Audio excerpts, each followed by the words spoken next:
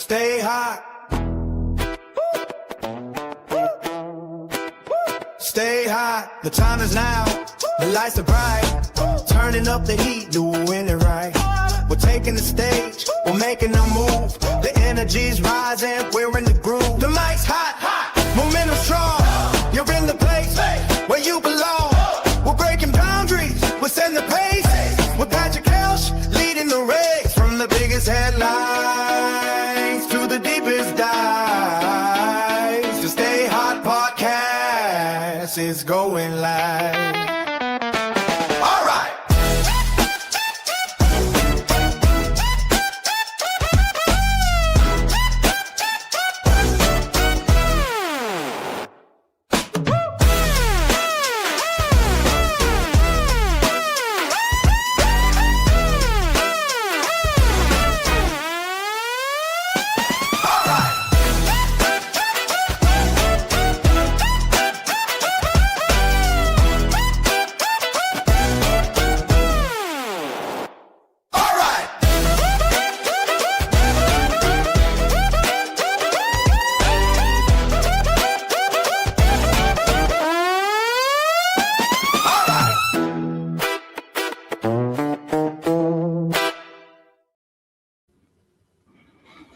Welcome to the Stay Hot podcast. As always, I am your host, Patrick Kelsch.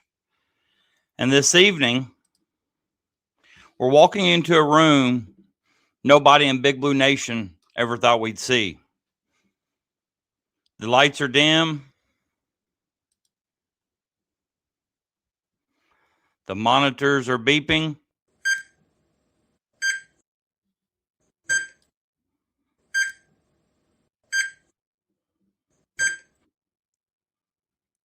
And laying in that hospital bed is one of the greatest programs in the history of college basketball, the Kentucky Wildcats.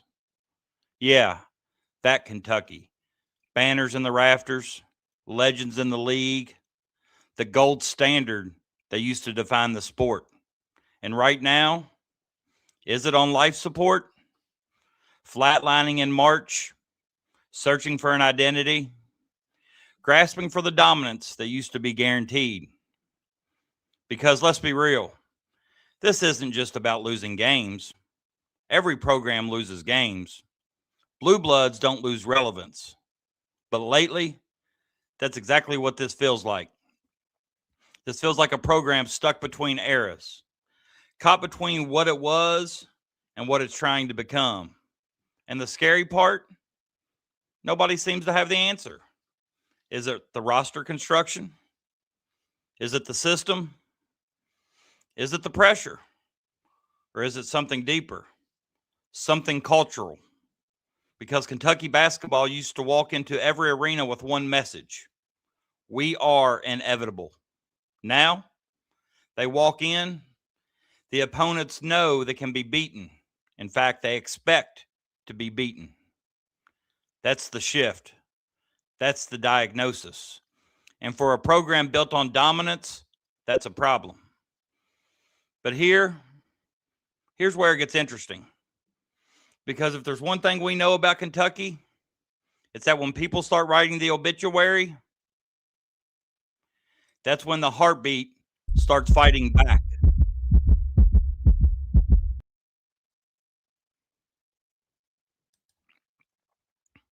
So the question isn't just, is Kentucky on life support? The question is this the end or the moment right before the revival? We're breaking it all down tonight.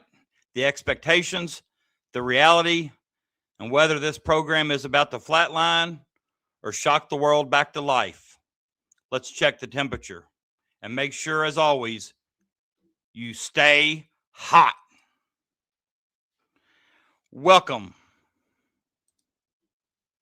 once again, Big Blue Nation. Glad to have you all back as always. Those of you that are here, thank you for coming back. Those of you that are new here, you know the routine. Please like and subscribe to the show. Every show I'm picking up a few more new subscribers. Almost to 600 now. I'd love to get to 600 before the show, before the night's up. But, you know, a lot of the people watching are people that come back from week to week. So if you are new, please like the show. Let's subscribe. You know, this week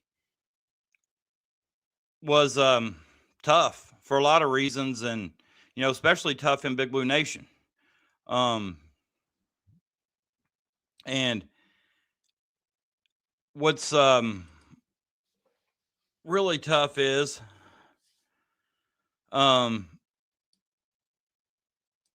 thanks, Ace. I worked all day on that. That's what we're going to talk about tonight, Todd. Appreciate you, John. Appreciate your subscriptions.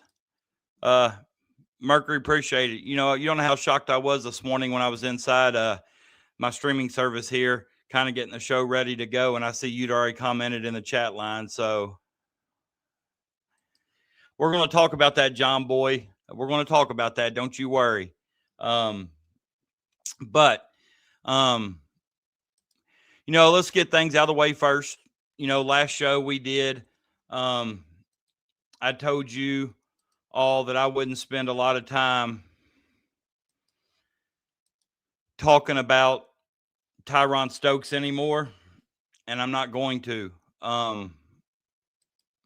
But I feel like, you know, since the last time that we had a show and we convened, I feel like you know, some things that happened. We got to discuss those things.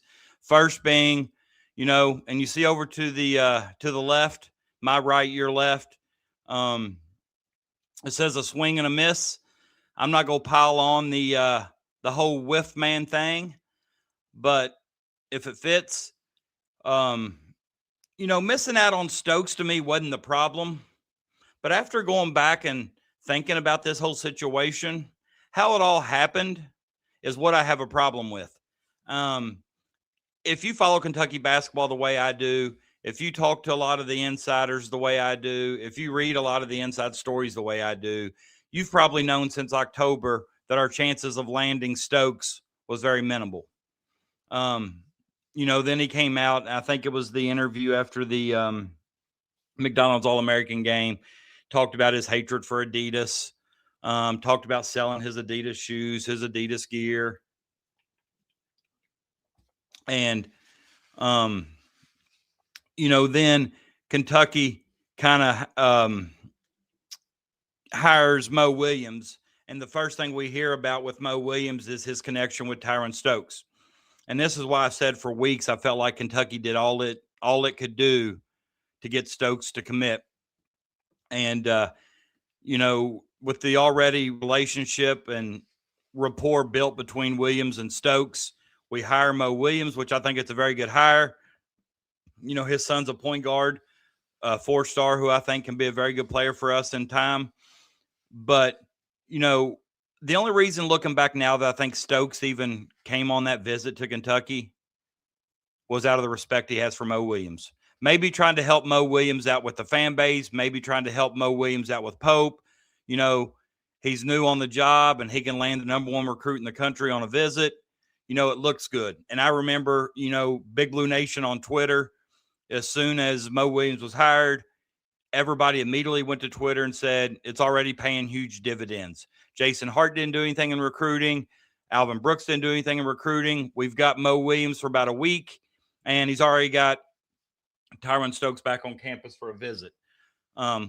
Looking back, and now what I know now, after the information has come out, he never intended to come to Kentucky. That visit, it's been rumored, and we can talk about this a little bit later, but it's been rumored that he'd already signed the papers with Kansas. I think Jack Pilgrim mentioned it. Jacob Polachek, who I want to mention, you know, Polachek's from Kansas, went to school at Kansas, or I'm not saying he's from Kansas, but he went to school at Kansas and Lawrence. You know, I don't think there's anything nefarious with him. I don't, you know, you got a lot of people out there in the fan base saying that He's a Kansas insider. But he kind of came out and said, Matt Jones reported this, not only Polachek or Paycheck, whatever you want to call him, Jacob Paycheck, but also a national writer too, tried to get a hold of the staff. Now, when I put out there, and this tweet of mine got over 34,000 views about, I said that, it was unacceptable for the coaching staff to not return a call of a Kentucky reporter who reaches out to them. But, there's been some things that have been brought to my attention that I agree with, I don't agree with. One of the things I agree with is, he tried to call them, as did the national reporter, saying that he kind of had some inside information from, somebody in Kansas that he knew, saying that Stokes had already signed the papers.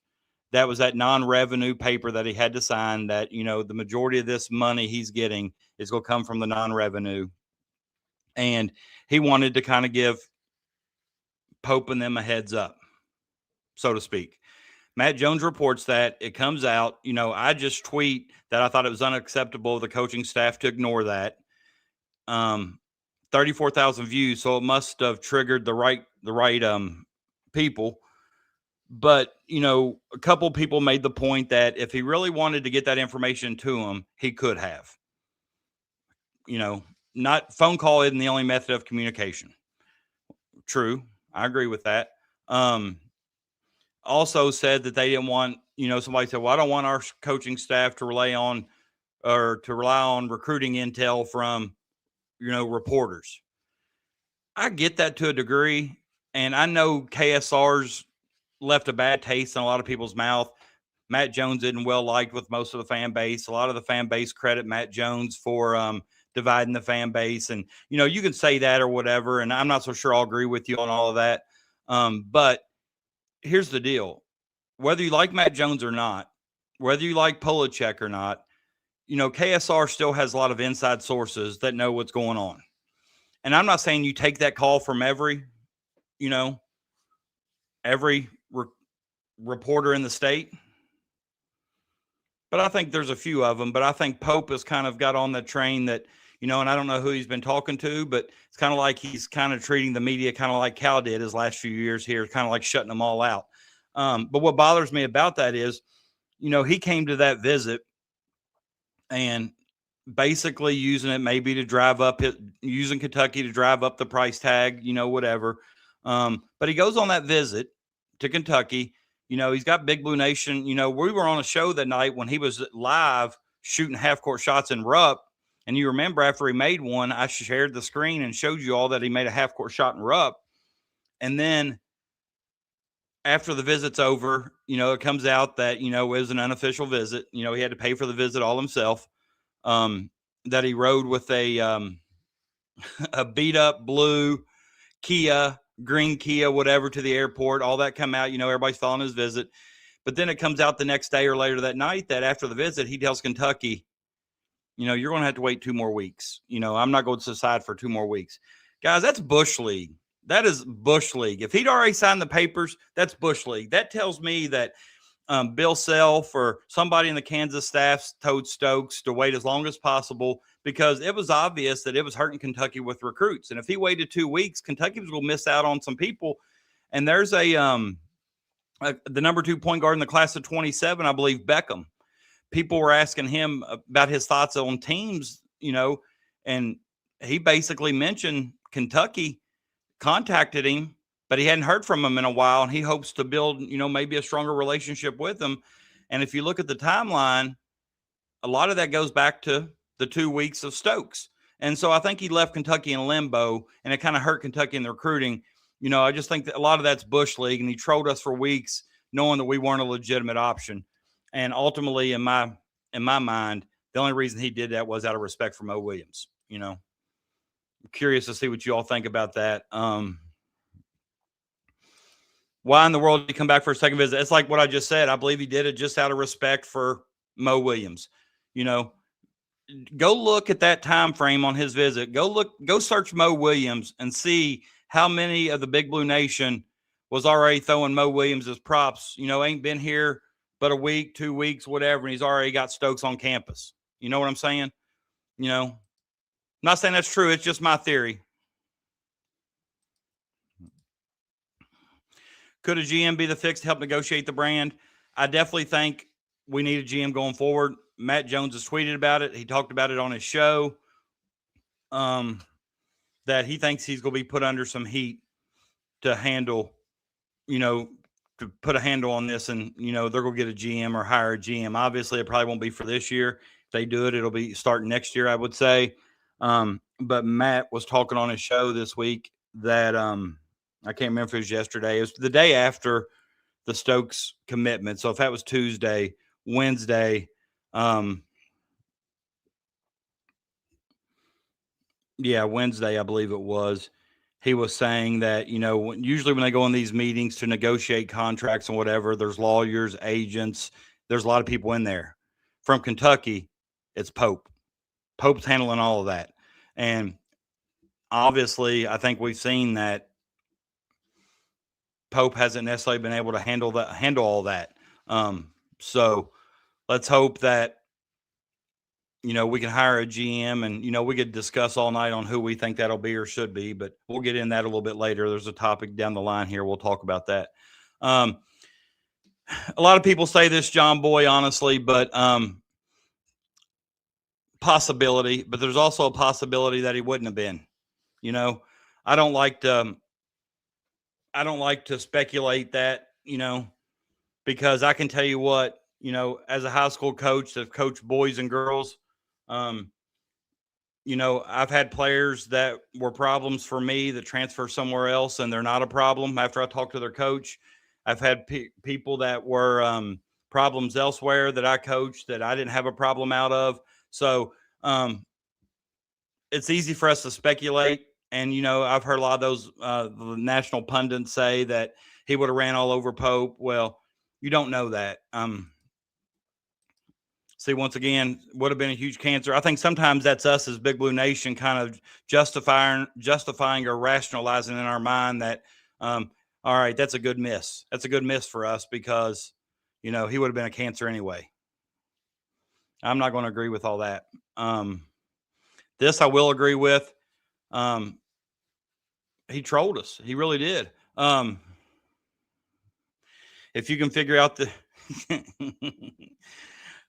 Greg, good to have you, man. Glad you stopped by. If you're new here, please subscribe to the channel. Thanks for stopping by. And you're right. And we're going to talk about some of that. I definitely, and I will agree with this from Nuke that I definitely think that people are underestimating this roster. And the reason is I think people are underestimating is because it doesn't have a lot of people have never heard of. I'm not going to call this person out on Twitter, their name, because I don't remember all of it. It had some funky letters. It was obviously a troll account or parody account. A week or so ago, he was saying how important Jerome Morton was to get for us as a depth piece, a shooter to come off the bench, somebody that can space the floor, spread the floor. Then after he committed, he quote tweeted it, the same person, because I went back and looked. He quote tweeted and said, "What are we doing signing these bums?" So you never know who's behind those accounts, but it just makes us look completely, just ridiculous. My biggest questions are, how are we misreading these recruiting situations so badly, and why are we not being smarter with offers? This is our best offer. Sign on your visit or we move on. Holly, I would love I kind of know Jerome a little bit because I coached against him and I've talked to him. I don't know if I know him well enough to point blank ask him, but obviously he committed, so he may not be the right one to ask. But I would love to know what's the recruiting pitch? Why do we think when somebody leaves us that we got them on lock, that we can wait 2 weeks to get the commitment from him? Or, assistant coach can reply to his commitment post and say, "Let's go." Obviously that reply from Mo Williams tells me that he thought Kentucky still had a chance, or he thought they were going to get him. So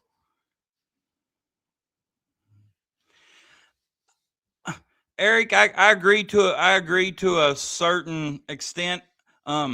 He is a dork, but he's a likable dork. He's got a good personality. He's super smart. I don't know if it's his coaching, because if I was a shooter or if I was a big who liked to play out on the floor of the perimeter, that would be the primary offense that I think I'd want to play in. What he did with Amari Williams, Amari's in the league right now because of Pope. You're not going to convince me otherwise.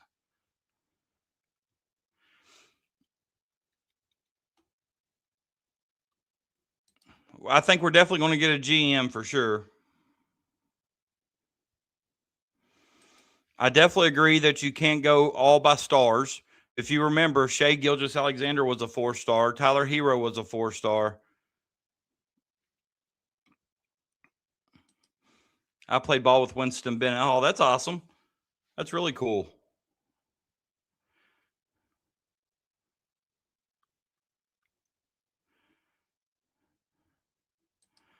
Bluegrass, what's up, my man? If you're new here, please like and subscribe. I'm not willing to say it's too big for Pope just yet. Most colleges give their coach 3 years. I'm the type of guy that I recognize that there are red flags, there are some concerns, but he's still our coach. I'm going to support him. Then after this year, then I'll be the first to say that he needs to go. Winston Bennett, but that's impressive. I play ball with Gary Youngman. Hey, if y'all don't know Gary Youngman, I don't know if there's any YouTube videos out there of Gary, but that man had a sky hook way before Kareem Abdul-Jabbar. His hook was nasty. I know y'all probably not familiar with him. But after the swing and a miss, we did get back-to-back booms. We talked a little bit last show about, let me see here. Let me get it up here. I want to move the life support thing, and let me go to John McBride. All right. Justin McBride, my bad. We did talk about Justin McBride last time, because I think he had just committed.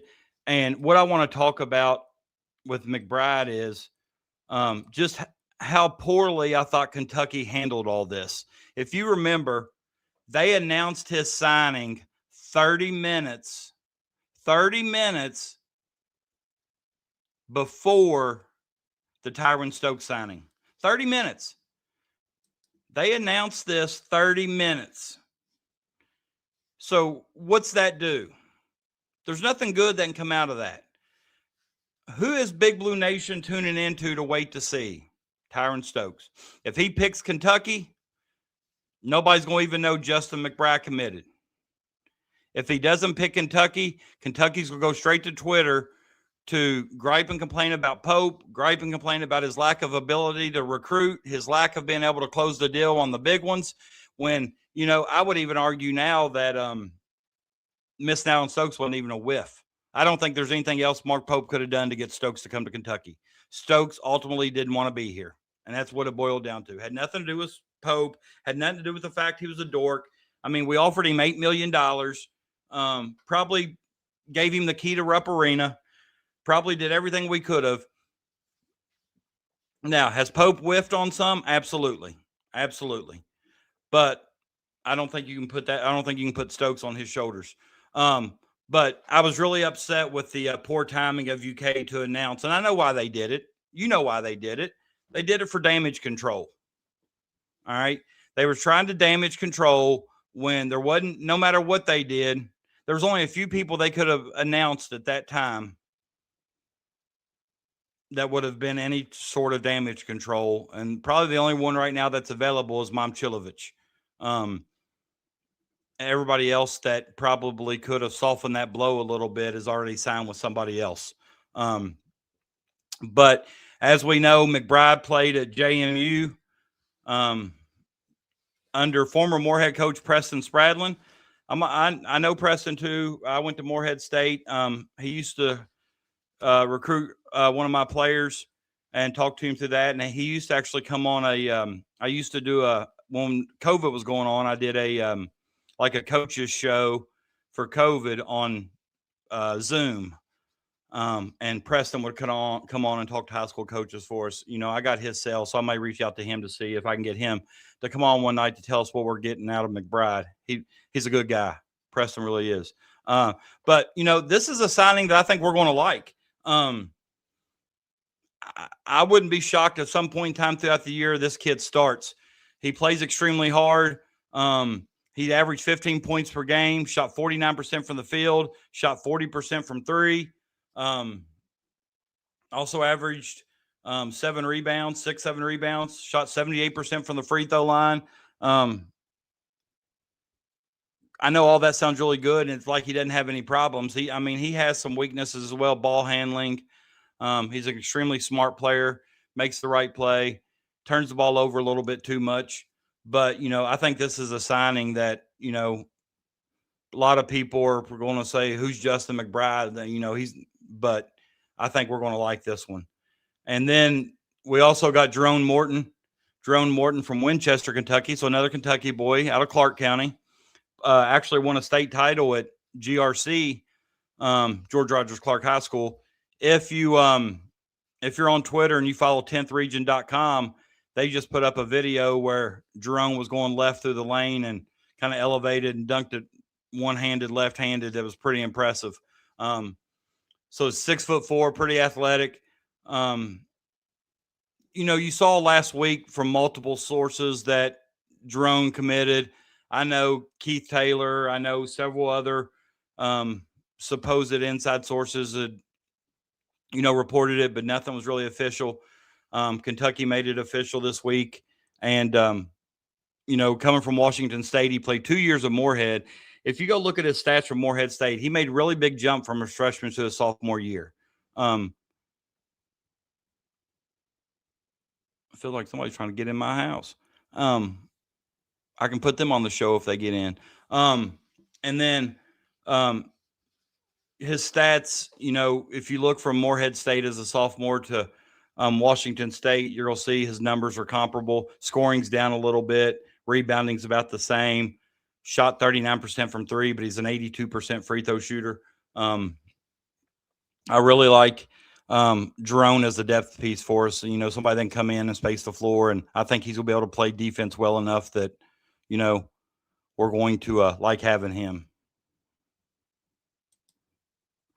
Pope is taking hacks. You're going to whiff when you swing at every pitch.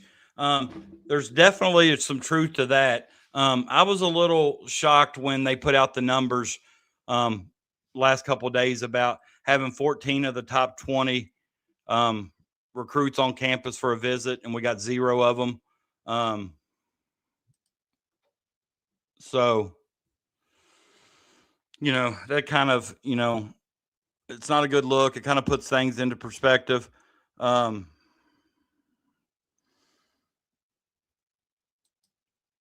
don't know if I agree with this. I would say Zoom Diallo is a lot like an Aberdeen or a Butler, to be honest with you. He's kind of like both of those. I wouldn't consider him anything at all to Jalen Lowe. And I know Alex Wilkins is nothing like Jalen Lowe. Alex Wilkins is a stud. He's going to be an all-SEC performer. What kind of headline? Just,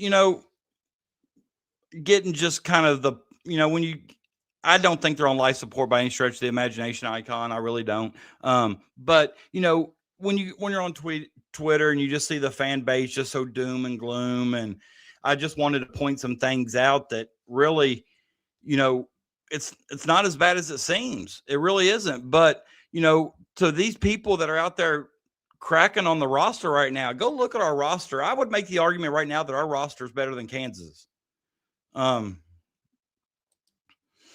Wonder if Rondo would be a good recruiter. He's got, yeah, just because of who he is. He's got the name. He's got the connections to the NBA. He's an NBA champion. I don't think he'd have any problem in that department. Did you see where he's up for head coach in the NBA, though? He's up to be a head coach.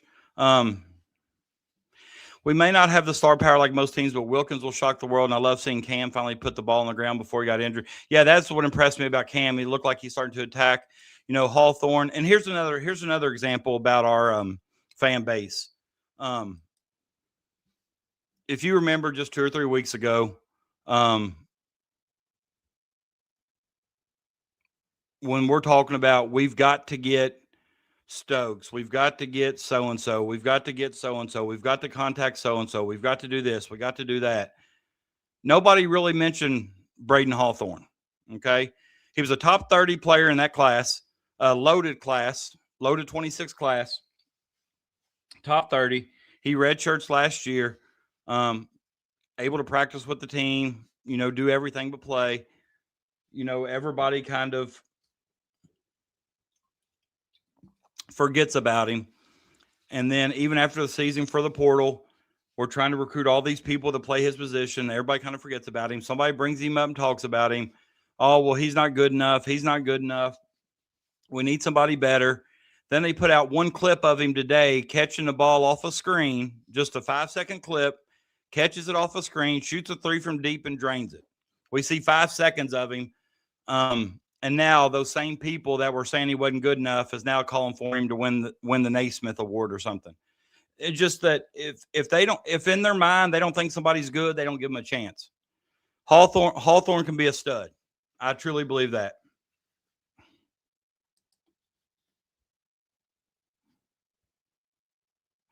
Yeah, I know. I don't know why that happened, especially in the graphic. And I even commented on Twitter today. I agree with you. I wasn't trying to be. It was trying to be a basketball program on life support ? And that could just be me doing something really fast. But no, I don't think it is. I really don't. But we've talked about it. Obviously, things aren't well. There may be some areas that are maybe in critical condition, but on life support, that's a stretch. So you're right. There should be a question mark there. That's 100% my fault on me. I will admit when I make mistakes because I don't like to do that. Pepsi is disgusting. I'm trying to get a sponsorship from Pepsi.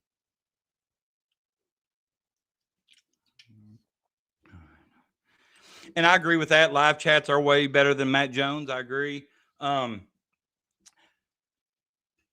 And one thing, Greg, you'll hear me. I'm not an insider.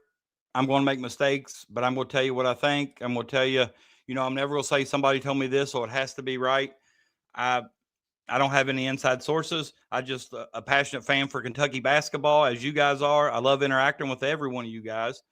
And, I absolutely enjoy it 100%. But if we go back to, let me get back over here. All right. All right. Pope in Israel. We found out, I think it was the day after. He actually just flew back today.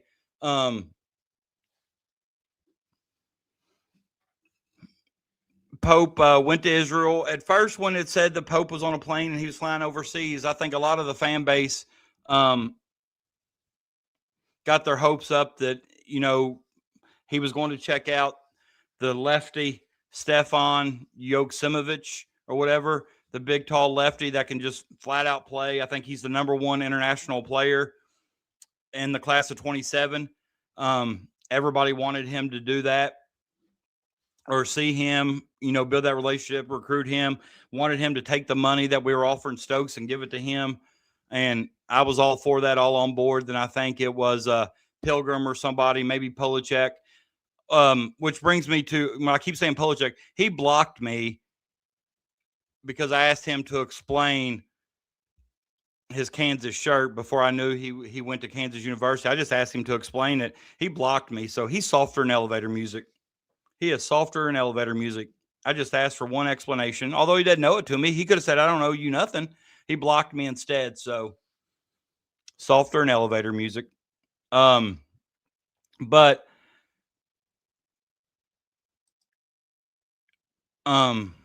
he went to Israel, and we found out it was somebody on the KSR crew that said that he doesn't have the academic credits or whatever to be eligible. this year. So they're hoping to be eligible next year. I did read some information on him. They say that it's always in his cards and the family's cards for him to play college basketball.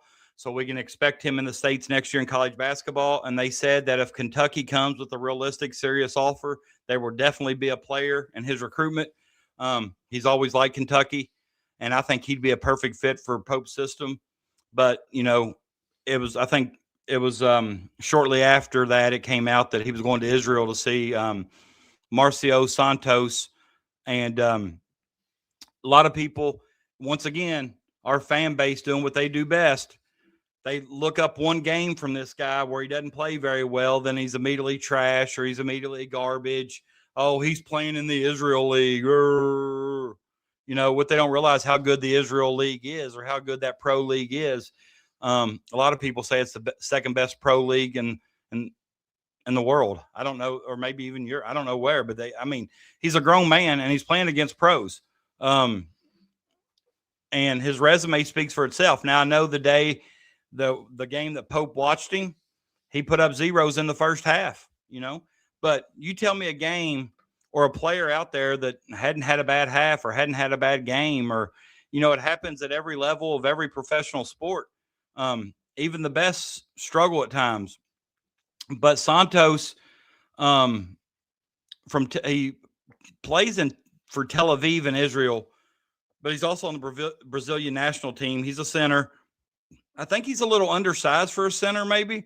But when you see his highlights here in a second, guy tries to dunk on everybody. He's 23 years old. So I think that's right in the area that Pope needs to be recruiting. If he's struggling relating to some of these younger kids, then go for the older kids. And we've come to find out that very few teams that play a lot of freshmen win a national title. And there was a big article on ESPN talking about Pope today, or not Pope, but Calipari today, saying he's still sticking with his brand and he's going to try to do it against, the new identity of college basketball, the older veteran transfer portal guys, kind of like what Michigan had this year. It hasn't worked much yet, but Calipari is the one that's going to do that if somebody's going to do it.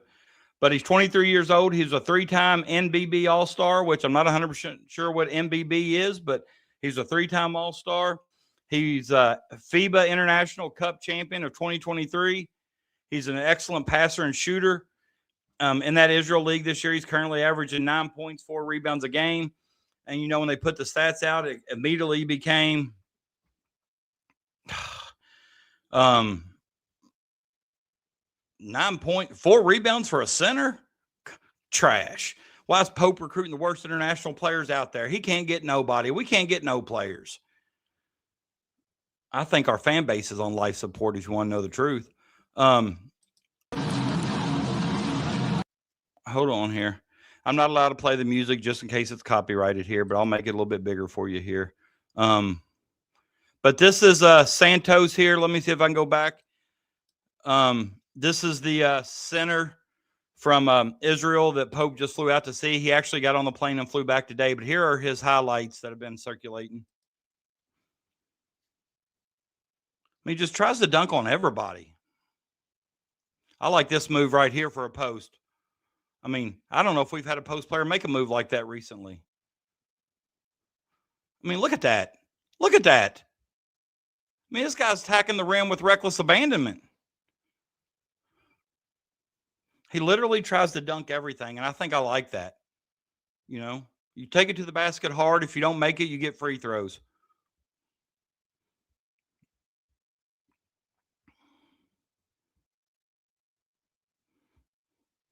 Nice looking fluid jumper, too. I was kind of shocked. Look at that. His arm's got to be 9 foot long. He's dunking from the semicircle there. Nice little touch in the paint, little jump hook. Look a little bit like Gary Youngman. Boom.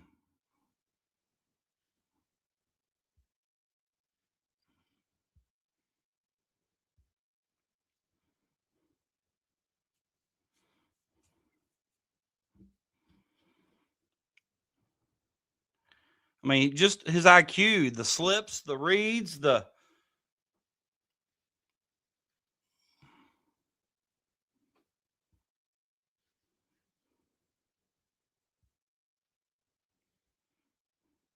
I mean, that's good defense. Met him at the rim. Block with two hands.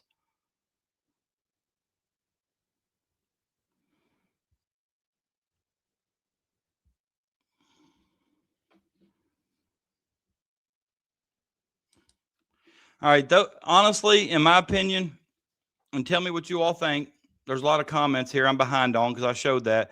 But just honestly, after watching that, I mean, I think this kid can play. Don't you think he can help Kentucky? Don't get me wrong.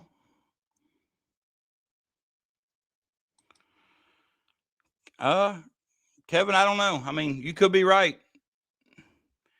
I'm not going to go into the season thinking that because that means we probably had a bad year. I'm as long as he's our coach, I'm rooting for him 100%. As Holly says, we have a lot of very ignorant fans. I agree.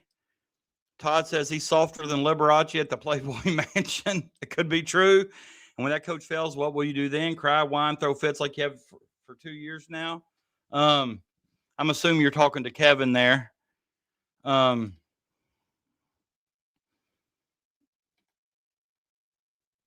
Maybe, but Pope is our coach today. I agree. We've not had a top 50 high school player outside the state in 2 years. Come on, folks, wake up. All right, Kevin, let me ask you this. Arkansas had a very good recruiting class last year. How far did they go this year? What round did they make it to? What about Duke? Duke had the best freshman in the country. They didn't win it all. That guy I just showed you, is that who you're talking about, Eric?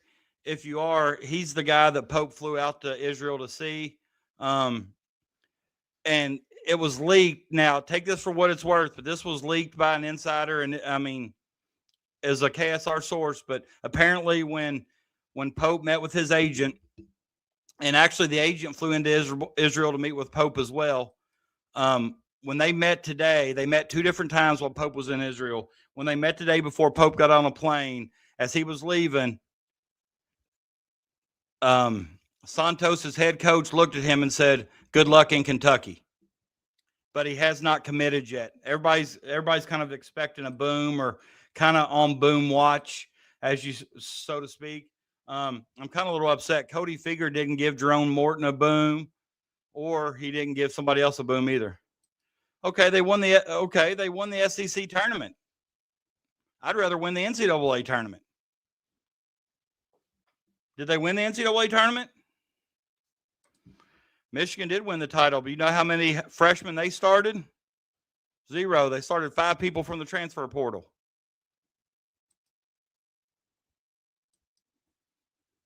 Arizona was solid. They had Koa Pete, and they had another freshman guard. Okay. But you're naming off 1 or 2 teams. I can name off 200 or so that probably had a high-ranked freshman that didn't win at all.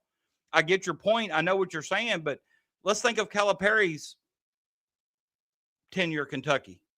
How many national titles did Calipari win at Kentucky? 1, 2012. He had #1 recruiting class more times than he didn't. And I bet some of these people on here wanting to know why we're not getting these top high school players are the same ones bitching that you can't win with freshmen. That's what fires me up. We get 5 freshmen. Cal starts 5 freshmen. We lose a lot of games. Hadn't he learned by now? You can't win with freshmen. You can't win with freshmen. You got to get some upperclassmen. Pope's getting upperclassmen, and now he's taking heat because he can't get a top 50 recruit out of high school. I agree, Nuke. I think Santos can play. He can play. And it's somebody that's going to come in there with the professional experience that's not going to be intimidated by the SEC. Michigan did have full-grown men. I agree. UK has 45 SEC titles.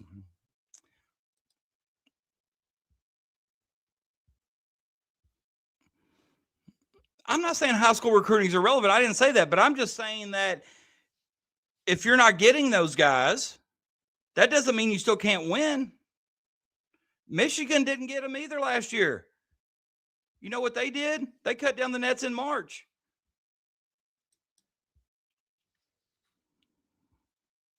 I don't know about 4 titles, but Cal should have more than one. I'm going to give you that. I agree. I'm not going 4 titles easy. I don't think you all realize how hard it is to win 6 straight games. I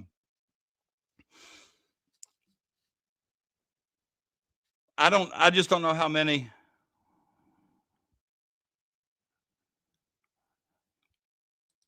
I agree with this. I'm not denying this one bit.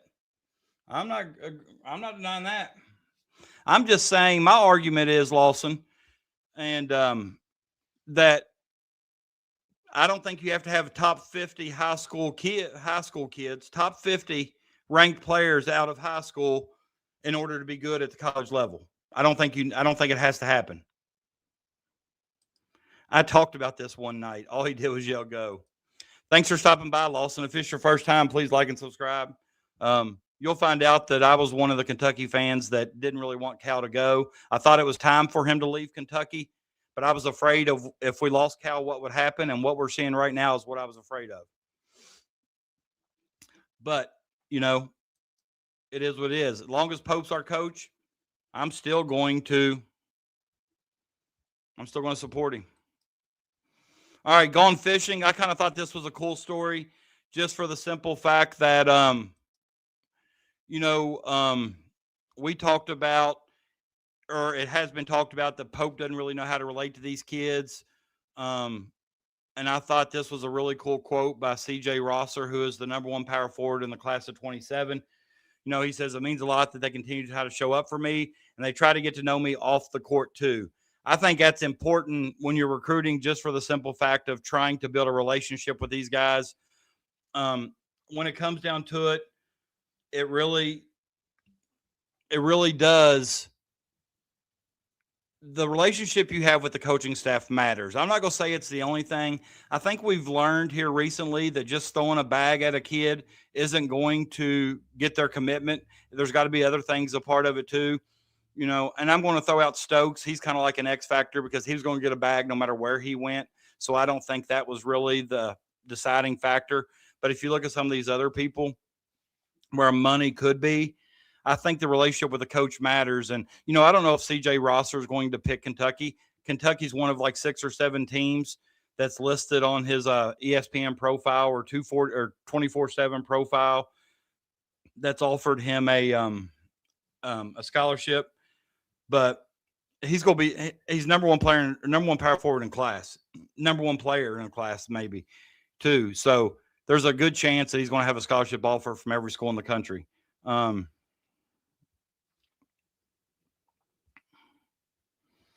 Lawson said something I liked up here. Mark Pope can get it done. He just needs the fan base to understand he's not have the influence to recruits that Cal had and still has. And I think that's the truth. And, Cal's also been coaching how long? 30 plus years. But Cal's what I used to call him. Cal's like a used car salesman, like a greasy used car salesman. He's not scared to get down in the trenches and get all dirty with you. I think Pope's almost too honest and good of a guy to do some of the things like that. I think you got to push the envelope. You got to get in that gray area. And, but I thought this was really cool that, Pope and Mikel McLean, it's a different kind of recruiting visit to go fishing. And I was looking up, I think Reed Shepard on one of his recruiting visits with Cal and maybe one of the other coaches, they went fishing. There was another Kentucky player that went fishing on a visit. And I'm not saying this is the end all to be all, but I think it does show that Pope's trying to maybe relate to these kids other than just on the basketball floor. I thought it was crazy too that there's a video out there where they had CJ trying to teach Pope how to bait a hook. I thought that was pretty funny. But maybe this recruiting trip or this fishing trip here in June of 26 help us land him in 27. I'm not going to hold my breath, but I can be hopeful.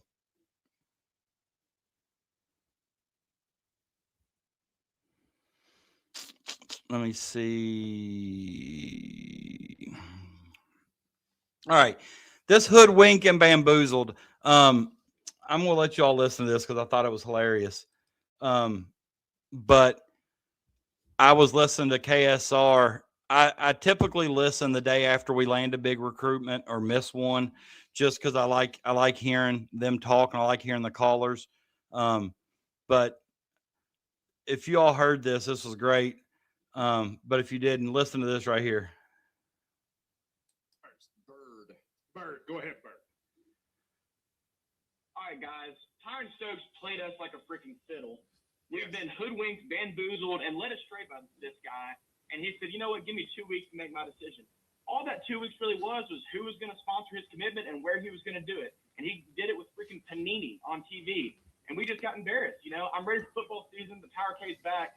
That's all I got. Part of me wonders, and I appreciate the call. I mean, can I be like cynical conspiracy theorist? Please, that's what this show's Part of me for. wonders if Kansas said to him, wait 2 weeks, because if Kentucky's going to wait, they can't get any players in those 2 weeks. And we open with them to start the season. First. And that's something that, that I didn't mention that I kind of forgot about. We open the season with Kansas in November in the Championship Classic. That's going to be crazy. What are we going to do when Justin McBride shuts down Tyron Stokes? What are we going to do? We're going to go crazy, Big Blue Nation. We're going to go crazy. We got a lot of good luck. Yeah, we do. I'm not an Arkansas fan that bashes Kentucky. I've always liked Kentucky. You guys will always be a blue blood. And I agree that always be a blue blood program, but I do think at some point in time right now, we're losing kind of our relevance. Like, used to be anybody that showed up on a visit for Kentucky. And of course, I know Cal's a closer. He gets the job done. But, we've got, I call it spoiled or whatever you want, but anybody coming to Kentucky on a visit, we usually lock them down. And, now just Kentucky doesn't have the same meaning now it once did. So that's going to be something we're going to have to get used to. But, if Pope can continue to recruit guys that fit his system and are good fits for his system, I think we saw in the first year Pope can coach.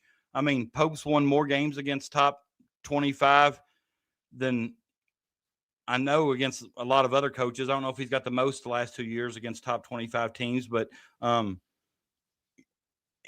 think he showed he can coach, but now he's got to show that he can get the right players for the fit, regardless if they're a freshman or a senior in high school or if they're a transfer. It doesn't really matter. I feel like I miss a lot because I blocked so many trolls already, so I can't see them to block them. Actually, Holly, it's funny you say that. This week here was the first week that I think I've blocked people that would have Big Blue Nation in their Twitter bio. And the reason is because they talk out both sides of their mouth. Like I said, they'd be bad-mouthing Braden Hawthorne on Monday about, well, if he was any good, he would have played this year. They redshirted him for a reason. He's not any good, blah, blah, blah.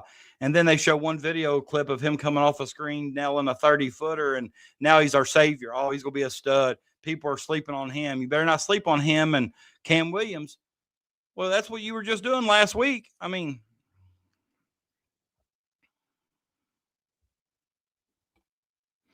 I don't know if I'm going to Chicago, but I can guarantee you I'll have a front row seat on my couch or in my recliner.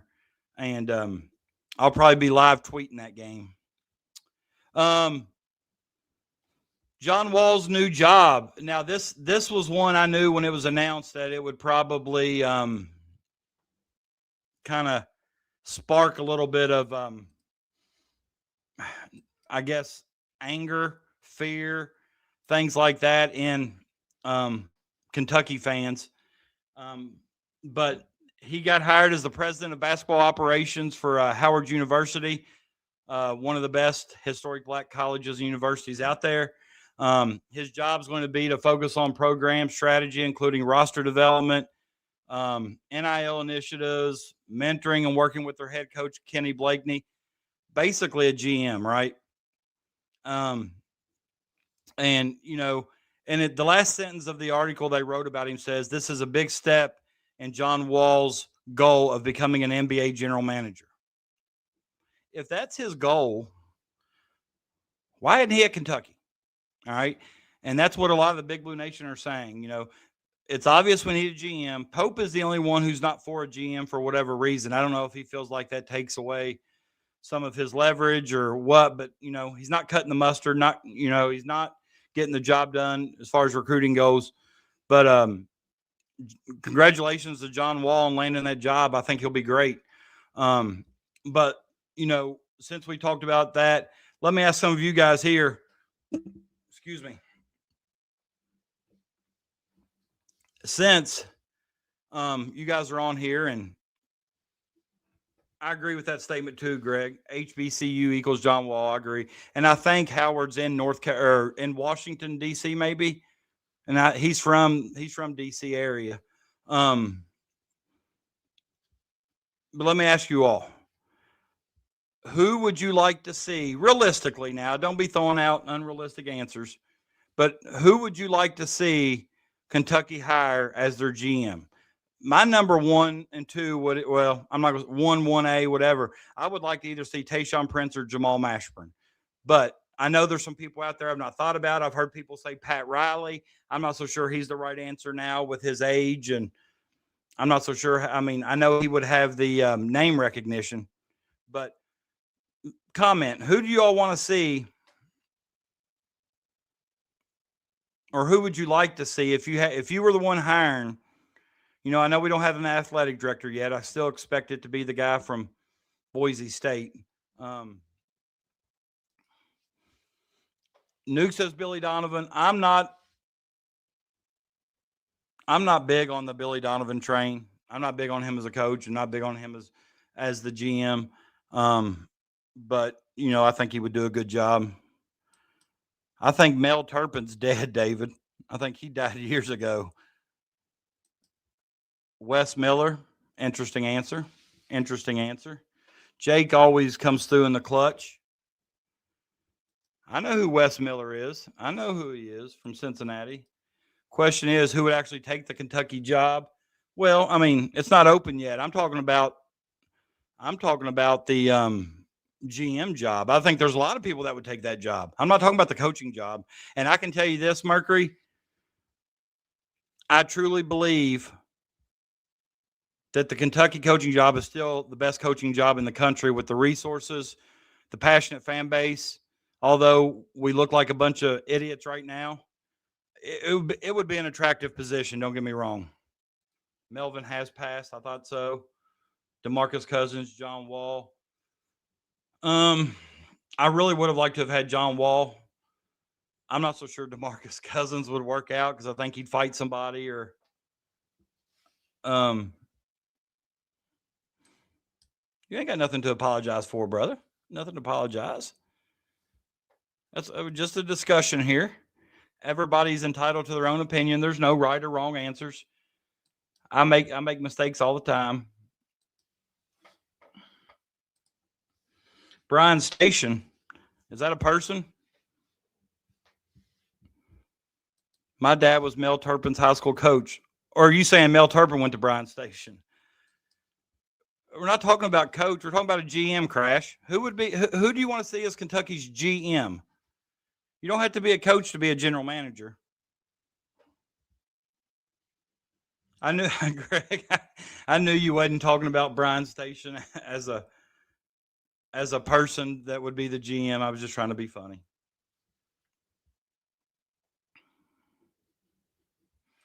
Mel Turpin passed in 2010, David. That was 16 years ago. I don't think he's able to be our GM. Now, that's something I would go for. That is something I would go for. I thought I was going to be taking Holly out to dinner this weekend, but she's married, and I ain't going to let that happen. Yeah, I think a GM would be a cool job, just kind of the guy behind the scenes. I'm a high school coach, Greg. Not sure if you know that. I coach high school right now. I coach girls. But I think my dream job, of course, I have 3 daughters now, and they're still going through school, and so it's not feasible now. But my dream job was always be like a college recruiter. I would have loved to traveled, watched high school games, then talk to kids and their families, and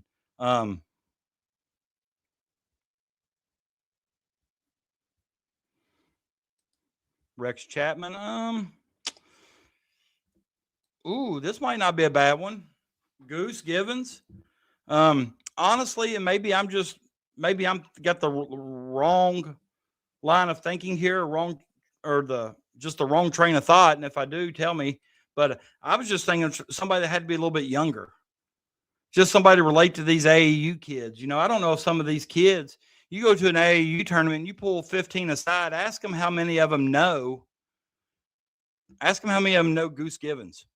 I'd be curious. I wonder if they even know. I like Rex, but I just not so sure he would come back to Kentucky for that gig.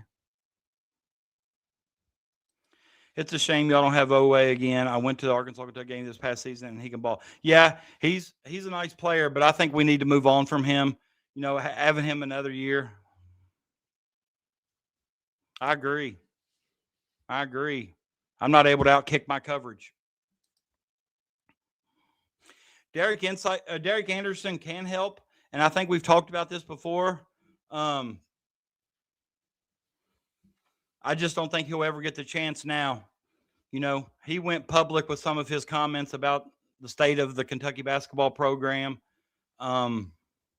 Said some not so good things about Pope, his practices. Kind of called him out, so to speak. And so I'd say Derek Anderson's chances of being a GM at Kentucky are slim and none. Goose Givens also. Damn, Crash, you know everybody. Daryl Dean wouldn't be a bad choice. Plays a mean air guitar. I don't know. I'm on the Tayshaun Prince bandwagon here, just for the simple fact that I know he's done that job similar or something similar to that in the NBA. He's had several jobs in the NBA to where, I think being a Kentucky boy too, and I know he still comes back some, that I think he'd be ideal. And I think, he's been in the league, long enough that some of these younger guys would still know him or recognize him. I don't know if Darren would even be considered. Just, his son's a freshman in college now. I just, call him up. Let's get him on the show right now. Call him up. Ask him if I can bring him on the show. I'll email him the link. I'll put him on the screen. Come on, Goose. Let's go. Pelfrey. I think did he just sign an extension or as a head coach somewhere or an assistant coach?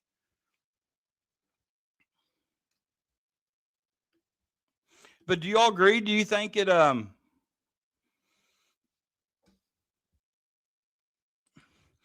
don't really know how to do that, honestly. I could probably do it with my cell phone and put it on speaker, but I can always email you a link if you want to come on the screen one night and just chat. I can put you up on the screen or do something like that.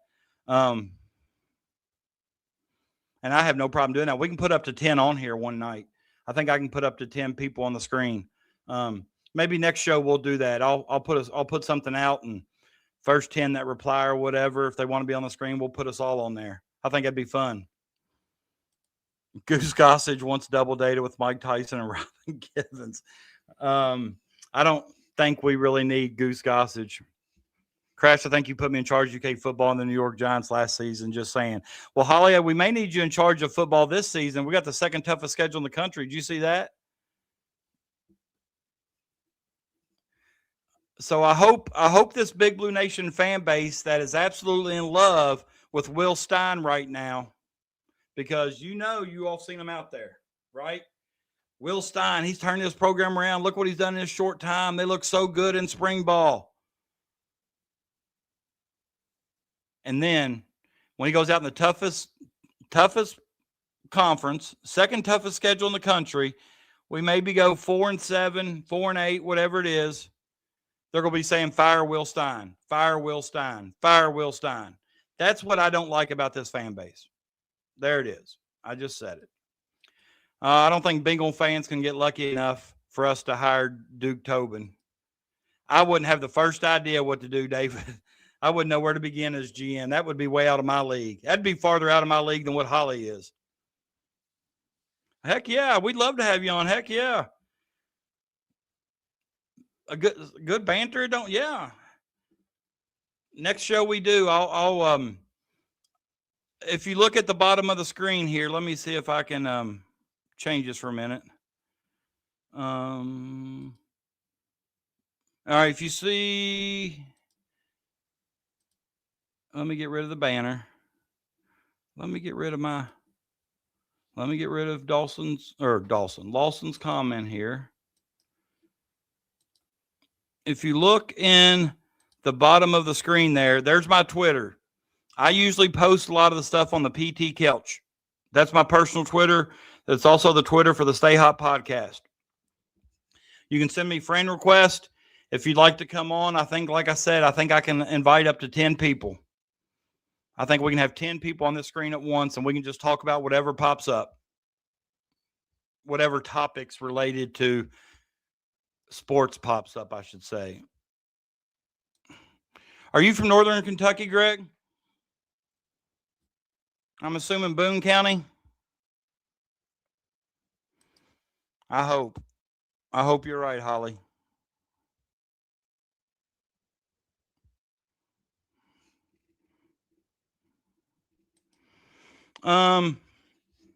If you don't mind, Lawson, comment on the show. You can actually put it in the chat if you want, if you don't mind putting your email address in there, because I actually got to email the link anyhow. So if you want to put the email address in the, I won't put it up on the screen, but if you want to put it in the chat, I mean, others will be able to see it, but I would definitely be giving out and spending more money than what we had, because I'd be giving them all everything just to get them in there. Some of you all got to be some of the most interesting people I've ever met. I'll tell you who's one of the more interesting people I've ever met. And I actually had him on my show when I was doing a show on the Reds. I actually had the guy that played Mr. Red come on my show. It was a really, really cool. He turned his basement.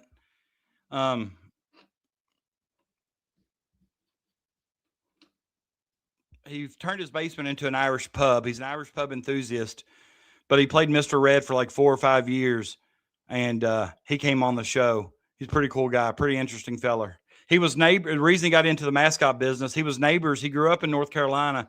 He was neighbors with the guy that did the Carolina Panthers mascot.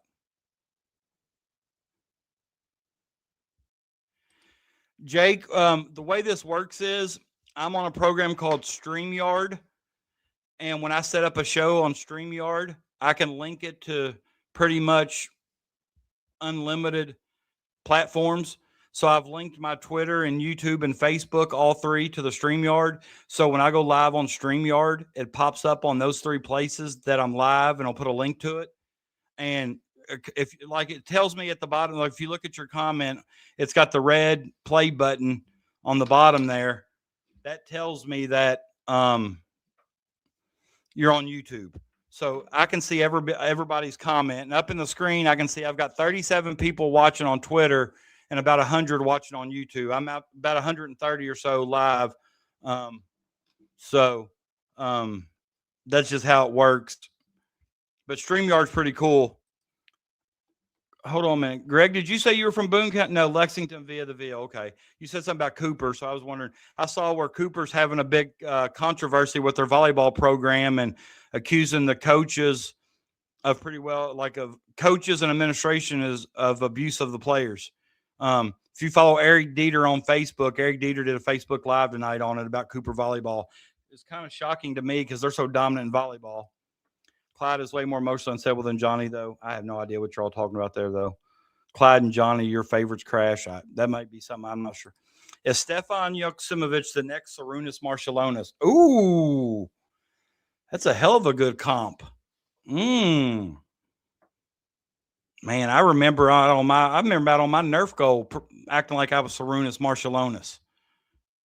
Man, I'm just telling you, I want that kid. I want Stefan Joksimovic. I want him bad. I want him bad. I haven't seen Johnny in a while. I think he's a voice. Who in the hell is Johnny and Clyde? Oh, that's neat. Thanks for sharing. Yeah, if you ever want to stream, if you'll look on my YouTube, or I think in my YouTube description, it kind of gives a link to StreamYard, and I think it gives you $10 off maybe. It lets me if anybody signs up through that link, it gives, and it's, if you wanted to know more about StreamYard, I could show you. It's pretty neat how, like, for example, all these backgrounds that you can do, and, but, I'd be more than happy to show you anytime. The women's team was able to get Measy O'Neal, Shaq's daughter, committed. Yeah. Reed, thanks for being here. Yeah, I'm kind of excited about that because I think she can be one. She's going to be a beast if comparing her, or not comparing her, but playing her right along Clara Strack. And I think she can really fill Tiani Key's, because I really think they're going to miss Tiani Key a lot. She was a walking double-double. I really think that was a good signing. And I tell you what, a lot of people, not to pile on Pope and his recruiting, but since, we've kind of talked about it, Brooks and Stein have had no problems at Kentucky. So is JMI really the problem? Is JMI only dealing with Kentucky basketball? That's just something I don't know. Crash, you got any information on that?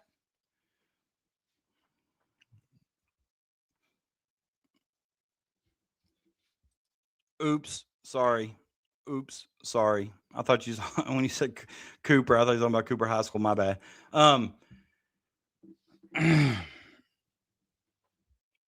But at school, I'm the director of our alternative school program. And one of the ladies I work with has season tickets to UK women's games. So anytime she can't make it, she offers them to me. But sometimes since I coach high school girls basketball, it interferes. But I'm definitely going to try to go to some this year, because I mentioned I got a cousin that just transferred from Stanford to play at Tennessee. She's a 6'4" sophomore, plays the wing, shoots the ball really well.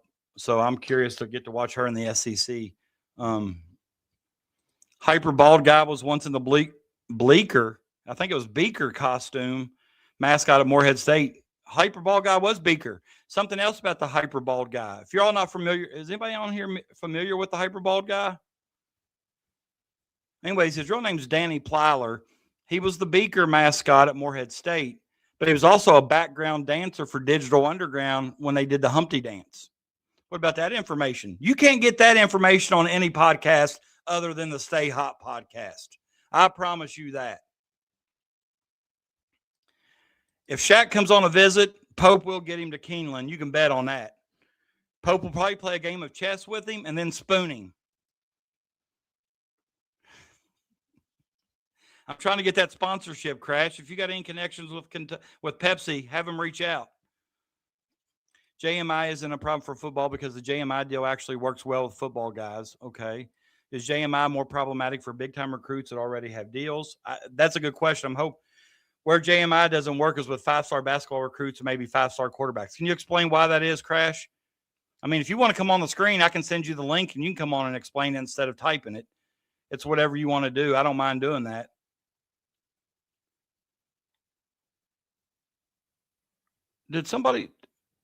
Did Lawson ever put his email in here?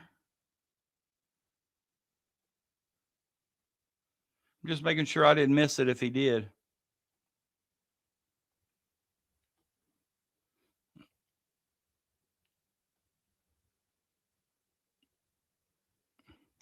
Does anybody know about the hyper bald guy?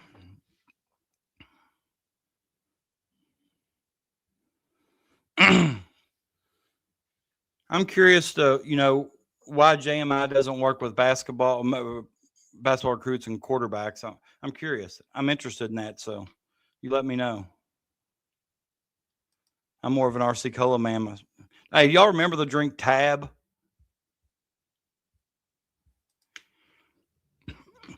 If I can get somebody to video me, I will do that as my intro.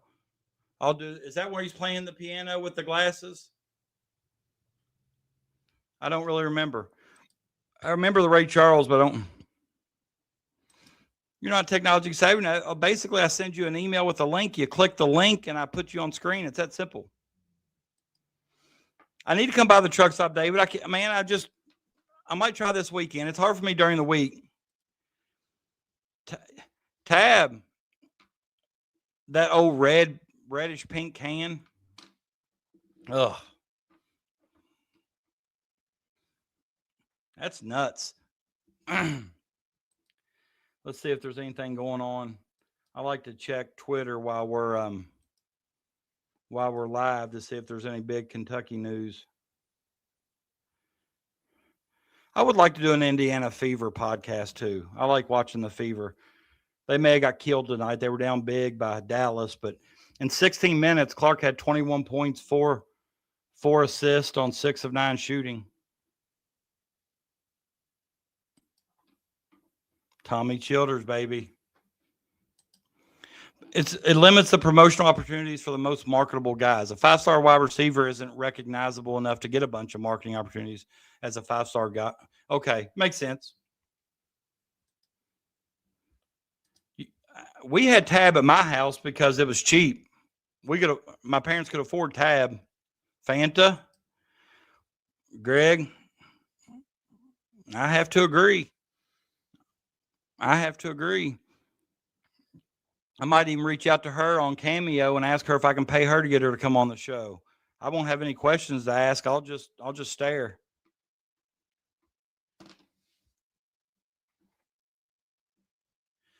Hey, Brian. If you're new here, please subscribe to the show. Thanks for stopping by. I definitely don't think our roster is championship caliber this year. I'm not going to disagree with that. I think our roster is better than what people are giving us credit for. I don't think people understand. Like, Zoom Diallo is good. Wilkins is good. I think Williams and Hawthorne can be good. I really like Njai, and I really like this backup McBride that we just signed. And I think Marino has moved up in the draft. I don't think he's in position to stay or that he's going to stay, but I think he's moving up closer to the first round. Hey, you might have to fight me for that. You're probably closer to her age than I am. I'm probably old enough to be her dad. I don't know how old she is, but I would like to do an Indiana Fever podcast. If I thought there was enough interest, I'd do a few shows. I don't know how many people watch WNBA basketball anymore, but Raven Johnson looked really good tonight in her debut in Indiana, her first home debut preseason game. I think she had 5 or 6 steals. She guarded Beckers a lot, and Beckers had a big game. I think she had 18 at the half. Brad says, I'm old enough to be her grandpa. Well, grandpa or not, you can still subscribe to the show. I'd appreciate it. I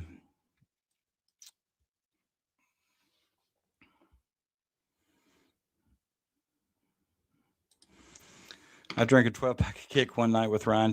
Kick? Oh. Is that drink that supposedly had like backwash in it or something? Played NBA Jam on the Sega for 24 hours. Man. What are your thoughts on Angel Reese being traded to Atlanta? She played against her former team, and they made her look ridiculous. Wonder if she will be the toxic person. I definitely think Angel Reese has a role to be really good at. I think she wants to be the best player in the league. I think she wants to be Caitlin Clark, or wants to be, there's a reason the WNBA is so popular, and it's Caitlin Clark. You can believe that or not. I'm not saying it's all her, but they're flying first class now. Their salaries are larger. All 44 of the Fever's games are nationally televised this year. I didn't think Angel Reese was the best player on her team last year. I think Cardoso is a lot better player than Reese. But do you remember that maroon pinkish 12-pack case, that can color? Ugh. I'm 25 too. So you're saying 2. Does that mean, how old is she? Let's get a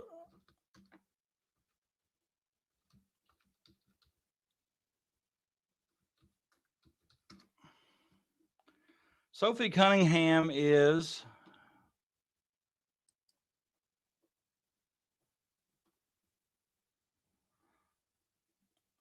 let me see. She was born in 96, so I'm 18 years older than her, so she's just 30. Oh, right in your wheelhouse, you 25-year-olds. I like L8. I want to try that peach. I know it's back out. I saw it at the store the other day. I'm a big fan. I'm going to try it. Winchester Factory over there in Winchester.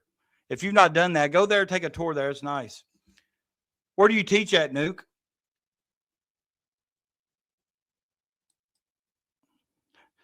David, David, are you related to Chris Linville and them? David's the Linville from the Sardis region of Kentucky over there in Mount Olivet. He was Devil Man on Bluegrass Preps podcast. You remember Bluegrass Preps with the Devil Man?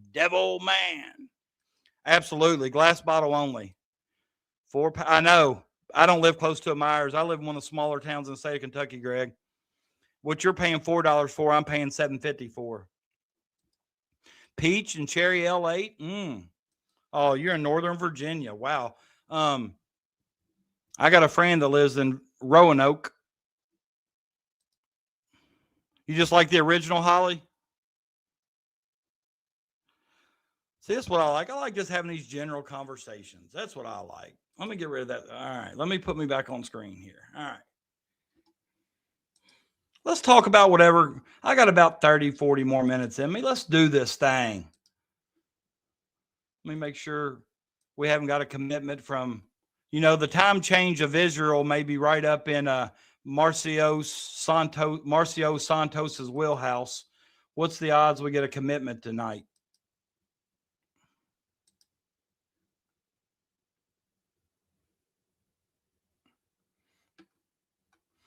I get on there, and the first thing I see is from Outkick Hot Mike 6 hours ago. No connection, no momentum. Kentucky basketball is struggling to get going under Pope. Not even going to watch that. Makes me mad. All right, seriously, though, guys. Hold on here. Let me get rid of some stuff here. Then I'm going to pull something up here, and I want to get your all's opinion.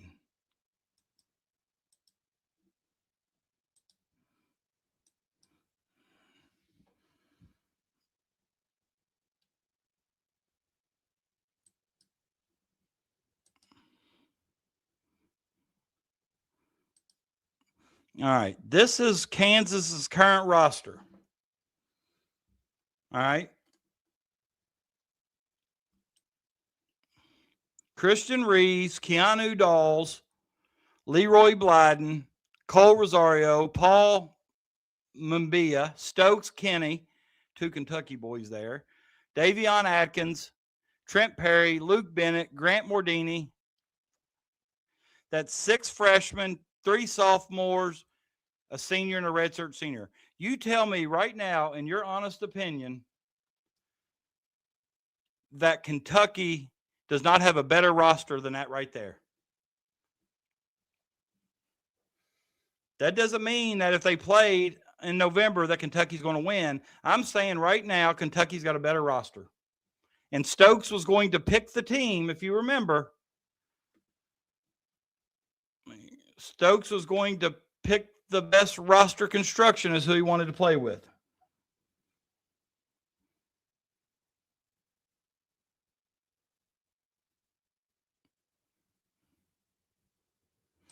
Jeff Goodman was under fire for something. What's up with that? He's always under fire for something. I didn't even see his comment. He tries to be controversial. Yeah, he kind of reminds me like he's trying to do what Stephen A. Smith does. And I kind of like Stephen A. Stephen A. doesn't always I think he says what everybody else is afraid to say. I'm not saying he always believes what he says. I think everybody in the media, and this goes from Matt Jones to Stephen A. Smith. If your primary income is working in the media, then you're doing things, saying things, putting out things just to get people to interact with them. That's the truth. Clickbait. Jeff Goodman craps on every team for no reason. Good God, look at all them freshmen. I agree. I would legit be more worried if I was a Kansas fan. And you know what? In all honesty, I've seen some Kansas fans say that on Twitter. Some of the rational ones will tell you that even with Stokes and Kenny, that they still don't think they're very good. I understand that, but does he not usually get this? I think he gets this level of backlash a lot because, in all honesty, he talks about Kentucky a lot. Very few positive things does he say about Kentucky. And one thing Kentucky still moves the needle as far as that goes. If you want clicks for something, put out something about Kentucky because the fan base is going to click on it and read it. I'm a firm believer of that.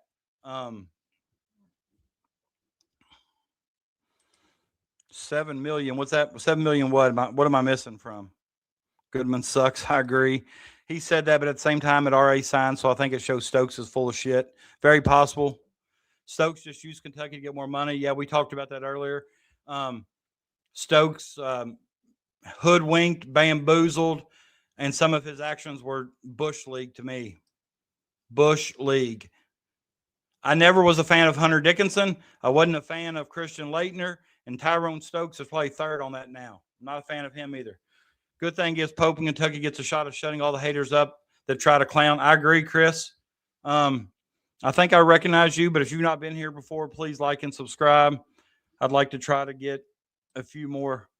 I'm up to about 563. I need about 30 more subscribers. Most of you all have probably already subscribed. I see a lot of the same faces, which I do appreciate as always. But yeah, and a good thing is, Chris, I think we play them the first game of the year. Those freshmen aren't going to know what hit them. It's a whole nother animal. Stokes will have some growing pains. If you remember, Cooper Flagg, we ripped him late, turned it over twice late against Kentucky 2 years ago. And, Kentucky's got I don't even know if they have any freshmen, do they? Zion, Hawthorne, Mason Williams. So I think having these veterans will definitely help in a game like that. I could be wrong, but I definitely think having these veterans, Zoom Diallo's going to be ready for that game. Wilkins, they've all played in big games before. Wilkins killed UConn in the first half of the NCAA tournament game, so he's definitely played in big games. Marino's played a season in the SEC. I don't know how Diallo or Njai is going to handle it. He's played pro overseas. I don't know how that translates, but I would still like to. I still would like Kentucky just to call Mom Chilovich. Call mommy. Get your phone up. Call mommy. $8, $9, $10 million. Do whatever you have to take. I think you get Mom Chilovich with the roster we have. I think that puts us in the elite 8 Final Four type roster. Call me dumb. Call me Homer. Call me whatever you want. Just don't call me late for dinner. Stokes says not coming is the best thing for Wilkins. We need to roll with him and whatever big wants to go pro. Stockpile bigs with these last 3 spots. I still think we need a star, man. And I still don't know if we got that knockdown shooter. Wilkins shoots 37% on catch and shoot threes. He was 1/10 percentage point behind Colin Chandler. So I guess Wilkins can hit him. I know Morton shot 38%. McBride shot 40%, but I want that knockdown shooter like McNeil. And I think I saw where McNeil signed. Where did McNeil sign from NC State? I think he signed this week. Somewhere kind of surprising to me, I thought. This year we'll do self-in. Yeah, because, I really think if he didn't get Stokes, he was going to resign. I think he knew long ago he was going to get Stokes. I really do. I'm no relation to Pooter Linville, several different families in the area between. Yeah, a lot of Linvilles around here. I don't think Matt Jones goes for clickbait. He's got such an audience now, I don't think he has to, honestly. That guy started a radio show in Louisville about Kentucky sports, having 1 point from a perfect score on a bar exam at Duke Law School. The guy's smart. I agree. Now, I don't always agree with what Matt Jones says, but, I don't think he has to do clickbait. I really don't. His audience is crazy. If you go look at something he tweets in the first minute it's on Twitter, go look at the interactions and impressions. It's crazy. Yeah, Goodman doesn't like Cal. That's true. Neither does some of the refs in the SEC. I think Bill Self retires after this upcoming season. Brian, it's kind of what Holly just said the same thing. That's kind of what I think. He hates Cal, but he also, everything Kentucky does, Goodman. I subscribe, sir. You the man. You the man. Well, I think he said the only reason he came back was the coach Tyron Stokes. There could be some truth to that. There could have been no truth to that. I don't know, but it was said. Matt Jones stated he has hit trifectas in the last 8 of 9 derbies. He used to have a guy on the show, Greg. He got in some trouble. He called him Tennessee Big Hair, Jonathan something. And he would have him on the show the Friday before the Derby, and he would pick the Oaks, he'd pick the Derby, and that dude was good. He was spot on. Matt Jones will tell you what his strategy is as far as he'll pick a favorite, he'll pick a middle of the road, he'll pick kind of a not really a long shot, but he'll pick like a favorite, like a 7-1 and like a 20-1 kind. He'll put them in a trifecta and he'll bet them. Holly, I appreciate it. I don't know how knowledgeable I am. I do more of to talk with you all, and I can tell you one thing we all have in common. Most of us are, I can't say all, but most of us are pretty passionate about college basketball and Kentucky sports. It's just, and I love talking to people. I will bet on the Derby just because I always do, but I usually just bet one horse, and I'll bet him across the board. Ever since we had a local cafe in town that shut down, we used to have bookies that ran out of there, and we could bet with them. But now you almost got to do it online around here. And is it okay to say Duke sucks on this site? Duke sucks. I hate Duke. My favorite 2 teams are anybody that plays Duke and anybody that plays Louisville. 3 favorite teams. UK is my favorite. Then anybody that plays Louisville is my favorite. Anybody that plays Duke. If Duke and Louisville are playing each other, I hope they both lose. Matt looking to sell his house because he can't handle rowdy folks in the Highlands. I know, that cracks me up. His stories. I don't watch him every day like I used to. There for 4 or 5 years, I didn't miss a show. Right, 100%. Big hair. Yes, I know him. Didn't he get in some trouble, Greg? Jonathan something. Was it Williams? Jonathan Williams? Tennessee Big Hair. Jonathan something. I don't remember. He's been living in Highlands for 20 plus years. Guys, seriously. Matt Jones has season tickets to the Reds games. He sits about 4 or 5 rows behind home plate, and he takes a damn magazine or a book to read. Come on now.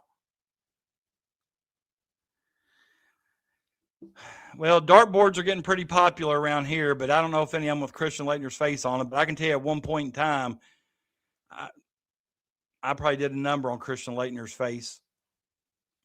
I didn't think it would go over well, but there's a buddy of mine that wanted to make a shirt. Y'all remember when in 2012 when Christian Watford hit that shot for Indiana and Bloomington?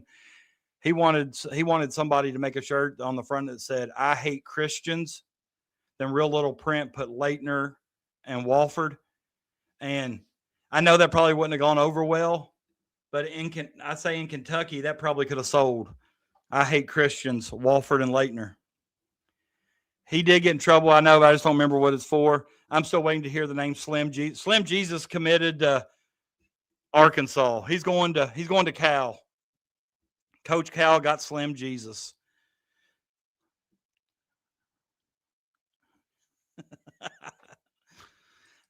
That's what Holly's just trying. She's a sunshine pumper. She's just trying to pump me up. It's just an odd nickname to me. Well, no different than like white chocolate, or you look at some of those NBA names that. Not gonna lie, I hate Florida more than Louisville. I can't stand that Creep Golden. Yeah, I'm not a big fan of him. I was kind of hoping that when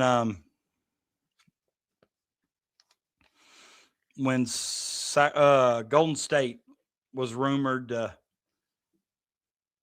I guess, I don't know if it was ever decided, but I think it was talked about that Golden State was going to reach out to him. And I was kind of hoping he would go to the league just so I could get him out of the SEC. I'm not a big fan of him at all. Hey, now that's my team, Brian. Got to slim them hogs down. Hey, listen, they're well fed right now. They're loaded.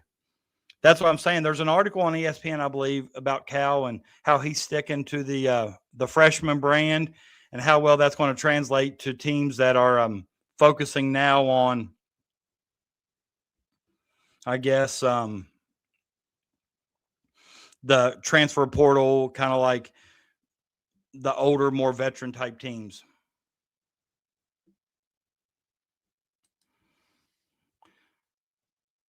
Well, I want to be able to tell people that, but you said Holly wasn't her real name, so I don't know do people know her as Holly though? I'm sure she's known worldwide. What do you think? Yeah, and that's the thing, and I think that's the worst thing about Twitter and the worst thing about social media in general is because a lot of these people saying stuff behind a keyboard wouldn't say half of that stuff in real life. It just wouldn't happen.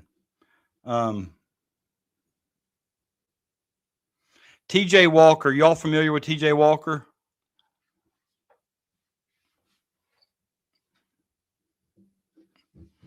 TJ Walker says, after watching more of NJ's tape, folks need to be prepared for next year. You'll love him. You'll get frustrated with him. He'll drive you crazy.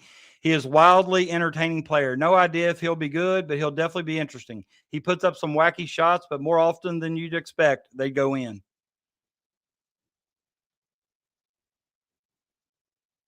Which kind of, after watching that tape, I'm not going to lie. I thought some of his shots were just not great shot selection, I should say, but it went in. I know that Texas Walker, Texas Ranger.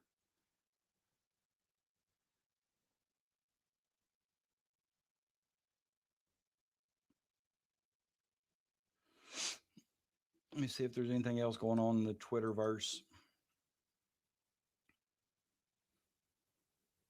Have you all seen this? Did you all see where they Brandon put out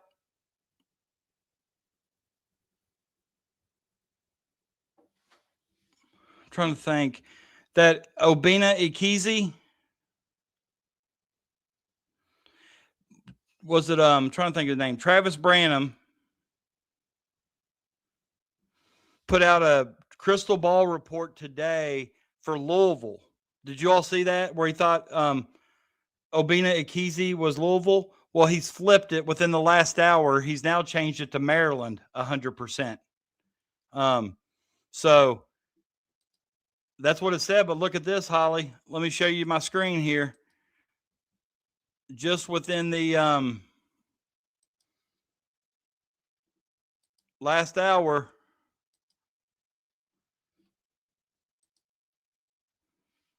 that is Travis Branham's crystal ball pick. He switched it. He says he has high confidence, 8 out of 10. So I'm not going to lie. That kind of shocks me because I saw Louisville this morning. I thought, man, Pat Kelsey's on it. Yeah, I'd read that, but that's why I was kind of shocked that they were so confident in going to Louisville. I mean, Louisville's got to be running out of money, don't they? DJ Wagner did go to the Terrapins. I hope he does. It's Obina Ikizi. Obina Ikizi. I hope DJ has a good year, man. I really like that kid. I do. Buzz pulled a fast one on PK. Good for him. It's strange for me on Twitter to see PK because that's what most of my friends call me because it's my initials. And so when I see PK, I stop. I was like, what are they talking about me for? Then I look and I was like, oh, it's Pat Kelsey. I think I could whoop Pat Kelsey in a redneck brawl.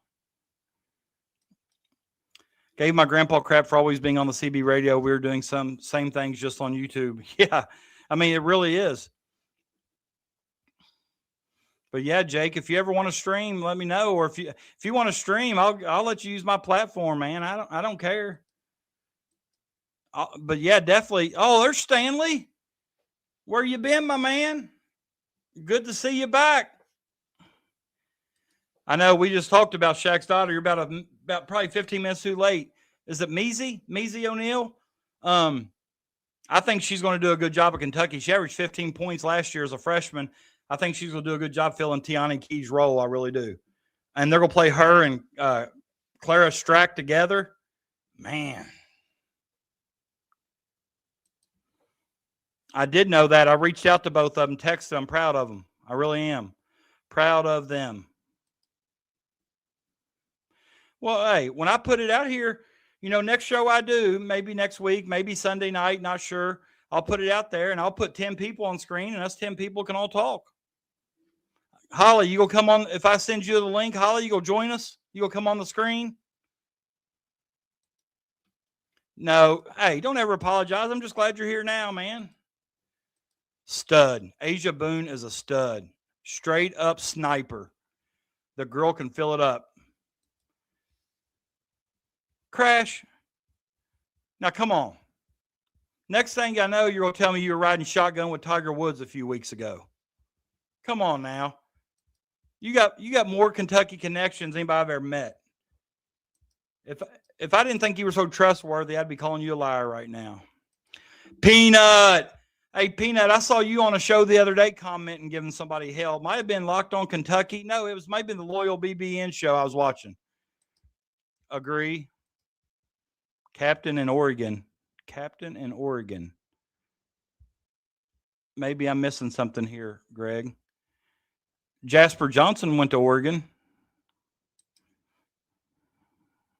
When are the shows? Honestly, I don't really know. I don't really have a set schedule, Lawson. I've been doing them when we get commits.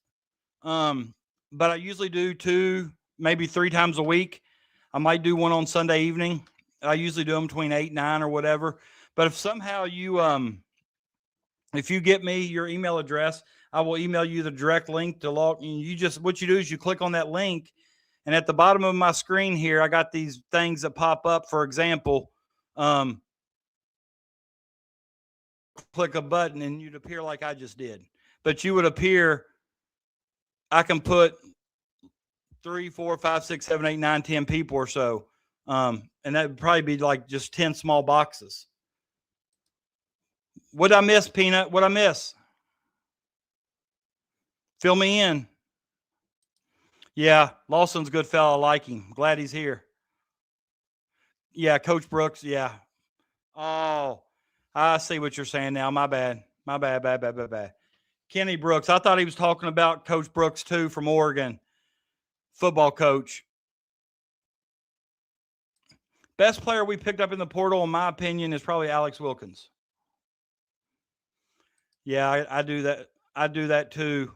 Crash. Shit. I've only been on here an hour and 40 minutes tonight. I shouldn't be stumbling over my words already. I like Wilkins. I think Zoom Diallo's good. I really think go watch McBride's a player, but I know we haven't signed him yet, and I showed it earlier, Stanley. So whenever we're done, whenever you get time, go back from the beginning and scroll forward till you see this Marcio Santos highlight that I showed. He's that 6'8" center he's from Brazil, but Pope went and watched him in Israel. He's an undersized center, but he dunks on everybody.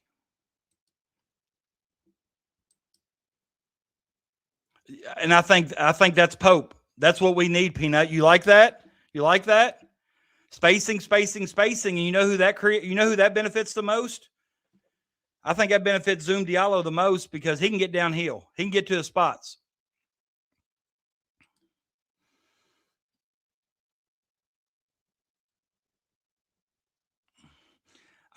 I don't want Pearl at all. I really don't. I don't want Donovan at all. I'm high on Jay Lucas. He's only 23. The 31-year-old guy. Santos is 23. He did. You know what? I'm glad all players aren't judged by a half. But you're right. He did not show out. See, me and Holly starting to get that wavelength that her and Crash have. Got to go. Kentucky Oats late 100 Lamps, 8:30 p.m. May the horse be with you. Hey, come back and join us, Greg. Enjoy talking to you. Thanks, buddy. Good luck. Hope you pick a winner.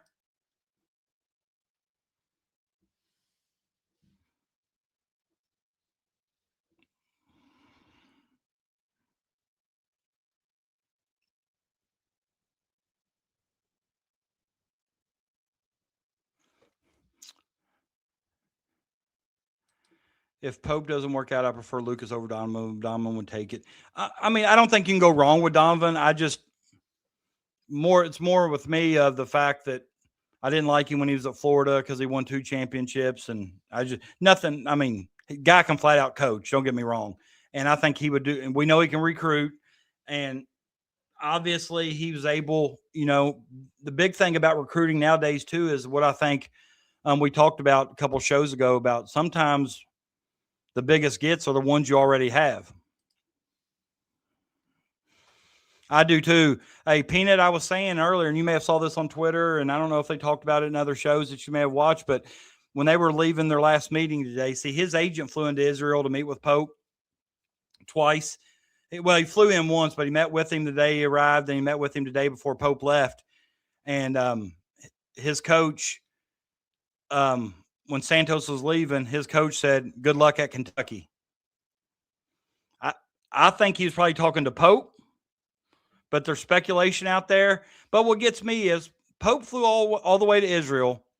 Okay. Santos, I like the fact that he tries to dunk on everybody. I really do.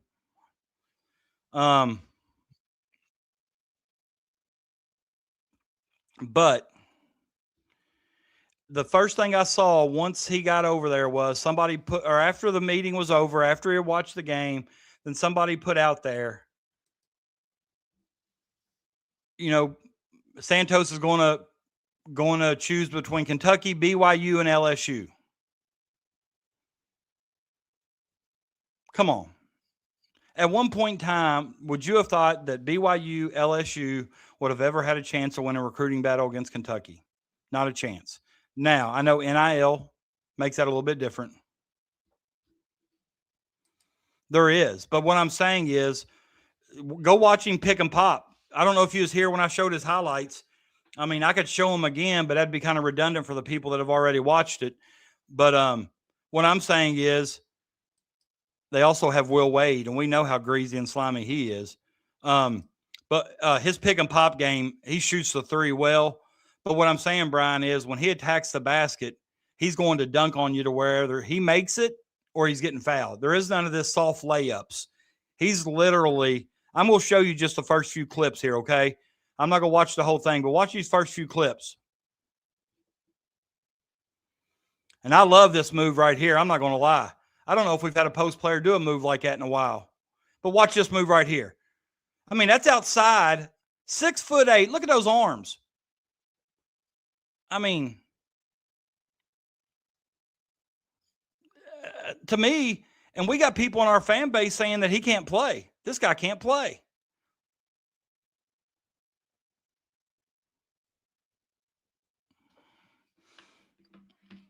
I want you to see one. Look at this form here. Look at that. That's smooth. That is smooth. What do you think, Brian? Think he's all right? Now, granted, and I'm not saying that sarcastically. What I'm saying is, what I'm saying is, I know on highlight tapes, all you're seeing are highlights. All you're seeing are makes. I get all that. But he punishes the rim. He punishes it.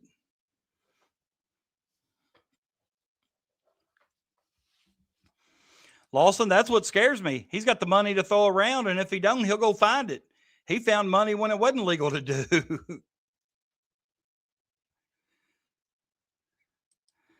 You know what kills me, though? I wish there was some kind of agreement that when a player transfers from Kentucky, they weren't allowed to go in conference. Like, because I like Mo D. I don't want to have to cheer against him. Who did we have last year that was better than that? I don't know if we did. I really don't. I don't know if we had anybody on our roster last year better than that.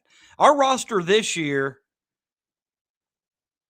would beat last year's roster 20 points, in my opinion. There's no excuse for we were down 18-3 at LSU. Hey, Mo D did play some point for Kentucky this year. I agree, but I wasn't. All these guys can dunk. Hell, he's 6'8", playing professional basketball in Europe.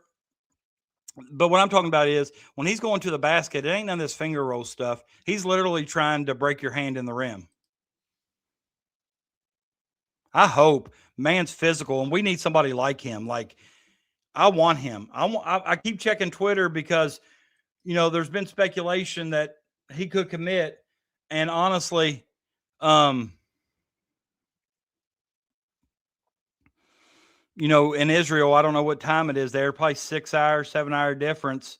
It's probably 4 or 5 o'clock in the morning. So maybe tomorrow morning we might get a commit from him.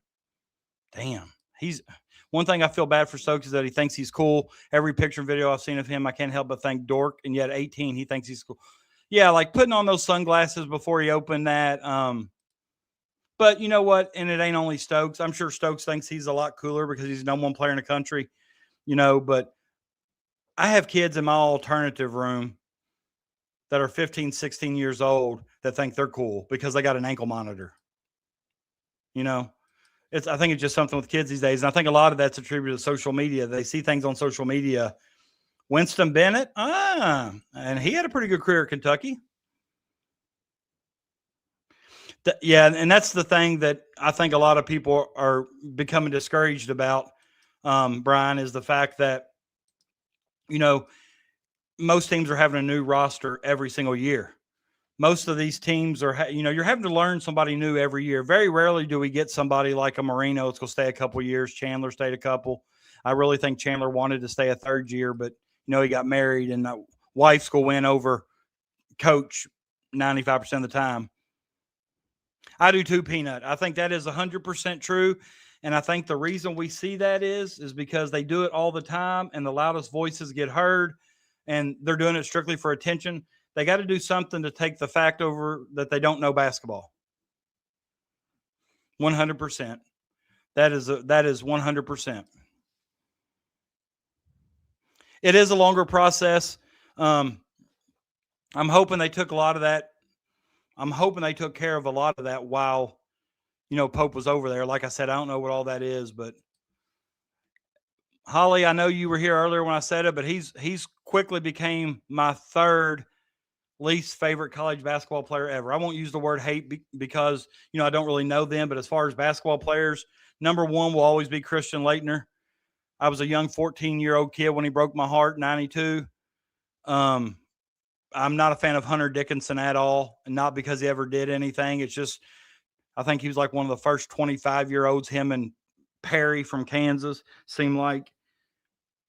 I didn't like Hunter Dickinson. I thought he was just a whiny crybaby. There you go, to pass out your own. Yeah, and here's the thing too. Panini's already sponsoring him. They must think this kid's a can't miss. I want to see that card. Has that card been leaked? I want to see if he had a Kansas uniform on in that card, or if it was a high school uniform, or if it was maybe just like, I don't know. I want to see what that card looked like. Oh, there ain't no probably to it. Skywalker. I love the Skywalker. I had a chance to talk to him several times at the state tournament for like longer periods of time. Like, he talks a little bit slower now. He's probably had a rough life since college, doing some things he probably shouldn't be doing, but he was fun to talk to. Oh, that's 100% true. And everything, and that's the thing, like, they will literally argue with you about something they read on the internet that is 100% false, but they will argue with you like it's 100% true. He's a little before my time. I'm a little, now I was alive, obviously, but I don't remember. I remember him in the NBA. I remember him winning the slam dunk contest. I won't go that far. I'm not saying it's out of the realm of possibility, Lawson, but Diego Pavia ought to be a lesson to all these high school kids out there that your work off the field and on social media and your behavior and actions outside of the game can totally impact your future as a professional. I mean, I know you all know this, but I've had college coaches tell me they've quit recruiting kids based on, what they see them tweet or even what their parents tweet. That is one cool dude. I agree. Ooh, 97. Ooh, Jake. Yeah, but I'm not. I mean, I still remember Miles Simons doing that little. Wasn't he one that did that? Did he start that nonsense or something? Um,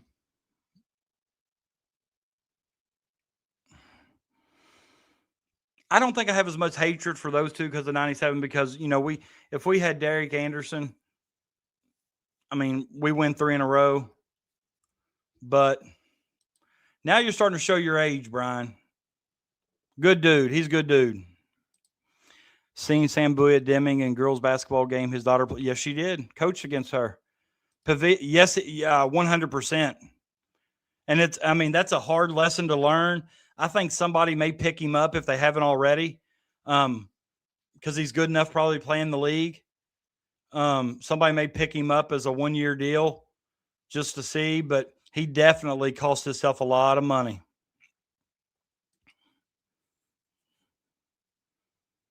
You know who they got to be the number one pick in the 27 draft? Right now in the mock draft, you know who the number one pick is in 27 that I saw today that surprised me?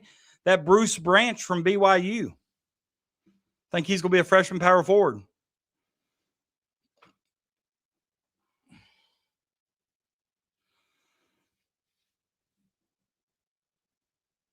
Man. But I kind of agree with you. I mean, and just based on name recognition, he'll probably be freshman of the year. He'll be preseason All-American, which I don't know if any freshman should be.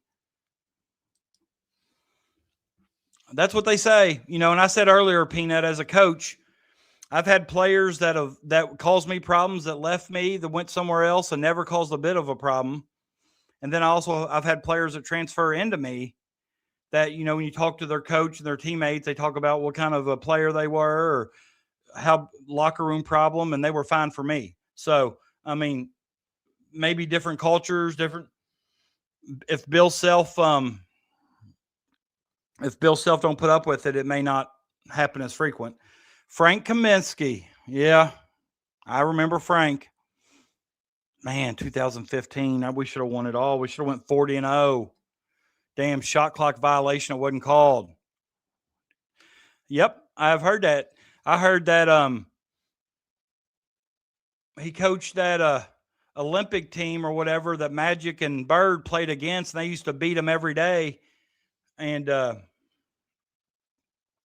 Larry Bird's my favorite of all time. I can tell you a lot about Larry. Frank. I'll tell you who else. What about the land shark? Miles Henderson from Ole Miss. You remember the land shark? Y'all remember him? Shoot, Darren Peterson is talented but fakes injuries and subs himself out for no reason, yet he's a top 5 on all mock drafts. Yeah, Darren Peterson, he brought load management to sorry, moving around, but had to adjust. He brought load management to NCAA. Bird has said that. And he's got a book called Drive. He talked about wanting to play at Kentucky. But also, after Larry Bird's dad committed suicide, I think he struggled. And that's why he didn't stay at Indiana. I think he stayed like 21 days or something. And Bill Fitch, actually, Indiana State's coach, actually went to Bird's house multiple times to convince him to come back to college. And that's when he went to Indiana State.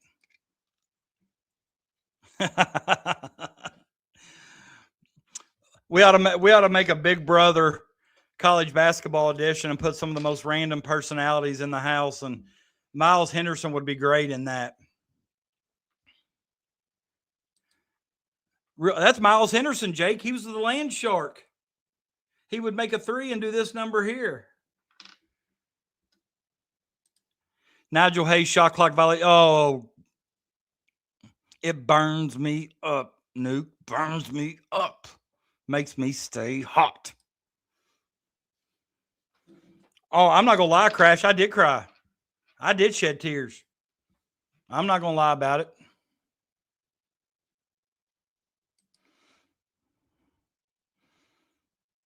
Ralph, now I hadn't heard that. Okay, I hadn't heard that. That's good news. I didn't know that. So I get the impression there will be a top 10 offense. Is our length enough to make my question is, Peanut, and we talked about this earlier, our roster's way better than what Kansas's roster is right now. Kansas fans ought to be more worried than we are. But I think a lot of the problem is a lot of our fan base that, like we said, don't know ball. They're not familiar with a lot of these names or their game, and they don't know them, so they immediately think they're trash. I blocked a guy today for 2 weeks ago begging us to sign Jerome Morton. We signed him today or yesterday, whenever it was, and he quote tweeted the signing and said that, why are we signing this bum? So that tells me he's a troll, maybe not even from the BBN, but I went ahead and blocked him. Just I'm going to get rid of that kind of stuff. I'm not going to do it anymore. Yeah, David, I think you and everybody else that's a Kentucky fan, like I still remember that shot from Sean Woods going in. I remember thinking that we just won. Leitner may be the best college basketball player of all time. You can make an argument probably with Pistol Pete, but Leitner was good. Tui was yeah, but I think he was talking about Miles Henderson. Do you all remember that guy?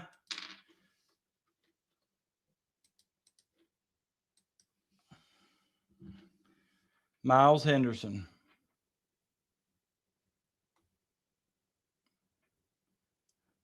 Here's what I was talking about earlier. I'll show this to you,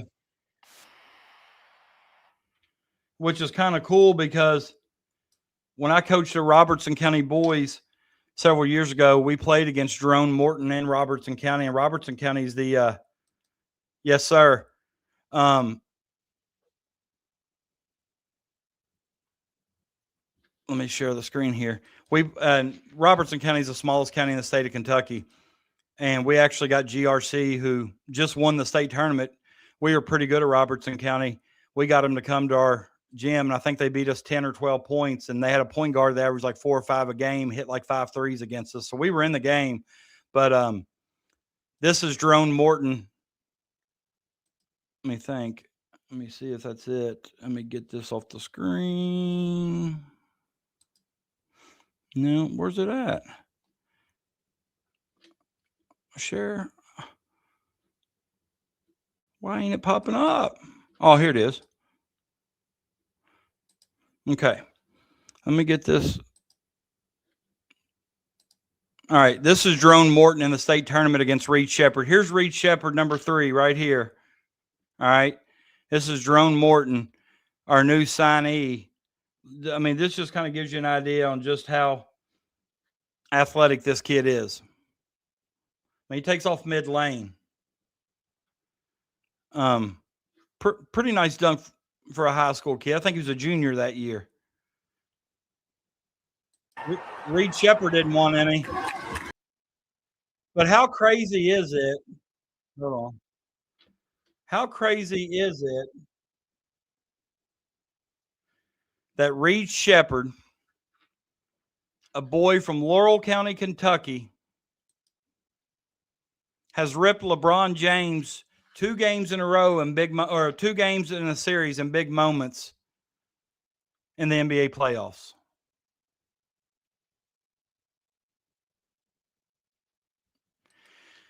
All right, so here's what I'm thinking.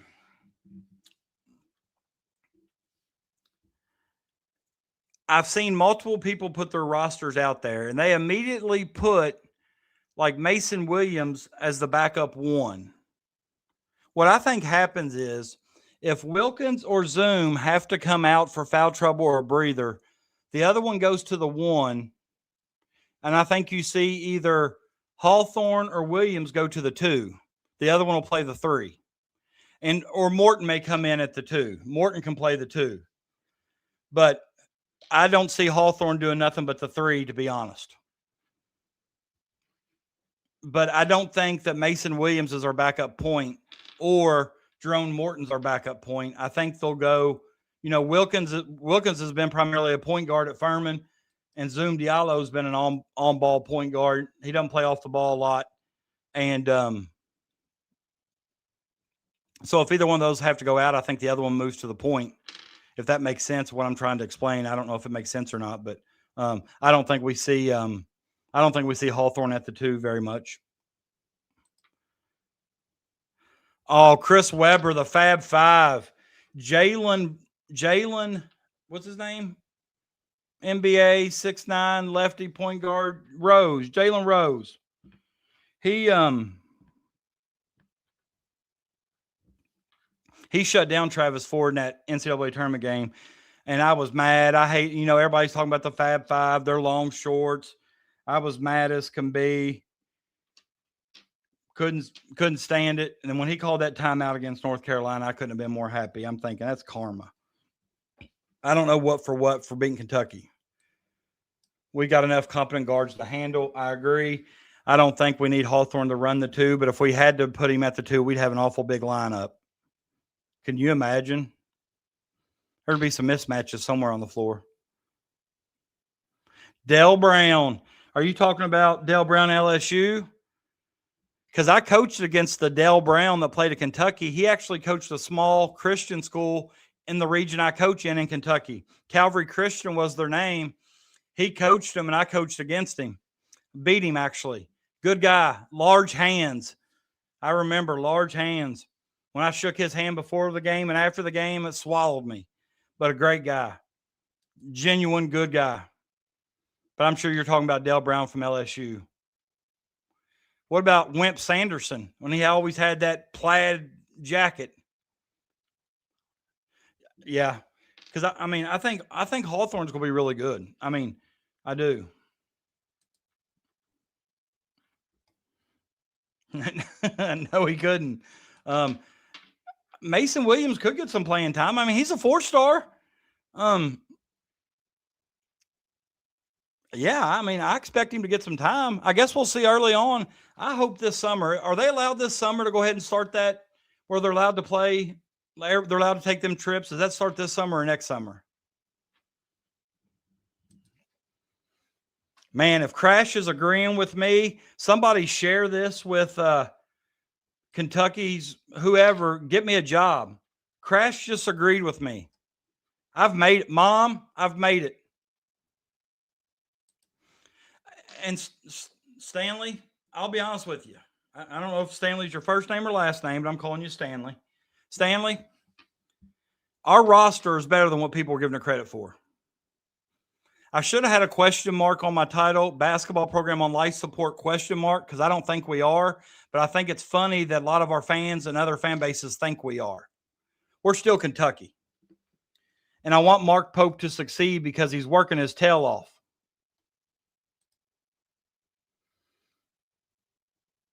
So Morton going to get 20 minutes? Oh, I hope Diallo and Wilkins get 30 plus each. I'll be honest with you. Let me look here. I looked it up earlier, but let me look. Now, when I look this up here, I'm not looking this up, comparing this to Kentucky, but I'm just going to kind of give you an idea. Last year, okay, Jerome Morton's freshman year at Moorhead, he averaged 13 minutes a game. His sophomore year, he averaged 29.5. And at Washington State last year, he played 25 minutes a game. So, 25 minutes a game. He shot 44% from the field, 39% from 3, 82% from the free throw line, 2 rebounds, 3 assists, 0.2 blocks, 1 steal, 1 turnover, 8 points. So, it seems like he did quite a bit, like he's active. But 20 minutes, I don't know. I guess that'll, I don't know. I want to see Pope actually have a legit plan for his substitutions. You know what I'm saying? I want to see him have a plan. I don't want to see this all Huey Screwy stuff and some guy get hot and he take him out. I want to actually see to where, and if that's the case, his minutes may fluctuate. I'm not 100% sure he'll get 20 every game, but he may average 20. I don't know. 25 at Washington State. He played Gonzaga this year. Let me see what he did against Gonzaga. Let me see. Against Gonzaga, he played 32 minutes, 4 of 7 field goals, 57%, 2 of 3 from 3 for 67%, 5 of 5 free throws for 15 points against Gonzaga. So those aren't bad numbers. Aren't bad numbers at all. Good question. The only name I've heard, Brian, is the AD from Boise State. Man, I hope they go this summer. I'm ready for some basketball right now. Yeah, Bobby Knight had success, but he couldn't coach in today's game. Could not coach in today's game. He'd be fired after the first game. I'm a big deal around this town, yeah? Give me some sponsorships. Send my Venmo up there in the top right-hand corner. Send that to them and tell them to Venmo me. Those of you that have, I do appreciate it. This StreamYard gets expensive. I'm not going to lie. I put a lot of work and time into this, but I enjoy doing it. I love it. You know, Pope uses analytics to distribute minutes. Yeah, and I think that's a lot of Keegan Brown's analytics. Pope's an analytical guy, but at some point in time, you got to go for the feel of the game. You got to go with how the game feels. You can't always go by the analytics. I know, numbers don't lie. I get it. But I get tired talking about Yelovich scoring 7 in a row in the SEC tournament and coming out and not playing for 14 straight minutes. You score your team's first 7 points and you go 3 for 4 or 3 for 3 from the field. You don't need to be coming out. Inspector Gadget, if you're new here, I don't recognize your name. You may have been here before, but if you're new, please like and subscribe to the channel.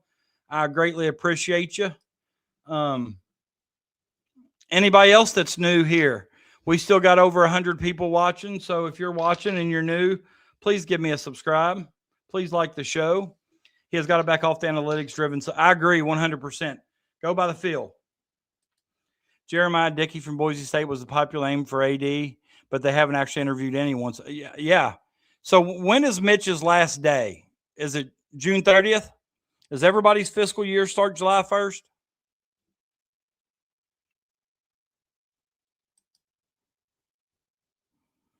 Yeah, Cal did, but he did. He did a lot of crazy stuff, but for some reason, Cal, I don't know. And I remember giving Cal hell for his substitutions too. Yeah, I really like Mark Few, but he's never proven to me that, he's had some really good teams in March that. Thank you. Appreciate you, Brian. Appreciate you a lot. I've actually jumped up about 11 subscribers tonight, so that's always good. Pushing 600. The 30th, okay. Honestly, I would think they would honestly by now have in mind who they want, or at least be interviewing, talking, but Crash says they haven't interviewed anybody yet. He's never lied to me yet, so I continue to believe him. So I think they're, a couple months away. They better get to it. They better get to it.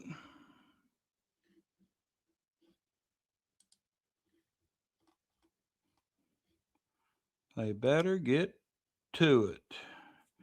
Jerome Morton had some really good games against the Zags. Yeah, he really did. I mean, I told you all the first night, when I heard his name, I'm familiar with his game. I know what he can do.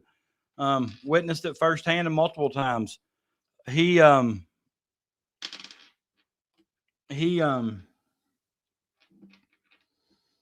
just worry about his physicality in the SEC, and SEC seems to be a whole nother animal than a lot of other conferences. So, but Gonzaga is a big program, and he's proven to be able to play against them. So I have no reason to believe that he can't come in here and contribute right away. Everyone screams about Pope, but Penny Hardaway isn't setting any records in Memphis. With all due respect, I'm not trying to compare Kentucky to Memphis. But Penny Hardaway has gotten the top player in the class before. He has recruited well at Memphis. I just want Pope to stay true to who he is. Recruit the players that fit his system. Don't be out there trying to get the best player in the portal if he's not somebody that's going to work out in your system. It's going to be more headache than what it's worth. Take the third or fourth best that can play the role you want them to play and go from there. Appreciate you, David. Stay hot, my man. I'll see you this weekend, I hope. I'm with you. I think, and Gadget, I think Cam Williams can too. When he came back from injury, Cam Williams did a really good job of attacking the basket and showing that he could score at all three levels. So I'm hoping that, we can count on him to be a consistent threat from three, like he started later on in the year. And then also when they start running him off that line, prove that he can be a playmaker. I agree 100%. I think Mo Williams was a good hire. I still think they ought to pursue Crawford. If Crawford's wanting to get into the coaching game, I don't know if Jamal is. It seems like everything I've read, he acts like he wants to get into the coaching business. But then again, he doesn't want to do it till after his NBA duties are up, which I get, if he's contracted to call those games, and that's what he needs to do. What happened to it takes 5 years for a coach to get his footing at a school? I've always heard 3, Stanley. I know at the high school level, unless you do something criminal, most schools will give you 3 years, unless there's some kind of deals done behind your back to get somebody there after 1 year. That happened to me at a school previously. Had a 65% winning percentage, won multiple Class A's, won multiple districts. I think I was like 160 and 50 or something as my record.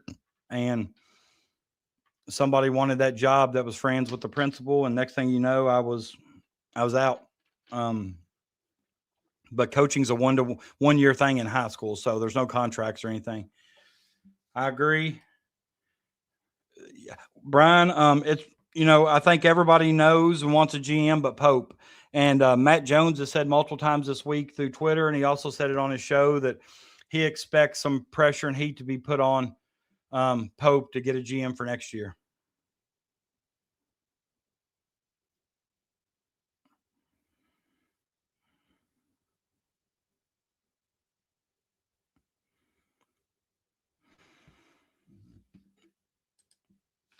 But I think we saw from the first year with Pope, if you go back to that first year when he had his guys, Robinson, Brea, Owe, Amari Williams, Chandler, when he had his guys, I don't think coaching's the issue with him. I think his X's and O's were fine. I love to see the handoff on the side, the dribble at the corner, back door. I felt like Pope's offensive sets were good. All right. Coaching's not his problem. And I've seen it multiple times. The substitution patterns are the issue. The substitution patterns are the issue. And how many times did you see players get hot, make a couple shots, and then they come out for a spell? You don't take somebody out when they're hot. I don't know. Hopefully, like I said last year, towards the end, I thought I saw some grumblings between Pope and Jason Hart. I don't think they always saw eye to eye as far as coaching goes. I don't know if Pope trusted Hart. Hart makes suggestions. The next thing you know, I feel like I'd see arguments on the sidelines, or just two coaches who didn't really agree. So it wasn't really any big secret to me when Hart left. I just thought he would go to be the head coach at Pepperdine and not SMU. But I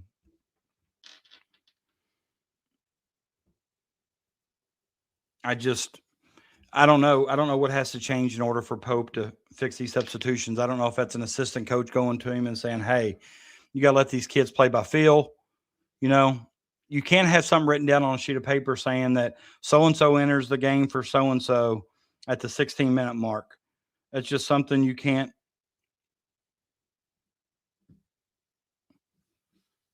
You can't predetermine your substitutions. It can't always be the same. And I think there were a lot of times last year that Pope predetermined his substitutions, and I just don't think it got us in any good situations. I would definitely love to pass UCLA in total championships. I agree. We got a little ways to go.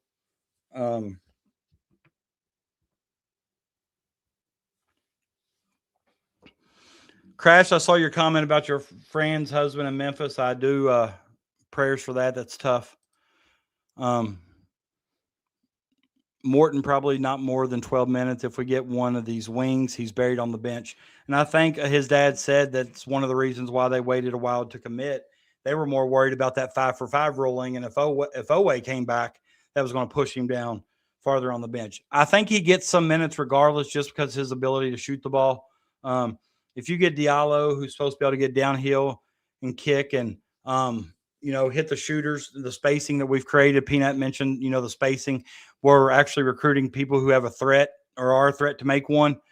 If you get in the lane and draw the defender and kick, you'll get a lot of wide open shots. And, Morton can hit those. Noah can hit those. We've not talked about Trent Noah. I do think he's capable of hitting those. I don't know who has the final say, Stanley. I really don't. I don't know who determines. I think Marino can be the next Janai Broom.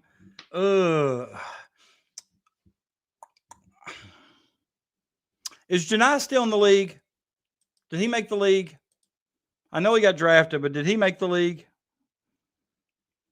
He's active, but he's kind of undersized, right? Isn't he kind of smaller?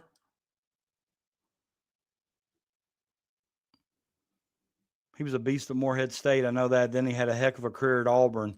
I don't love Memphis, just like Penny. If you know where Janai Broom is, let me know. I'm be curious. Keegan Brown is supposed to be the de facto GM. The negotiations clearly suffered this portal cycle. I don't think he is the GM. I think he's the analytical guy. He's the one who's looking at this guy, looking at the tape, scouting, saying, what can we get this guy for and how much value does he bring for that? Just like, for example, I've seen so many people knock us for giving NJI $4.3 million, but they don't read. It's not $4.3 million for 1 year. It's $4.3 million for 2 years, which averages out to $2.15 a year, which is similar to what they gave Jasper. And I promise you, his numbers are better than what Jasper Johnson did at Kentucky last year. And he's also got a clause in his contract that if he leaves after 1 year, there's a buyout that he has to pay back. But no, I don't think Keegan Brown is the GM. I really don't. I don't think he's doing any of those GM duties. I think that's what we thought when they announced it. But no, I don't think he is. You can't script a game, right? I don't know how many times I've stood on the sideline and said, I'm going to get so-and-so in there quick. Then the game didn't go as I thought. Next thing you know, the first quarter's over and so-and-so didn't even get in.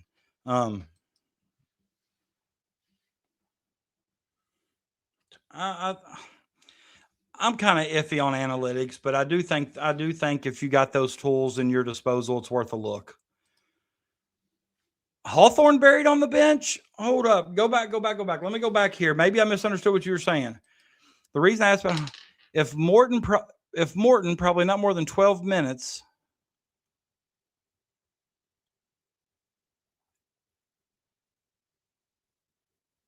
So you think Hawthorne has to play the two to get minutes?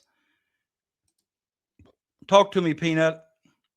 Oh, so you saying if we get somebody like Momcilovic, then I think him and Cam will still be the three. I think shit.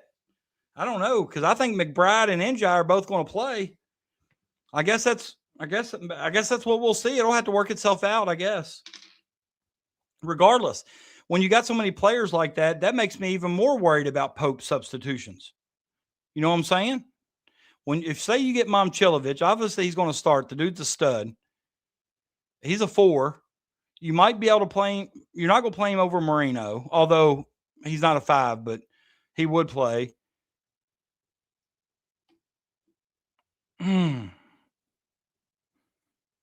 Just imagine if he comes, you play him at the 4, okay? You've got McBride, NJ, Momcilovic all at the 4.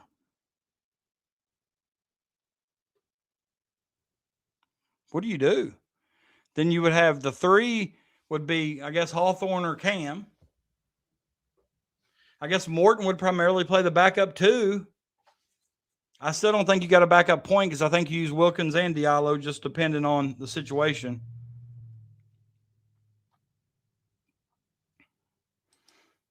All right, thank you. He'll be in Summer League. I like watching him play. Of course, I went to Morehead State, so I'm kind of partial to Janai Broom. Right, and that's what I was trying to get across. You said it better than I did. Yeah. Keegan doesn't negotiate money, right?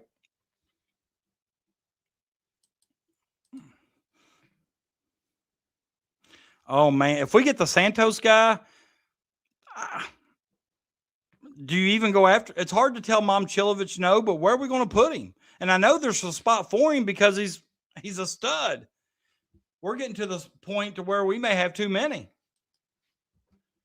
Jasper was a huge disappointment to me, Brian. And it ain't so much, it ain't so much to me that his family was so negative on Twitter, Facebook, constantly calling out Pope, constantly talking negative about the program, constantly this, constantly that, which I think doesn't help Jasper in any stretch of your imagination. And then when Jasper came into the game, a lot of times he was forced to play the one. I'm not so sure that's his primary position. And then he, I thought he dribbled too much, over dribbled, and I thought he took some bad shots late. I thought he was selfish as far as keeping hold of the ball too long and then forcing up a jump shot or something. But and I think that's hurting the recruiting part, Crash. And I think that's kind of what Matt Jones was alluding to. And going into a negotiation with Santos or any other recruit, and you got Pope in there. You don't have a GM, you don't have a lawyer, whatever, whoever's supposed to be in there that other teams are having. Kentucky just has Pope. But my question is, Crash, who has the say on hiring a GM? Is that the AD? Is that Pope? Is that the university? Who does that? I don't think Jasper got a fair shake with limited minutes and out of position. He didn't get much chance to play through. You're right. His leash was very short. And Holly, I'll tell you from a coach who's been in that same situation, who's done that same thing, who's had kids with short leashes, it does nothing but kill their confidence. When you look out there and you get to see Oweh and get it, better players have longer leashes. That's just the nature of it. And I'm sorry if that, but that's just the way it is from coaching. Your best player is going to be able to make more mistakes than a role player or a bench player. And I agree. Jasper didn't get to play through a lot of his mistakes. He made some, but the problem is he made some of the same mistakes over and over and over. But I thought he played a little selfish towards the end of the year, trying to get his own, maybe trying to work on his resume for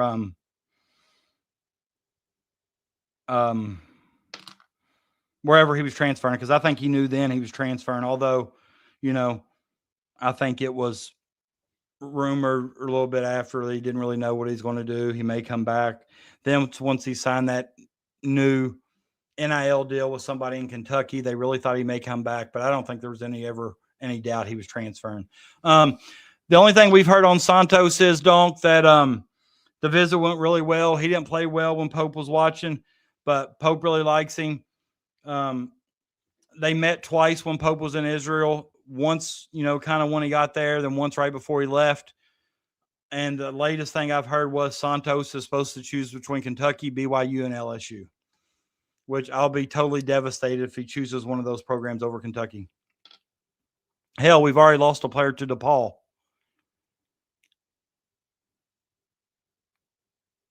Well, valid. I do too. We were talking earlier, Donk. I think Crash, or no, maybe it was Brian that said it, or somebody said they can't wait to watch him go against those 20-year-old skinny guys. Like, he wants to punish the rim every time he's got the ball.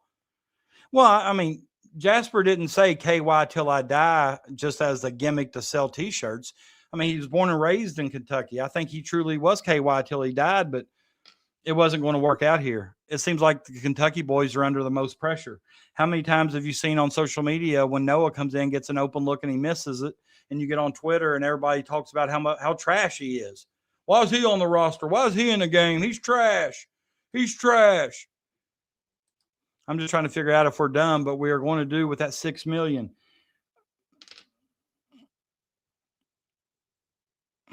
I don't think we're done. I think we get one more at least, unless we get somebody really, really cheap. But I don't know if Santos is a $6 million guy, but say you get him for $4 million, then you got $2 million. You might be able to find somebody for $2 million, but if you try to put all your eggs in the Momchilovich basket, which every time I've seen information on him, he's never mentioned Kentucky. It always seems to be Florida or Michigan. And I've heard since day one that if he comes back, it would be Iowa or where did his new coach go? Wherever his new coach went, I don't remember. Was it NC State? Or he would go wherever his coach is. I don't think it's Iowa State. I think he left, or Michigan or Florida. Kentucky has been mentioned as making contact, but I don't see where they're in. I think what people are assuming is that Kentucky can come in last minute, kind of throw $6 million at him, and he's going to sign. Which I don't know if that's true.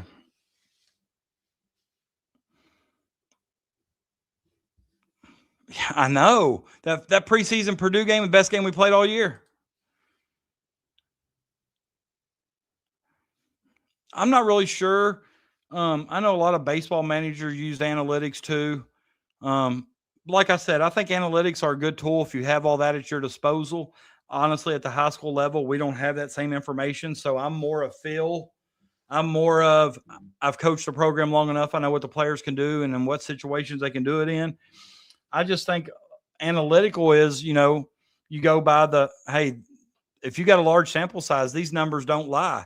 And in this situation right here, he's shooting 42% or whatever. We're going to put him in the game, or at this situation here, or he's our best free throw. I don't know. I think it depends on the situation of the game. And I think they just use the numbers. Do I think it's always right? No.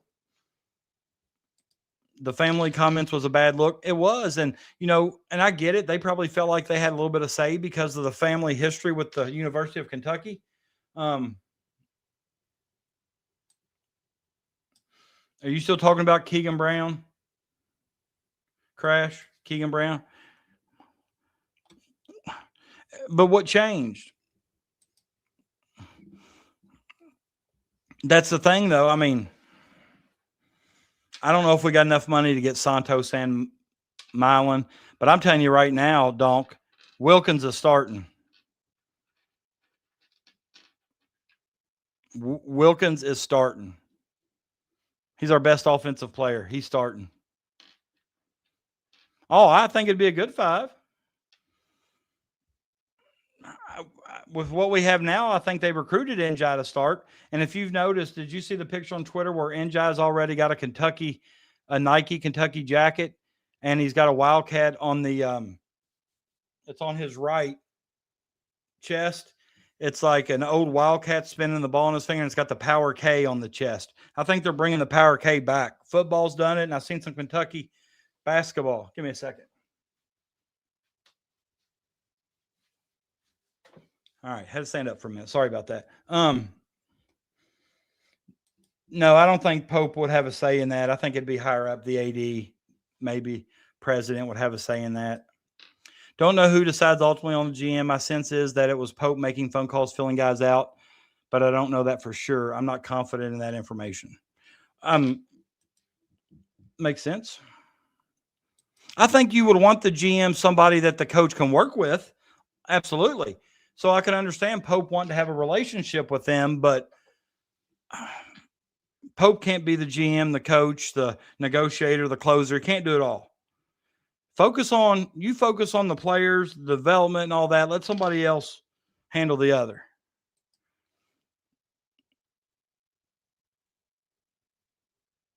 Right. I agree. He reminds me of an upgraded Reed Travis. Are you talking about Santos? Because he's definitely physical like Reed. I'm telling you. After we watched highlights. Donk, if you get a chance, and you may have already seen them, but if you get a chance, go to my show again at the beginning and fast forward to where we talked about Santos. And I showed highlights of him, and just watch how he punishes the rim every time he attacks. Like the second highlight clip, he jumps from outside the semicircle and dunks two-handed on somebody. Like, that's hard to do. I mean, I just think he would punish some of these freshmen in the SEC, and I want to see him go against Stokes in that first game of the year and just be physical with him.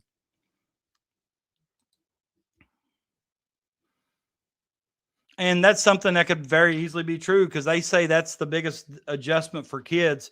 There's two adjustments they talk about. You know, they talk about basketball being a universal language. If you can speak it, you can speak it.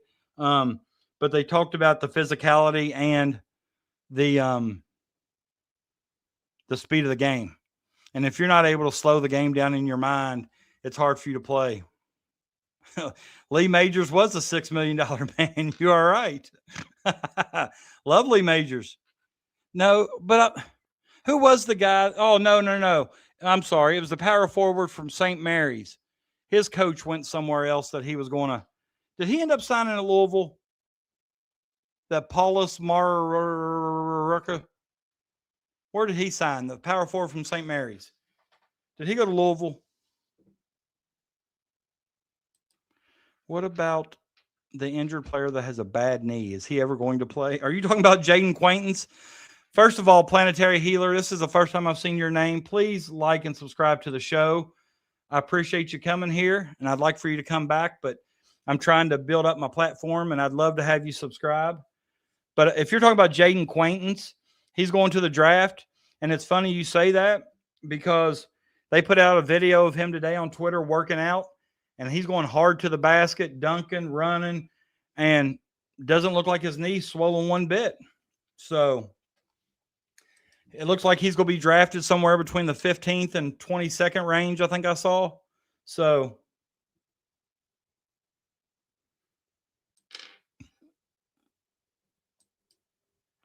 you know, I don't know.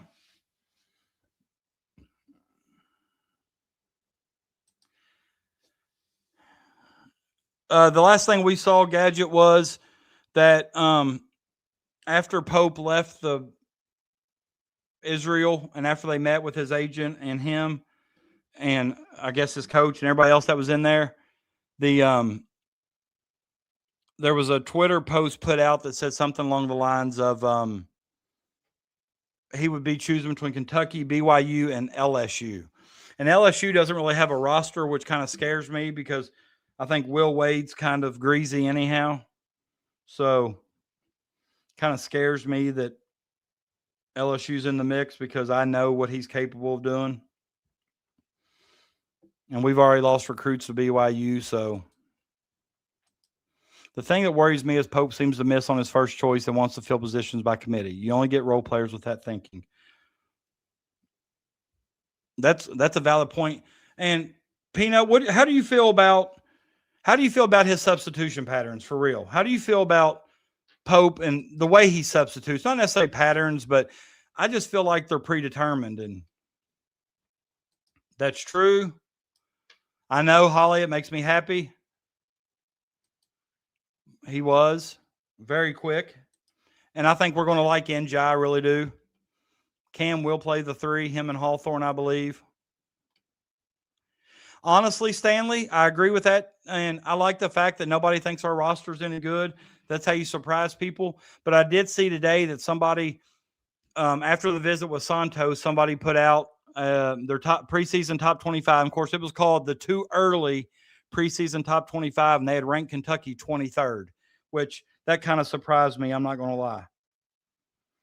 That Kentucky was ranked 23rd. I do too. I just think he's our best offensive weapon. If we can have a few other people around him that can help him where he can't face double teams or he can go one-on-one, then I definitely think we're going to like him a lot. Pope, enjoy it. Put it on the rocks. Pope manages his roster like it's the pros. These guys are trying to get to the next level, so they don't want to settle for 20, 25 minutes in college. Yeah, that makes sense. But, I mean,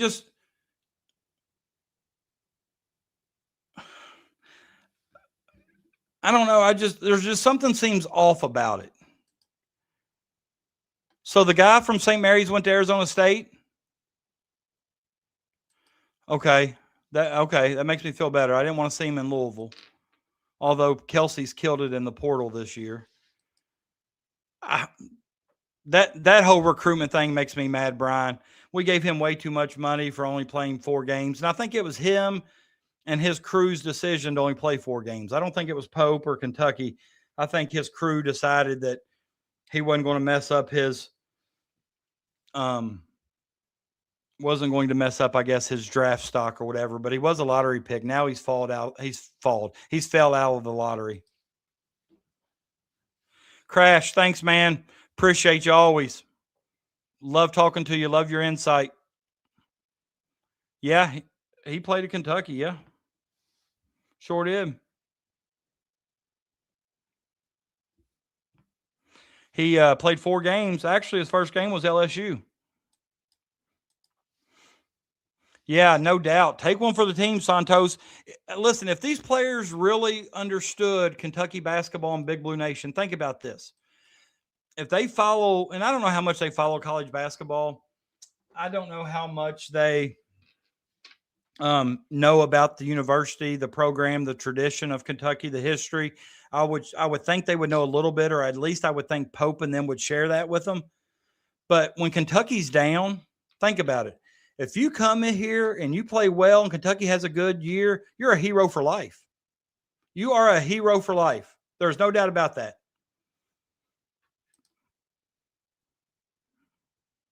We definitely have the NIL available. I know we have at least 6 million available.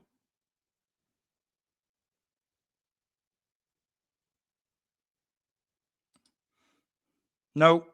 I'm still saying no. They got a good team, but they kind of remind me, and maybe I'm wrong here, but they kind of remind me of Houston. Really great physical defensive teams, but sometimes they get in that situation in the tournament to where they struggle offensively and it costs them. I could be wrong. It's just what popped in my mind. That's what I'm saying. And I constantly say Yelovich because that game sticks out in my mind. It sticks out in my mind. 7 straight points, come out with 16 minutes to go and don't come back in until the 4-minute mark. How many times did you see that this year, Stanley? Substitute 3 players or whatever, and we go from being up 6 or 7 to down 4. I saw it a lot. It does kill chemistry.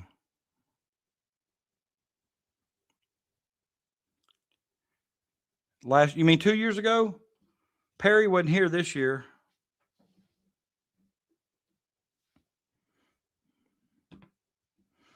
I think it was 2 years ago. I don't get that. I don't understand it. Don't really know why. I mean, and if you're going to play Yelovich the first 4 minutes and take him out, then why start him? Kentucky used to be what they would step to, though, Brian. It's now like they're just using, and I still believe, I know Freeman did. I think Rob Wright did. I'm thinking Stokes did now. Stokes just straight out bamboozled and hoodwinked us for 2 whole weeks. There was never any chance he was committing to Kentucky. And all that stuff he put out, he did that CATS chance. They purposely had the Kentucky game on the background when he's getting his tattoo. I'm telling you, he moved up the rankings quick to my third least favorite player. That's what I'm saying, his camp. I think it was his camp convincing him not to play because they didn't want his draft stock to be hurt anymore. But I think it hurt him just sitting out. He could have, but he already announced he's going to the NBA. He put his name in the draft. He didn't maintain his college eligibility, so he won't be coming back.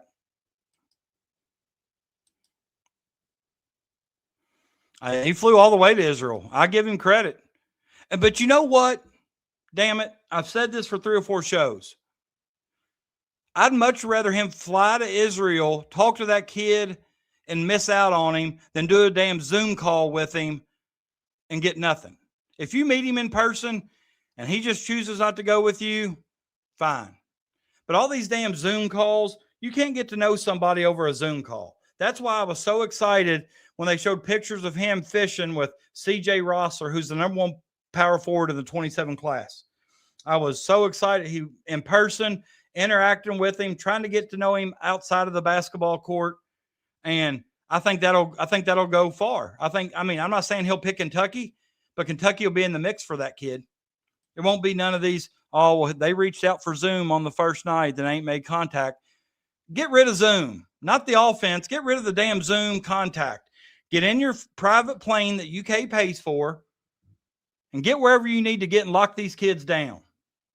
Speaking of damn it, this is what I thought of this today. How many of you all, I heard of this when I was younger. How many of y'all ever heard of a damn it doll? Holly, I bet you have. Did you subscribe for me? I think signing JQ was the start of some of his troubles. Not going to lie. Planetary. Hope you subscribe for me.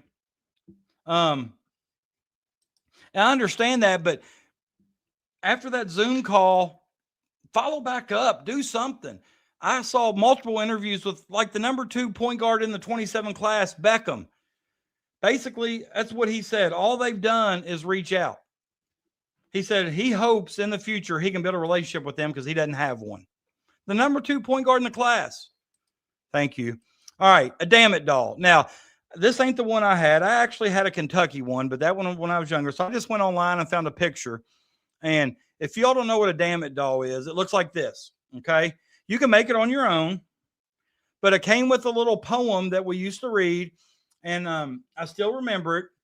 And some of your all's poems may be different because I've heard other people say different things. But I would say whenever things don't go so well and you want to scream and shout, grab a little damn it doll you cannot do without. Grasp it firmly by the legs and find a place to slam it. And as you whack the stuffing out, yell, damn it, damn it, damn it. And you don't understand how much better that used to make me feel. We called it the little damn it doll. I'd never forget it. Stand up and shout. Grasp it firmly by the legs and find a place to slam it. And as you whack the stuffing out, yell, damn it, damn it, damn it.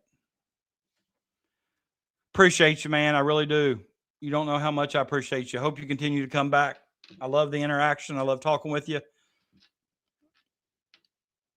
I agree with that.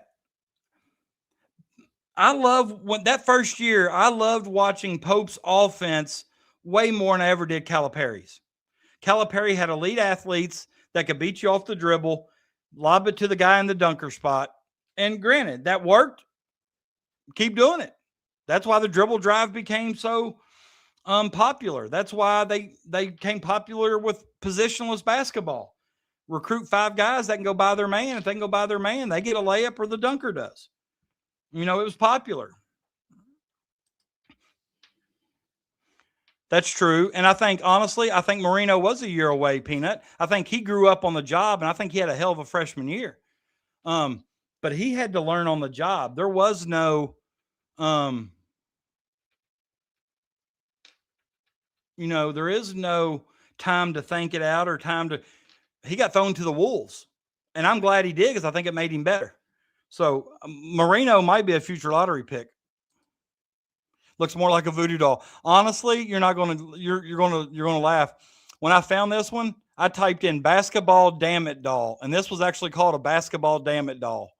I actually had one of Kentucky. It had like Kentucky, UK, and Wildcats on it. It was like somebody bought the material and made it for me. So, but I couldn't find one online of any Kentucky themed or whatever. So that said basketball. I was like, hell, I'll just use that one. But yeah, it looks like a skeleton. It looks like a voodoo doll, but they're called the damn it doll. So remember this year, guys, when you're watching Kentucky and you're frustrated, it doesn't necessarily have to be one of those. Pick up a stuffed animal, grasp it firmly by the legs and find a place to slam it. And as you whack that stuffing out, yell, damn it, damn it, damn it. And I promise you this, tomorrow that's going to be stuck in your head. You're going to be going somewhere and you'll say, grasp it firmly by the legs and find a place to slam it. And as I whack the stuffing out, yell, damn it, damn it, damn it. And what I thought was funny was when I was young, I did it. And I would say, damn it, damn it, damn it. And I thought I was cool because I was cussing. I was like 12. And I really didn't. I wasn't one of those. I wasn't a cusser like at 12. I was scared of my mom and dad. I didn't even do it around my friends. But when I had that doll, I beat the hell out of it like Holly says. Holly said she beat the hell out of hers. I did too. I took a beating on X because I'm sticking with this roster and Pope. I hope he proves everyone wrong. Listen, Donk, listen. I've said it all night. And, my title's kind of misleading, and I'm glad that Icon was on here earlier, and he may have left because he got a little upset with me, but he called me out, and he was right, and I told him he was right. I wasn't trying to clickbait with my title, a basketball program on life support. I meant to put a basketball program on life support ? Because our fans truly believe with our roster that we're on life support, that like we're in critical condition. I like our roster right now. And I told him, as long as Pope's our coach, he's my guy. I'm not going to agree with everything he does. I tend to look at these games from a coach's standpoint because I coach. Obviously, I don't coach the same level of athletes, but I know the game. I understand spacing. I understand movement, cutting, and, so I watch it from a different perspective. But I'm not going to be shy to criticize his coaching, but I'm not going to attack him personally, nor will I attack the players. Should Reece Shepard have stayed another year? No. Third pick overall. He's killing it in the NBA right now. He just stole the ball from LeBron in the playoff series 2 different times. I think they're 3-2, and they go back to Houston to tie the series at 3-3 against the Lakers. Can you imagine? We talked about this. Just being a boy from Laurel County, Kentucky, London, playing in the NBA against LeBron James. There's no doubt. We get Reed back last year. We're a different team, but you got to do what's best for you. Say he comes back, tears an ACL. I know all these guys have probably $1 million insurance policies. I know Nerlens Noel did in 13. I'm sure these kids have something similar now, maybe even more. But you get hurt seriously in a college game, that will affect your draft status the next year. I love Lamont Butler too. I mean, the kid gave us all he had. He was a bulldog. That game against Louisville, I'll never forget. Call the dog Christian Laettner. No shit. No doubt. I think Kentucky will have one of the longest athletic rosters in the country with a lot of high-end potential. If you're on Twitter, check out what TJ Walker said about NJ. He said, we're going to love him. He's going to frustrate us. He's going to do some crazy things. He's going to shoot some crazy shots, but a lot of times they go in. Oh, I'm glad you're here, man. I love it. I really do. We would make Final Four first year with a healthy team. I definitely think that's an argument. I definitely do. And it seems like we're getting hurt at the positions we can't afford to get hurt in. You know what I'm saying? We're getting hurt in the point guard's an important position at this level, and it seems to be we're getting hurt there with Butler, Lowe. I mean, that's 100%. I said it earlier. We get that foundational piece, we can move up to an Elite Eight Final Four easily.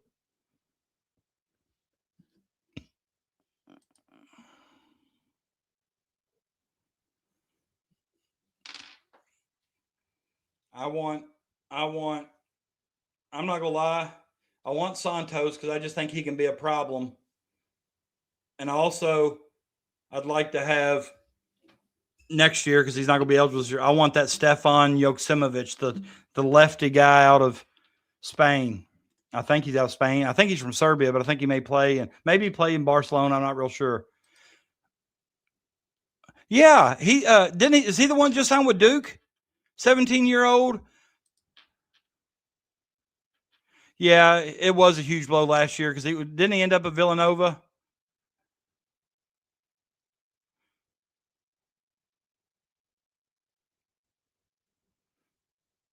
I think he ended up at Villanova.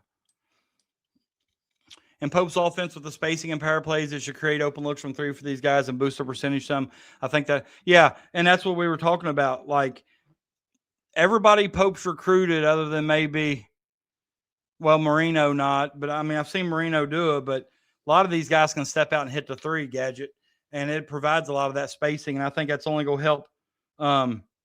It's going to help Diallo get to the paint if there's, it's going to help the drive and kick. It's going to help the open looks. I think Noah can have a field day on the wing if he'll just knock some down.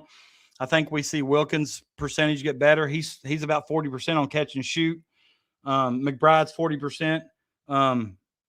Morton's at 38, 39%. It's just if they can handle the pressure of being at Kentucky and making the big shots when it matters.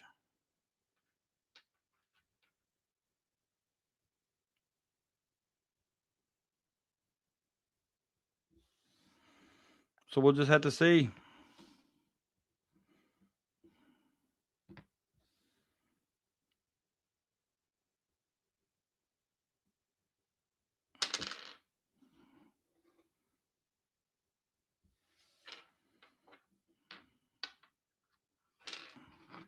Absolutely nuts. Sorry, I was reading something. I know we don't have a completed roster, but what may be Kentucky's realistic ceiling for the upcoming year? I think we can make the second weekend. I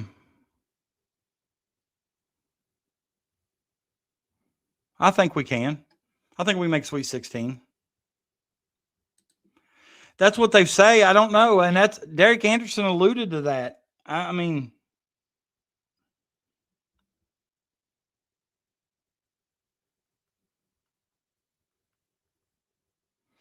but and I think that's why Derek Anderson won't get a job with the program.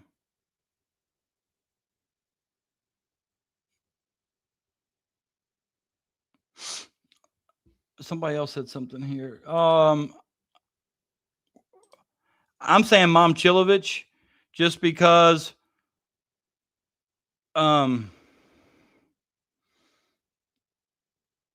he's proven, he's been in college a couple years. I think even though Joksimovic is skilled, we've seen his game, he can play. I think even though that's the case, there may be a transition period when he comes over. I just, he's kind of thin. We've seen Momchilovich.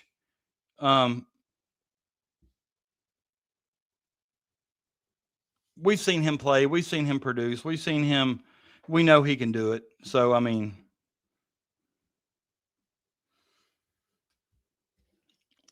I want Joksimovic next year. I want Momchilovich this year. So I'm going to be greedy after I think about it. He's next year, Gadget. His academics aren't in place with the United States, so he'd be ineligible. I agree. Not just men, grown men. I agree. For our team, would you play him at the 3, the 2? I mean, 6, 9, or 10? Where would you play him at? Just out of curiosity. We could really use a 2. Me too, 100%. But I know, I think Duke just signed a 17-year-old 6'11" guy too, Donk.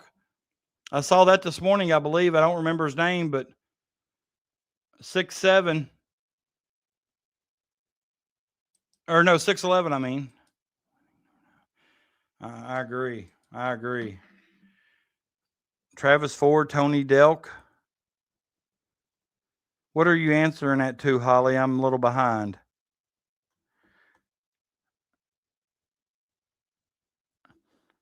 Tony Delk might be a possible good name for a GM. Travis Ford's still coaching.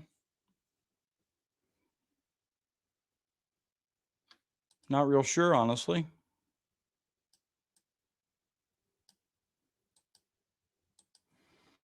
Jake's question. Maybe set aside who was your all-time favorite UK player to watch. Oh, I love Tony Delk from Brownsville, Tennessee. 00. Tony Delk. My favorite to watch. I loved watching Tyler Hero. I just liked his game. Kind of fluid, smooth. No, they're strong. Duke, they're saying Duke could be the first team since 2015 that could platoon. That's how deep and strong they are. All-time favorite UK player to watch? That is a damn good question. You're not going to believe this, but I used to love watching Jeff Brasso because I was a shooter in high school. I averaged 29 points a game my junior year. I could fill it up. I could shoot the 3. So coming up, I like Derek Miller. He could shoot the 3. I heard there was a way to get Joke in that if he didn't go to college in USA this year, he would go straight to NBA next year. This dude is 17, I think, as well. Donk, I actually read, and I talked about this earlier. I don't remember where I read it. It was somebody that put out that is always his plan to go to college. He wants to go to college in the USA, and he Kentucky would definitely be in the mix if they had the right price. So basically, if they gave him a little bit of money, he liked Kentucky. He's always liked Kentucky, and he would definitely favor Kentucky. Now, I've heard that about a lot of recruits. How many recruits have we had in the past? Kentucky's their dream school and go somewhere else. Scott Patch ain't a bad name. What about Cameron Mills? Would Cameron Mills be a decent GM? And I don't know why, but it seems like Pope ain't hiring people that have connections to the program for whatever reason. You know, we just lost John Wall, GM spot at Howard, so congrats to him. Heard saying about Joke, we need him on television. Oh, if we got those three, then piss on Stokes. De'Aaron Fox. Oh, Malik Monk. Sheesh. I've actually played PlayStation with Perry Stevenson before. I've interacted with him on Twitter before. I've reached out to him a couple of times trying to get him to come on the show. He won't reply to that. I've even offered a little bit of compensation, and I can't get any reply, but I'd love to have him on here and just talk about just about his playing days. I love Skywalker. Yeah, I mean, I think they will. I mean, they have to, right? I hope they're heavily involved in just a Zoom call. Right. Or, listen, how many, was it Big Z? Was it Big Z that arrived late? I'm talking about not like games, but it wasn't like over the summer. It may have been August, September, maybe something. I don't know. But they can do something with the work to let him get caught up or something. I don't really know what the issue is, but it's something academically. Ooh, there's a good name. Kalena Azabuki. Real good name. Chuck Hayes was a Warrior. What about this name? Y'all remember this name? Hishimu Evans.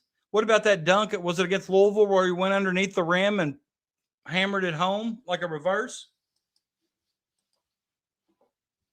I liked Hishimu. I tell you, I really liked Eric Daniels too. I thought he was kind of like an unsung hero. He's actually coaching high school girls basketball now at Dunbar in Lexington.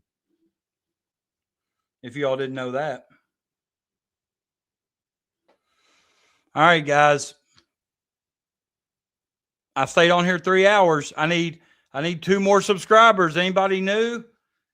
If anybody's new, I need a like and a subscribe. Get me to 570 tonight. Come on. 570. I'm going till we get 570. Come on. Hey, share it. Send it to all your friends. Get them on here. And also, if you're new, I said next time I have a stream, maybe Sunday, if you all get up with me sometime or another, I can invite 9 other people to be on the screen with me. If y'all want to do that, we can have 10 people on here talking, and we can get 10 people's perspectives, and we can just have a good old BBN party.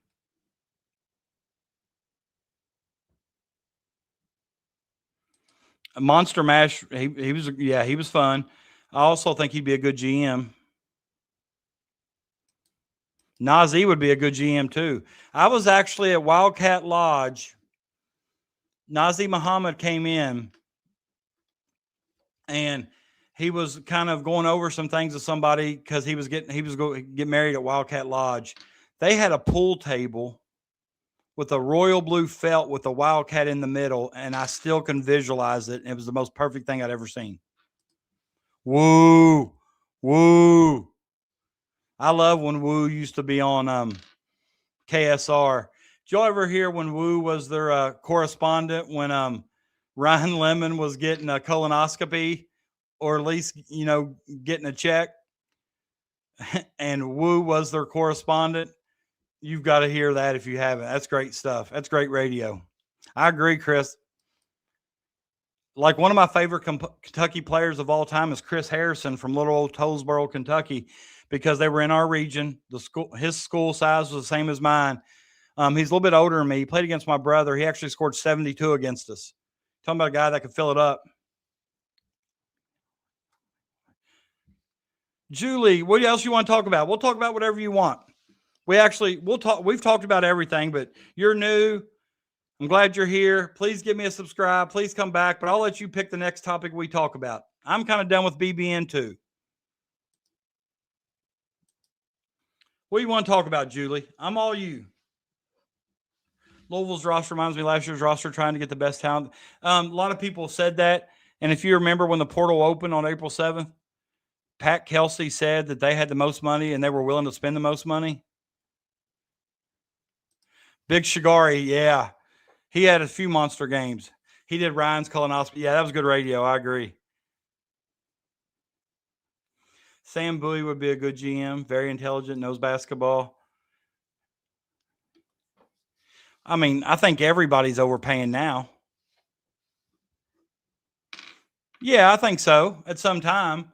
I mean, obviously not now, but I would love to.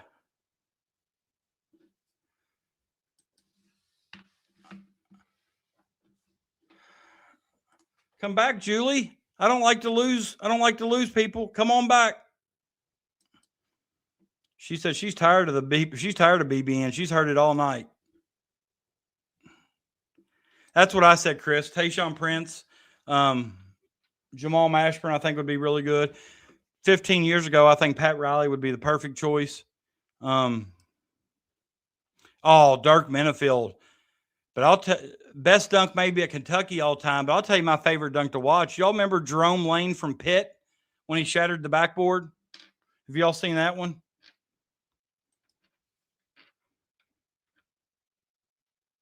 I think we started to do better with the dunk. You're right. I think that's why they used us as leverage, because it worked. I think we finally started saying this is what we're given, and you either like it or you don't. And that may have hurt us. Dickie Bill. Was he the one that played at Holmes, Northern Kentucky? Dickie Bill? Is that right? Played with Doug Schlomer? Any Northern Kentucky fans on here?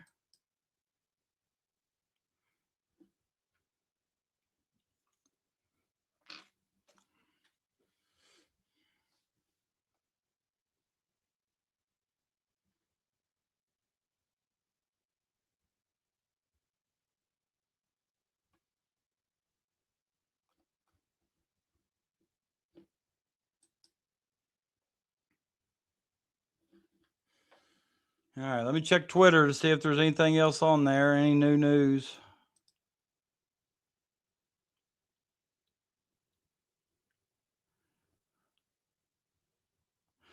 Some woman just wrote this on Twitter. And she's talking about Jasper Johnson. I'm so glad you don't have that trash ass Kentucky blue on. I can be a fan of you again. She tagged him. You are a bucket. You always been a bucket. I hope you have a great year. Trash ass Kentucky blue.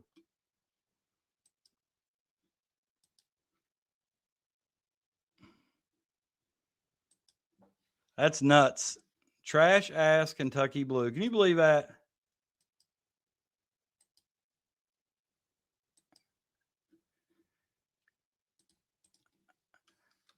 I'm getting ready to share the show on Twitter. We got some troopers on here. We may go a little bit longer tonight. Still going strong. You see my hold on. If you see my Twitter, get on there and share it. Let's get some more people in here. I got to go to school tomorrow, but hey, I'm going to be bright-eyed and bushy-tailed.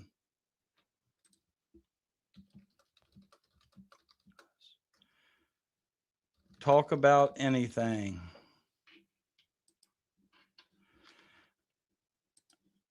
All right, y'all see my Twitter down there in the bottom left at PT Kelch.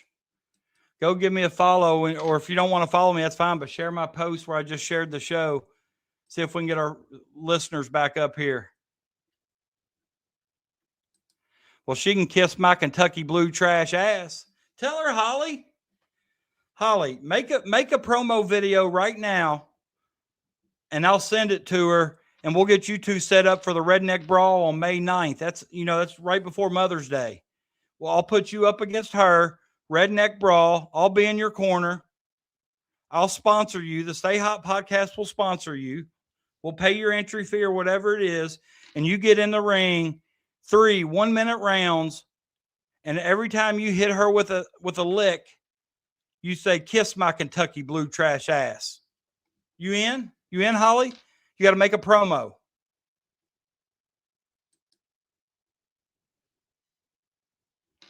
Come on, Holly. Come on. We got people on Twitter now, high school players, announcing whether they'll be attending high school. How y'all feel about that?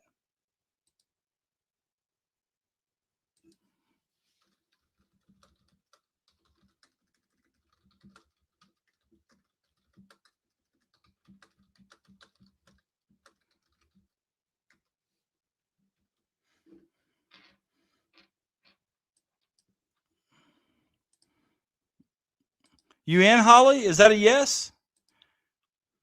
I agree, Brian. I'm not going to say that word. I don't say that word, but I agree with you. It's not a good look.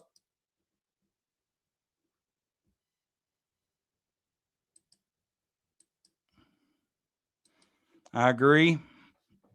Not a good look to announce your high school. It probably means you have people coming at you, probably recruiting. He's an 8th grader telling him where he's going to high school at. Understand? I understand. It's just a word I don't say. But you can say it. There you go, Donkfish, my man. My man.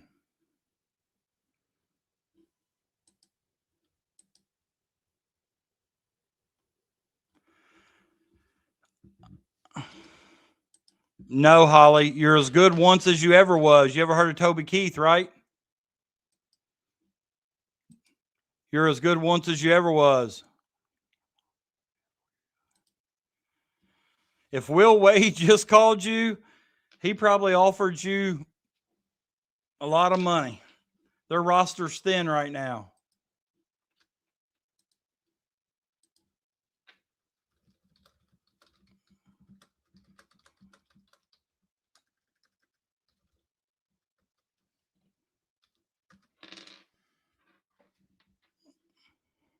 How you like me now? I'm as good once. That's right. So, Holly, just go ahead and send me that promo video you're working on. Once you get it to me, I'll get it out there on social media. We'll start training. You still got about 8 days before you take action. So we'll get you in there quick. Hey, it only takes one good shot. Only takes one good shot.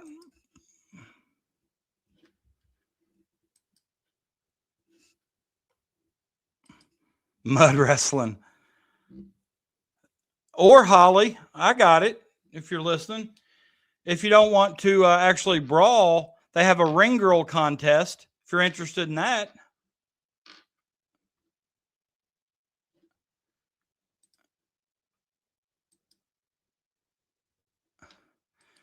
Will Wade was waiting on a 5 for 5 or Euros because it doesn't seem like there's much.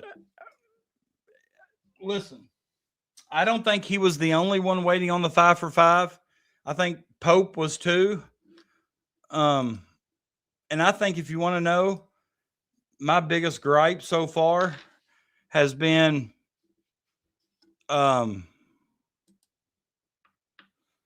just like how the my biggest gripe with Pope, just like waiting on Stokes for that 2 weeks.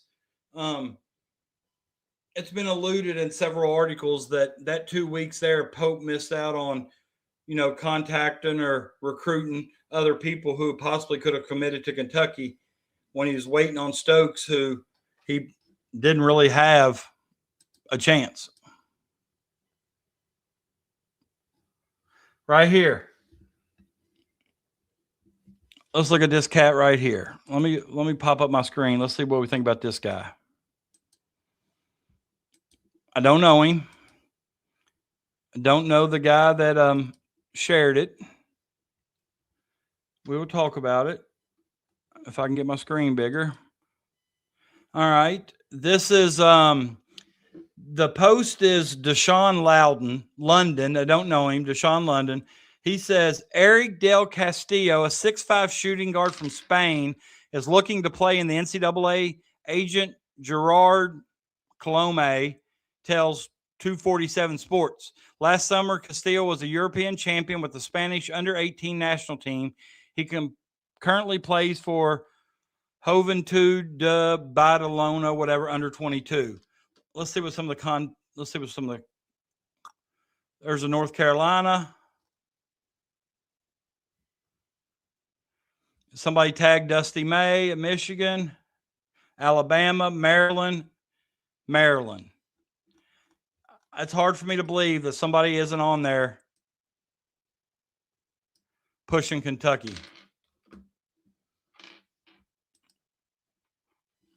Yeah, we talked about that the last show.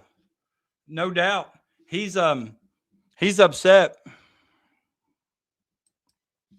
I know. I put that out there on Twitter. Don't go back and look at probably yesterday morning or something. I put it out there. I had over 34,000 views on that tweet alone, and 200 plus comments of people saying that KSR don't know what they're talking about. Don't believe them. Brian, they're not going to do anything. It didn't pass.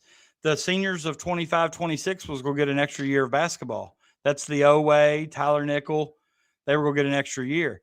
Nickel said that he plans on filing litigation or something over.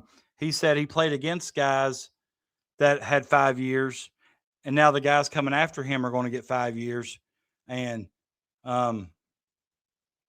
he's a little upset. Anthony, if you're new here, man, do me a favor, subscribe to my show. I'm one less subscriber from 570. You can be 570. I need you, Anthony. I need you, buddy. Nickel needs to get a job. Well, I wish he'd had an extra year and Kentucky got him. That boy could fill it up, but you're right. Time to go to work, Tyler. Time to go to work. Ooh, I think he just signed an extension with DePaul, Stanley. I think recently he signed an extension. I know my man Anthony's going to take care of me. I know he is. I know he's going to subscribe. Now Pope and the team knows what Stokes did. I hope it really motivates them when we play Kansas. Well, we open up with them. I really think Santos and even McBride are going to be way more physical than Stokes. I don't see Stokes being very physical. I hope Usman's ready for that. Everything I read, they talk about what kind of treat he is and how we're lucky to have him. And I'm really, I'm hoping.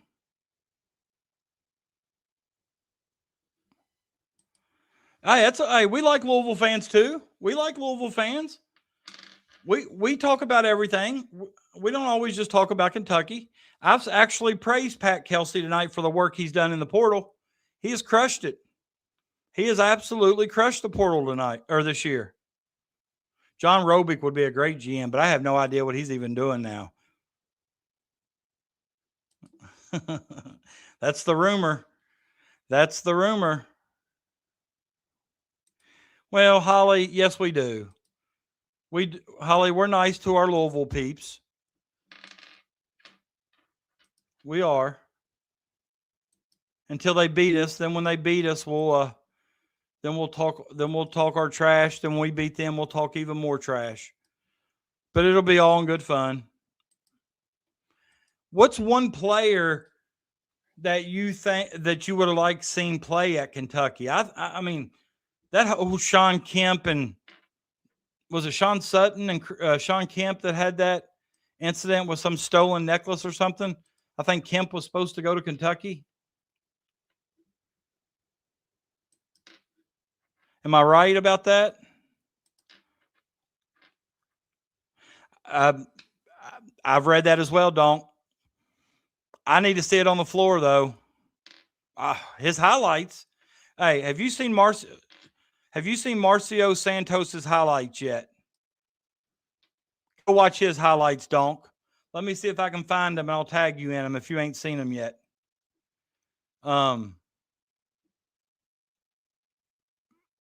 I've never seen anything like it.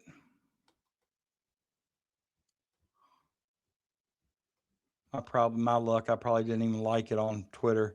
I know I got it on my computer because I showed it. I don't want to show it for a third time. But they're impressive. Who was it that put them out there? Oh, I know who it was. Hold on. I got him. I think it was my man, Jack Pilgrim.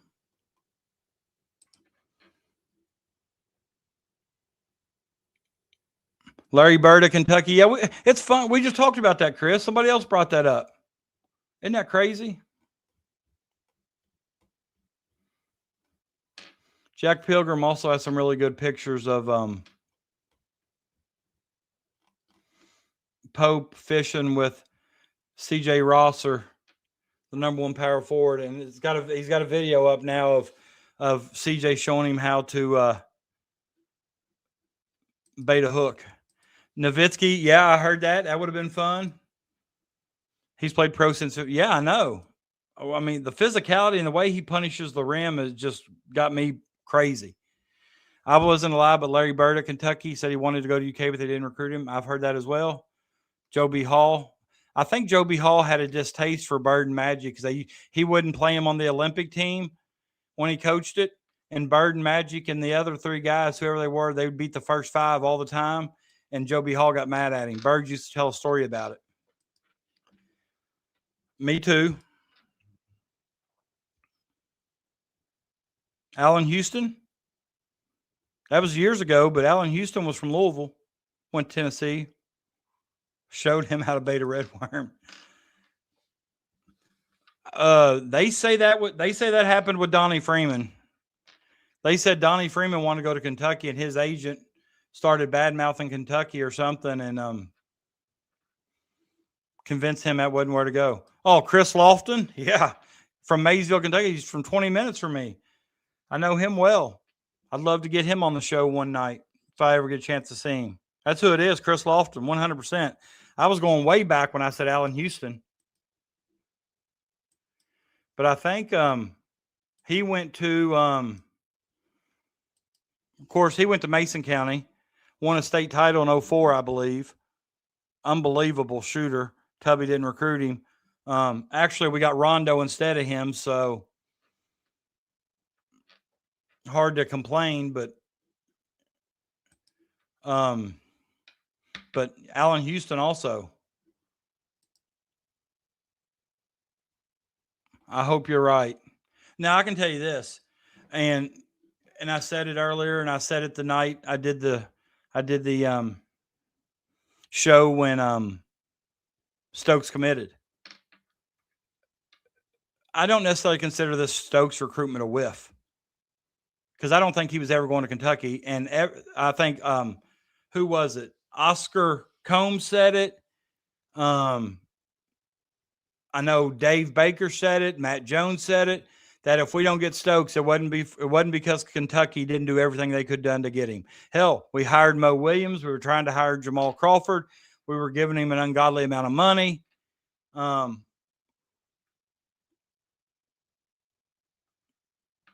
So, you know,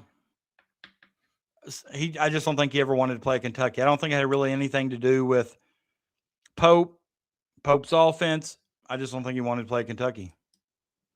Tyler Hansbrough, Tubby recruited him hard, but we know the history. Unfortunately, we do. I love that picture of Hansbrough when he's bleeding from the lip or wherever he's bleeding from. I'm telling you, I'm getting a little angry here. I'm still at 569. Where's all my new peeps at? Where's all my new peeps at?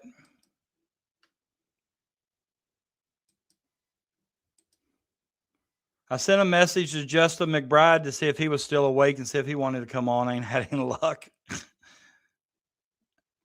I'll send a message to everybody. I don't care. Speaking of, did you all see that NBA score with Atlanta? Did you all see that?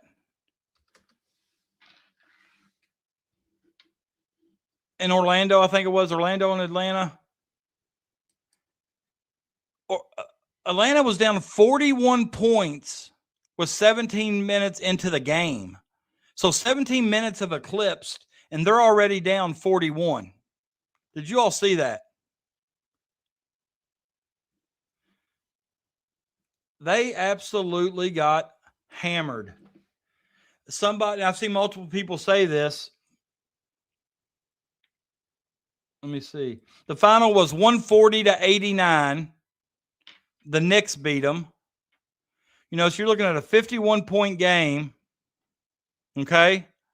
51-point game.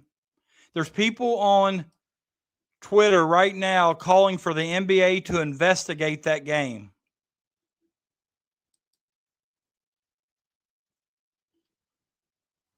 My show, okay, well, we've got 21 more minutes then. If it kicks off at 3:45, we got 21 more minutes. I might pull an all-nighter tonight. I might just start another show. Who knows? I still ain't got my 270th subscriber yet. I'm looking at you, Anthony. Here's looking at you, Anthony. My brother's a Louisville fan, and he subscribes to my show, or at least I think he does. I don't know if he does or not. I think he watches them, but I don't know if he subscribes. I'm gonna be on his ass later if he don't.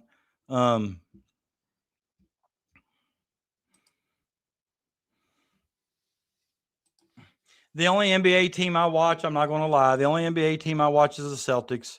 And they got beat at home tonight by 13. No, they got beat at the 76ers. Where's game 7 at? It should be at Boston, right?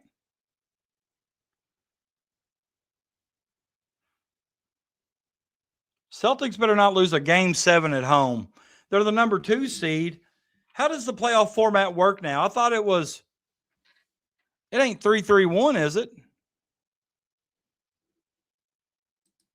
Always go Big Blue. Always. Hey, Brian, I want you to tell somebody this phrase tomorrow. I don't care who it is. It can be your wife. It can be your aunt, uncle, grandkids, kids, coworker. I want you to look at them and say, go Big Blue. You either roll with us or get rolled over. I want you to tell somebody that tomorrow, Brian. Roll with us or get rolled over. Man, our watchers have dropped. It must be bedtime. Must be bedtime. We went from over 100 to 60 real quick. I wish everybody would comment. Holly, I appreciate you being here. You must not have to work tomorrow. Crash was a sissy. He went to bed. I got to be up in 5 hours. But you know what? I do it for my peeps. I put on for my city. I put on for my city. I'm getting a little slap happy if you can't tell.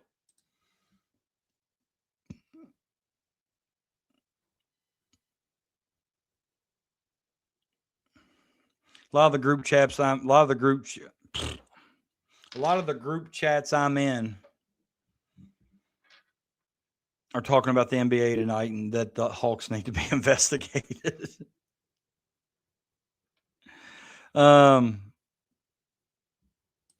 What do you do that you're working this late, Big Blue Cat? Thanks for coming by and appreciate you. I agree. Sleep when you're dead. Brian, you may be retired, but I'm sure you got a cell phone, a tablet. I'm sure you've got capabilities to speak to somebody. When you get out of bed tomorrow, I want you to say, good morning, go Big Blue. You either roll with us or get rolled over. And the next time I see you on here, I'm going to ask you if you said it. If you didn't say it, I'm going to put you in a penalty box. You're going to be in a 5-minute penalty box. I'm just messing with you, Brian. I think it was best we didn't get Stokes because if we did go to the Elite Eight or better with him, Pope would get fired. I've kind of got a different take. You know, I kind of positioned myself. I positioned myself to not get all worked up over Stokes because I think since October, I had in my mind that he was never coming here. It just never seemed like Kentucky was ever his first option. Like, I never got that feeling from him. So I think it was in my mind that he wasn't going to commit. But I actually think that Pope won't be fired after this year unless it's just another huge train wreck. And here's why. I think because I just don't think a new AD in his first year wants to replace the head coach of a major program. Kudos to you, Big Blue Cat, 606. Where do you work Walmart at? What city? I got to drive to either Alexandria or Maysville for my closest Walmart. Brian, you won't forget. I want you to say it over and over in your head right now. Big Blue. Go Big Blue. Roll with us or get rolled over. We still have reasonable options with that. I agree. 100%. Where do you live, Chris? I'll find you a job. Listen, I'm on board with Santos. I want him. I want that highlight film I watch the next time to be him in a Kentucky jersey dunking on people like that. This might be Bill's last year. Because I'm telling you right now, I don't think their roster. I think Leroy Blyden's a pretty good guard. The rest of those guys, besides Stokes and Kenny, I'm not going to lie, I've never heard of. They have 6 freshmen on the roster. I've never heard of them.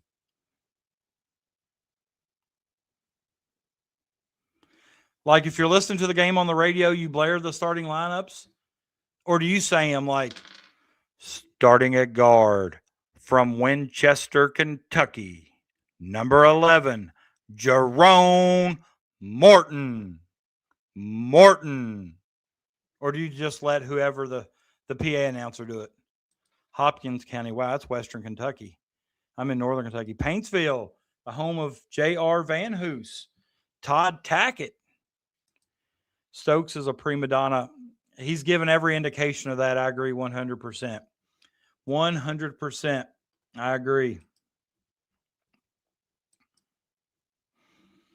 All right, we got 15 minutes if this shuts off. Stokes is a prima donna. All right, Santos would be a good. Listen, we're going to have length.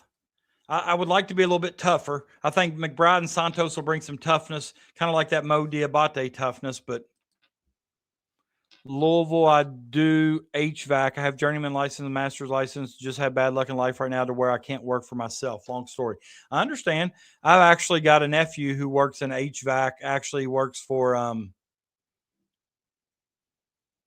can't think of the company's name in Northern Kentucky. Oh, Knockelman. I don't know if you're familiar with Knockelman. They're a pretty popular name up here, pretty big outfit. He works for them doing HVAC stuff.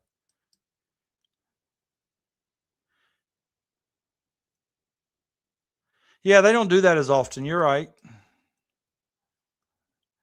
Ah, okay. Okay. So who says them on the radio? Is it like the PA announcer in the arena, or is that like PA announcer in the arena, or is it like the radio guy? Might be something I look into doing. I wish I could sync the radio with the TV, like 100% sync it. Instead of it being a delay, I would do that with the Reds games. I love the radio people for the Reds. I love the Cowboy, Jeff Brantley, the old Louisiana breakdown. Good morning, good afternoon, and good night. That's what he says. Not familiar with Northern Kentucky, but it's a good career, definitely. He seems to enjoy it. PA announcer, okay. I like the PA announcer at Rupp. I really do. Also like the fact that do they still I've not been to a UK game at Rupp in a couple of years. Do they still have the DJ there, the guy that DJs?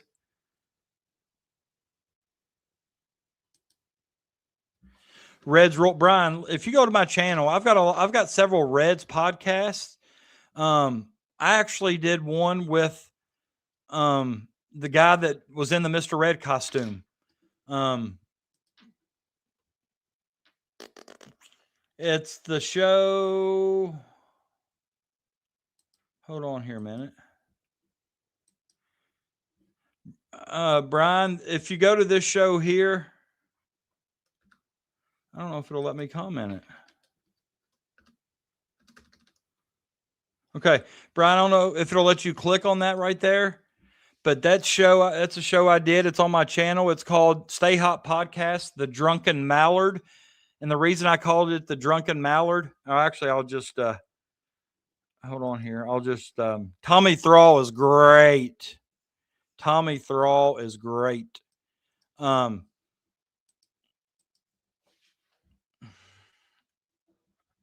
right, but let me make it bigger here. But you see my arrow? I don't know if you can see my arrow right here. This guy coming out right there, that's the guy that played Mr. Red. He actually performed the intro song. It's called Cincinnati. He actually wrote it, performed it. He's phenomenal. But the reason it's called The Drunken Mallard is he turned his basement into an Irish pub. He's got a book coming out where he's like an Irish pub enthusiast. He travels and all over to Irish pubs and kind of writes reviews on them. And he's actually doing writing a book about it. But he actually, the guy you see in that picture there with Mr. Red, he played Mr. Red at the games. It's actually pretty cool. He actually has some pretty cool stories. You won't believe this. I'll tell you here in a minute. But see, I've done several Reds podcasts. Here's one here, hot off the press. Here's one here. It's go time. But if you just look though, it's go time. 330 views. Hot off the press only had 56 views.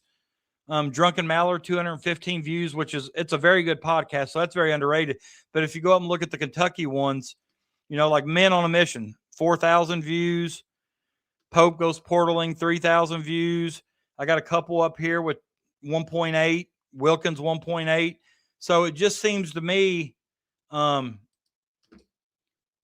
Brian, that just like I've tried to do multiple Reds podcasts, they just don't catch on. Like, I don't know if the Reds fans just don't do podcasts or what, but like I've tried to do a few because I enjoy the Reds and they're having a good year, but I don't get the same interaction from the chat that I'm getting here. Nice. Obalo channel. Is that on YouTube, Holly? So you can actually watch the games on YouTube for free? I paid $100 for the MLB TV. No, Jake, and I tried to start one. If you wanted to do a show with me with the Reds, man, you can come on here and talk Reds or something one night. I'd do it with you. But the thing is, you just don't get many people. I tagged the Reds. I tagged everybody on. I know. Thank you, Holly. It never really caught on. And I was talking to Mr. Red, and he actually, I was telling him, like, look, I can't get like anybody to join. Like, it's not catching off like the Kentucky ones. It's like, and I don't do it for the views. I do it because I enjoy it. But I put a lot of time and effort. Like, you don't realize, and I know, but like, let me get just this background over here with the Stay Hot podcast, Welcome, Swing and a Miss back, all just to create that background was hours.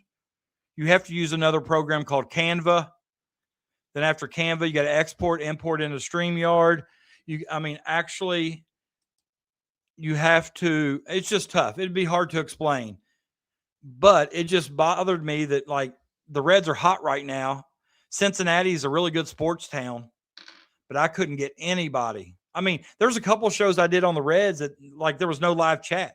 I didn't have anybody to talk to. It's just me talking. And that's really tough. It's hard to do. No, they're not trading Stewart. He's going to be franchised. They'll pay him big money. Hopefully they do the same with Cruz, but they're running out of time. Cruz ain't making a lot of money right now because he's still on his rookie contract. I think he's less. Go look at his contract. It surprised you what Cruz is making. But I can tell you right now, if they don't lock down Stewart and Cruz will go to the Dodgers or Yankees as soon as he can. The Reds need to lock him down. The Reds aren't going to trade him. They may lose him in free agency. Good argument. Johnny Bench, greatest catcher of all time. I can't think of anybody. Rose belongs in the Hall of Fame. I agree 100%. Uh-oh. Now we're back up to 100. What are we doing here? Peeps? Let's get it. What are we talking about? Anybody that's new here, please like and subscribe to the show. There's got to be somebody that just stumbled on this channel. Come on. I need one subscriber.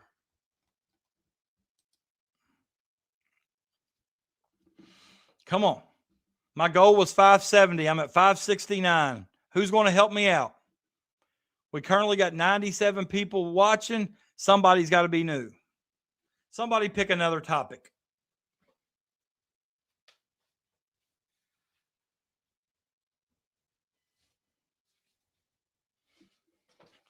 I was going to get my red schedule here, but somebody get another topic. What do we think about I've said, how's our fan base? Okay, this is a good topic because a lot of us in here, I consider, if you're up with me at 12:40, and it's currently, he says this shuts down at 3 hours and 45 minutes. I'm at 3 hours and 40 minutes. If you all want, I'll start another stream. If you're all going to stay on here for a little bit, if not, we can be done. I'll start one and see how many people join back up. And if they join, then, we'll stay on. If not, then I'll go to bed. I do not, but we get a, he's not here tonight. It's one of Holly's good friends. His name's Captain Crash. When he's on here, he knows quite a bit. He's got a lot of inside people he knows. I don't know what his connections are, but he seems to know a lot of people and makes a lot of good connections. And he knows a lot about JMI. He was talking about it earlier, just how it affects basketball more than football. And just, he was kind of explaining it, but I don't know the setup. He's kind of alluded to real quick on JMI. He's kind of alluded to several recruits maybe not signing because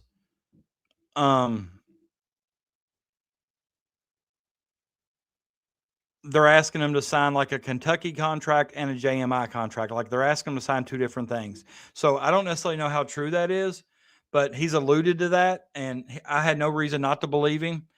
He seems to have good information and he seems to be very knowledgeable of what he talks about. So I believe him, but I can't tell you much about JMI, but he did say that the reason it affects basketball more than football is kind of like, he's kind of like a basketball point guard. He said it does affect the quarterback because they're noticeable, they're recognizable. Like the point guard, the really good basketball players are recognizable, but somebody like a second, third string, 3-star safety, it doesn't really bother them because they're not as recognizable. Just for those that are new, because the numbers keep jumping up. So if you're at it, I appreciate it. But if it shuts off automatically in 3 minutes, like it said, like it could, I've not got any kind of warning.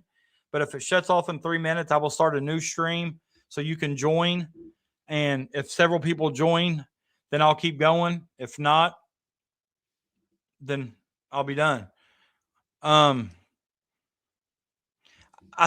everything I read, Kat, I read that they're still going to pursue Jamal Crawford, which I think would be a great addition. I think it all comes down to if Jamal Crawford, once the NBA playoffs are over, if he wants to coach.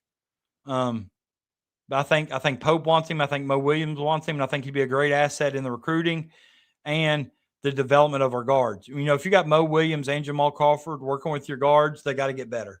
They got to get better development. And, those two guys, who better to do it than two NBA point guards? And that's the question I asked him, Donk. Why is it that Stein and Kenny Brooks have no problems pulling in these players? And obviously, I'm a girls basketball coach, and I don't want to get blasted for saying this, but, boys basketball is a lot better, or a lot, and I'm not going to say better, but a lot more people watch boys basketball than are going to watch girls basketball. Now, the numbers of watching girls basketball are up, and Kenny Brooks has put a good product on the floor, and I actually watch them a lot, and I plan on going to games. But it seems to only be affecting boys basketball right now. And I think it's a lot because of the Kentucky brand. All right, here's what I'm saying. I love what Stein, okay, this brings me to what I was asking about our fan base. It says, I love what Stein is building here for football. Okay. 100%. Doing what he needs to do. He's personable. He's likable, knowledgeable, great coach, great offensive mind, getting the players in here on both sides of the ball. But what's our fan base going to do to him? We have the second hardest schedule in the country this year in football. You saw how they turned on Mark Stoops, and Mark Stoops did a lot of great things for our football program. If you don't believe that, then we'll just have to disagree, because I think he took our football program to heights that I didn't even think were possible growing up. Kentucky football was a laughingstock and an embarrassment when I was growing up. So I lived through the Joker years, and it got to be an embarrassment. So Mark Stoops, several 10-win seasons, several straight bowl games, won a bowl game without a quarterback and used Lynn Bowden. He did a lot of good things for our program. Was it time for him to go? Absolutely. But what's our fan base going to do to Stein? What are they going to do to him with the second hardest schedule in the country if he struggles? That's my question. What's he going to do if he struggles this year? He's brought in talent. He's brought in some good players. Don't get me wrong. We're past the 345 and we're still going, so let's go. I just worry about how our fan base is going to treat him. Does he get a grace period? I say yes, he should. He's shown he can recruit. Now let's see what product he puts on the floor. He's very happy with Mincy, the quarterback, Minchie or whatever his name is, Minchie, I think. He had a pretty good spring game. Looked very good hooking up with tight end Willie Rodriguez. Shout out to the Highlands boy.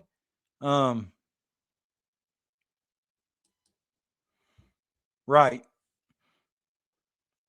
I know several places in Kentucky that would love to have him if he's good. Winchester seems to always get some fine timing, good players. Their timing's always right. So Winchester's just a few minute drive from Lexington. Did you see what Duke did with their players?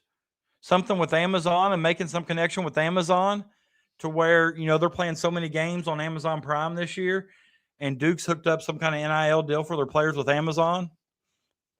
Duke's crushing it in their NIL. I mean,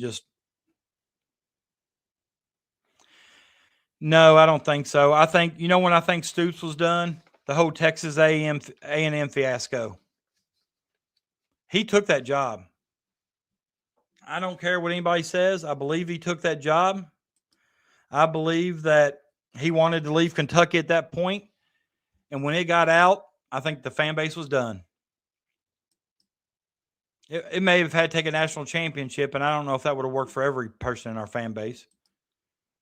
He did get the number 2 quarterback. He did. I mean, his recruiting's been on point, not going to lie. I agree. I love Rich Brooks. That's the first one I really remember watching and liking. Didn't care for Joker. Hal Mummy, he was a character too. I liked Hal. Was he the one that brought the air raid? If he gets 5 or 6 wins this year, so how many non-conference games? They play 12 games. How many non-conference and how many conference?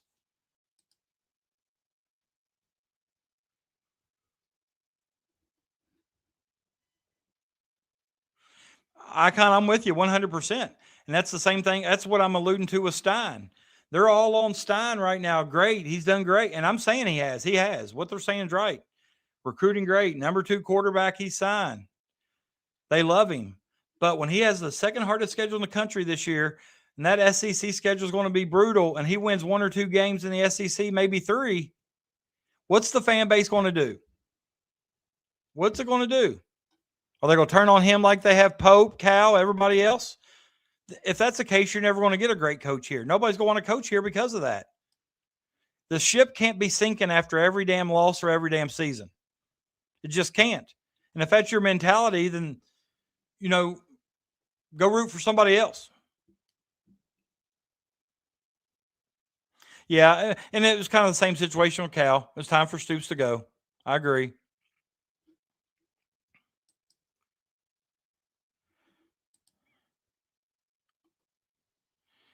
I'm not as familiar with football. I'm a true fan of football. I'm just a fan. I mean, I pretty well know the rules. I know the players. I know the positions. I can watch a game and tell you what's going on, what's wrong, what's right, but I don't know the inner workings. I went to a high school that didn't have a football team, so 3 non-conference and 9 conference. Holy! So 3 non-conference that's got to be Louisville and 2 poop states. So is that Louisville and 2 cupcakes? I don't even know how good Louisville football is right now. I know Vince Merrill's making me mad. He turned on Kentucky quick. I'd like to know what went on there. Guys, we're up to 101 people watching. Somebody's got to be new here. if you're new, let me remind you what to do, because I'm a poet and don't know it. Hit that like and subscribe for me. Look down there in the bottom right-hand corner there. It's reminding you what to do. Like and subscribe. I'm 1 subscriber short of my goal. All right. Icon, I'm scared, man. Look at UNC and what happened. Took them forever to find a coach. Nobody really wanted it, even with MJ making calls. I second that 100%. Huh. And we've asked the question, who's going to want to coach at Kentucky? I know that question's been asked, but I can tell you this. I still think Kentucky's a big enough brand that somebody's going to want that job and want that opportunity to say, hey, look, I can make this work. I can make it work. Give me an opportunity. Give me the resources. Give me a GM. Let me get to work. I can make this work. It sure didn't. I don't know if my lifetime ever thought Indiana football would be relevant or win a national title. And I watched it with my own 2 eyes. Yep.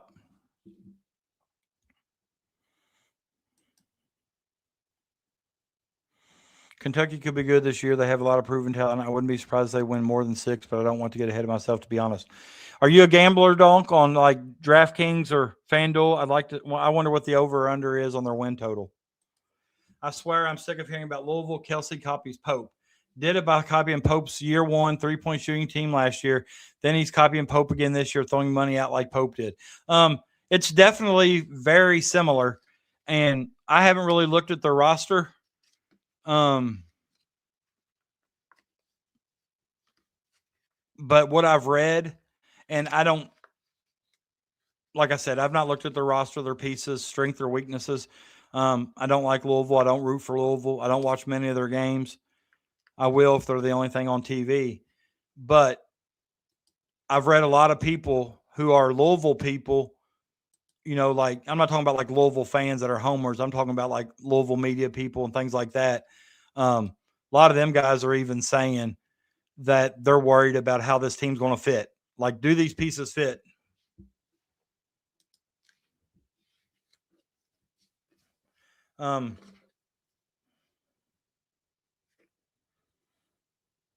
Where you get a poker room at? I play a lot of Texas Hold'em, but I usually go to the casino, Hard Rock.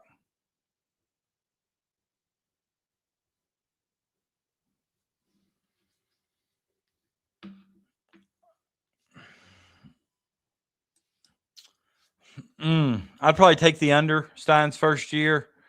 That I would take the under, but that would be a bet I'd want to lose, if that makes any sense. I know you're thinking you're betting money, but you want to lose.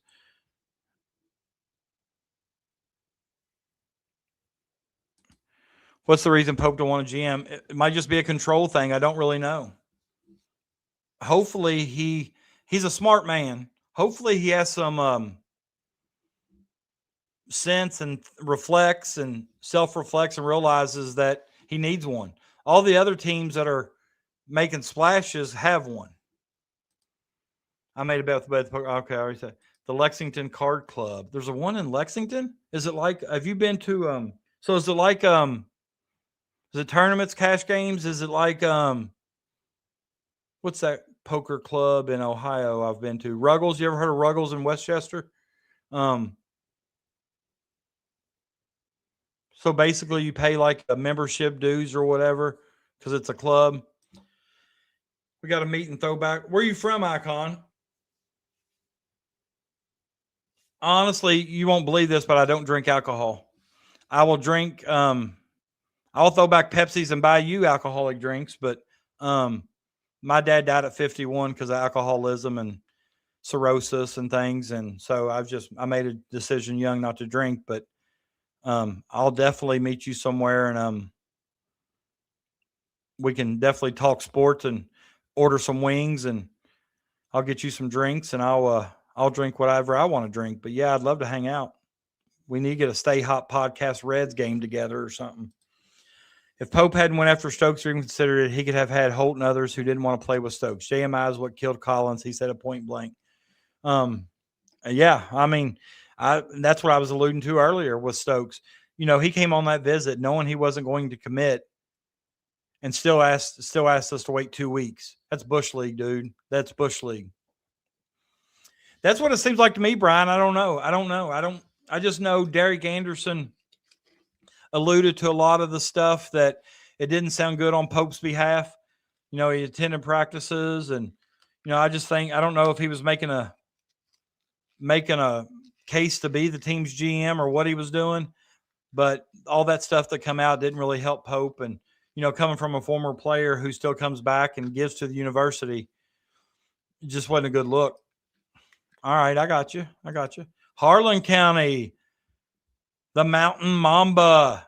My 3 kids actually went to Corbin schools, and actually 2 of them, all 3 of them went to Corbin schools. One of them graduated from Corbin, but 2 of them live with me now, so they go to a different school. But yeah, I've been down around Corbin a lot. Actually, I've actually played Harlan, not Harlan County. Played Harlan County in a summer scrimmage girls game.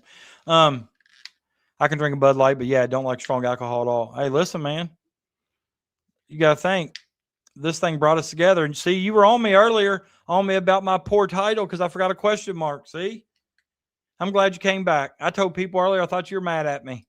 Thought you thought I was trying to do clickbait or something. I ain't smart enough to do that. I just like to talk sports and interact and meet fellow BBN members. That's all I'm about. And I'm about a 570th subscriber. If I could get it, I'm stuck on 469. I'm just playing, guys. That subscribers don't really mean a whole lot. I'm just kidding. Unlimited rebounds for the first hour and a half. Add on a break, usually around 5 to 6 tables. 3K up top. Ooh, every Friday. I might have to get up with you. Can't come tomorrow. My daughter's got prom this weekend, so I probably need to stay close to home this weekend. But I definitely will make it up there. Y'all don't care if I win, do you? Because that's the only reason I'm coming. This whole Pope couldn't get anyone's stuff got proven wrong. He could have had those lesser rated guys, top 25, but less than Stokes because they didn't want to deal with that possibility. And I've said it since day one. The whole recruitment with Stokes cost us so many recruits.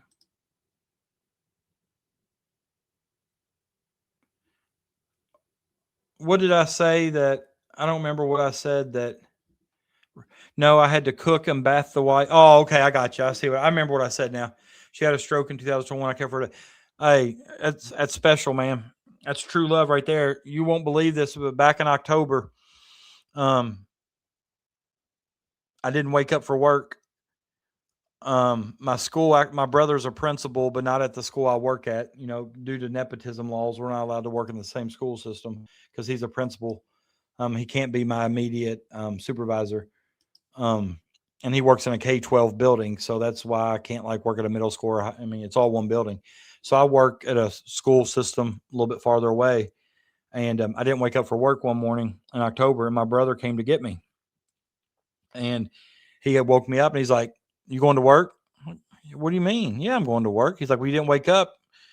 They called. They're missing you. Want to know where you're at. They're worried about you." So he leaves. I get up. And when I get up, and this is probably too much information, but what happens during a stroke, your body goes completely relaxed and limp. And I defecated and, urinated all over myself. But I didn't know it. I was in my sleep. Lost consciousness or whatever. I didn't know. So I wake up, don't really realize it then. I go kind of hop in the shower real quick, brush my teeth. I drive to work. Okay. When I get to work, my shoes are untied. My shirt's untucked. My belt's unclipped. And I walk into the building and my nurse is like, "Are you all right?" I'm like, "Yeah, why?" She's like, "You don't look all right. Come back here." Well, I'm a diabetic. So she checks my sugar, checks my blood pressure, everything. I start talking off in my head. I start calling people wrong names. I couldn't read. I couldn't recognize numbers or letters. Craziest thing I've ever seen in my life. So they take me by ambulance to the hospital, and they get me to the emergency room. And the only thing I remember in the emergency room is they kept putting ice in my mouth. And I didn't really understand why that was. But every time they would put ice in my mouth, it would fall out my right side. I had a lot of right side weakness. So I had a stroke, and I was down and out for a while. Obviously, it was a minor one, but for about it was several months. Had to walk with a cane. Had no feeling on my right side. It was just a bad situation. But I drove to work that day and don't remember none of it. Like such a scary situation. But man, prayers for you, prayers for your family. That's tough. But kudos for you for sticking with it. And that's what true love's about, man. It's tough story. But thoughts and prayers for you and your wife. And hit me up anytime, man. Me and my brother and some other buddies play every Friday. We'd love to talk ball and play poker. You don't want to play poker with me, I'll put you out. I put Moneymaker out at a tournament at the Hard Rock. He gave me a hoodie, a Chris Moneymaker hoodie it's got his label like MM on the back. And it says money across the chest, and the money's upside down, like the letters are upside down, like the cool thing now. So yeah, I put him out in the tournament. Of course, he went all in, and when he went in, he had the best hand. I sucked out on him, but it was still nice to put out Moneymaker. He's a good dude, man. Took it well. Great dude. He usually has like a Moneymaker series at the Hard Rock where he shows up and plays multiple times. Yeah, I've played. I have a buddy of mine who's actually, if you go look it up on that site, he's actually I think he's won over 100,000. You know, he's just played several years, but he went over to Canada and played in a big tournament over there, and I think he finished 20th something or another. He cashed out at like 50-some thousand Canadian dollars, and he got to play against like Alan Cunningham and some pros, but you know, Negreanu wasn't there, Ivy wasn't there, nothing like that. But she had a bleed, brain stem, worst kind, 97% mortality, death rate, birth defect called AVM. It's gone now, but damaging. Damn, man. So not mobile, wheelchair. Is she able to communicate? That's tough, man. So you're not really able to work, are you? Or do you have somebody like a respite or somebody to come in and sit? Man, I'm thinking about you. That's why I love UK so much. Dornboss 3 at UK. Best there is. Brain guy, neurosurgeon. Trust him with anything, even my life. Man, Doogie Howser incarnate. Yeah, my neuro guy was good. I went to somebody in Northern Kentucky. My memory is still kind of off a little bit, but my right side, is back. But it was crazy. Like I couldn't lift nothing. I couldn't do anything. Kirk Jules, Kentucky all-time money leaders, made $2.6 million. Played soccer when I was younger with it. Nice, Kirk Jewell, $2.6 million. You have so much passion. I bet you're a fantastic coach. Reminds me of a coach that cared so much for me in high school baseball. I love your show, man. I appreciate you, Jake. I really do, man. Yeah, I'm definitely passionate about my players. They win every game. I lose every game. I'm hard on them, but I love every one of them, man. Nothing more makes me excited of being a coach about, when you coach these kids, and then when they get to be adults, have their families, they kind of invite you to their marriage. You get wedding invitations, graduation invitations. You see them with their kids, and it's just a big deal, man. And I enjoy it. I've had success in coaching. I've won a lot of games. I'm in a 300 win club in KHSAA. I've got like a 61% winning percentage. I've won districts on the boys and girls side, class A's on the boys and girls side, but none of that compares to the excitement I get when I get an invitation in the mail, whether it be a birth announcement. Just seeing these boys and girls start families is just what it's about for me, man. It really is. The Godfather, make him an offer he can't refuse. Yeah, she can stand, but that's about it. Right side all gone, mess with her vision, depression, but I do everything else. Used to have HVAC business, gave it up. You're there, dude. That's what it's about, man. That's what it's about. Good thing her vision, depth perception is off, or she probably would have left you. You're probably ugly. I'm just messing with you, dude. But no, you got my respect, man. That takes a special person to do something like that. Especially have to give up a business. It's tough. You able to do any side work, side jobs, or anything to kind of help compensate? Hey, Jake, we're going at 4 hours strong, dude. 4 hours strong.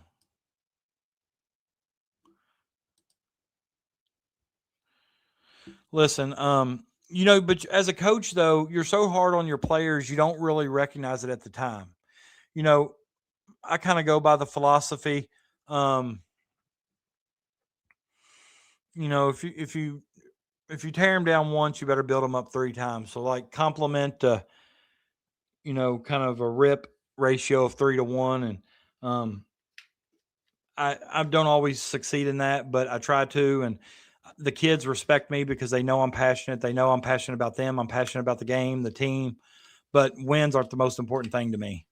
You know, doing it the right way, handling the kids and situations the right way. You're going to make mistakes along the way, but hey, Peanut, we still going, Hoss. Strong, 4 hours, still going. We might pull an all-nighter. Get in here. Share my stream. Get on Twitter. Get your buddies in here. We're going all night long like it's 1999. But she got so torn up when I walked out the door even for 30 minutes. I'm only one who can handle her. So, yeah, that was tough.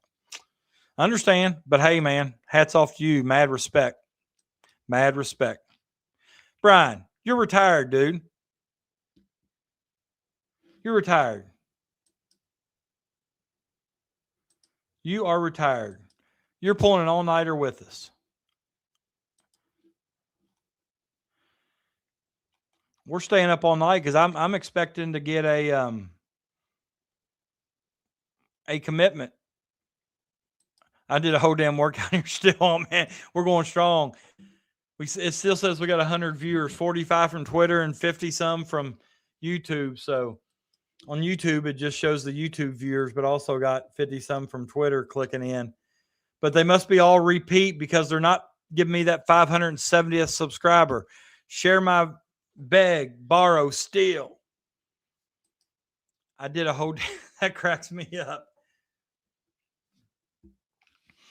Some of y'all probably off work tomorrow. I got to go to work in 5 hours. But you know what? I put on for my city. I put on for my city. You're all my stay hot family. I work second shift, so I'm up till 5. That's right. That's right. I hear you. 5 every night. I do the damn thing.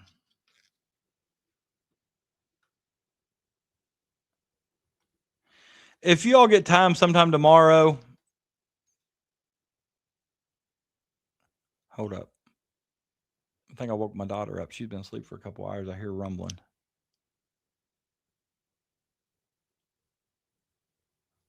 Oh, well. I was just saying, if y'all get a chance sometime tomorrow and you ain't seen it, go watch my short on my reaction to the Tyron Stokes commitment. Go watch my short sometime tomorrow or whenever you want to do it. But see if you think I overreacted. Do you think Jake Feldhouse, Mr. Bosses, or whatever end up at Kentucky in the future once he do? Not so sure Jake's Kentucky level. Golf, he'd be Kentucky's #1 tomorrow in golf. I have all the confidence in the world in that. You got to see that boy hit a golf ball. I think he's at the perfect fit. I was hoping he'd stay at Belmont, really. I thought Belmont was really where he needed to stay, honestly.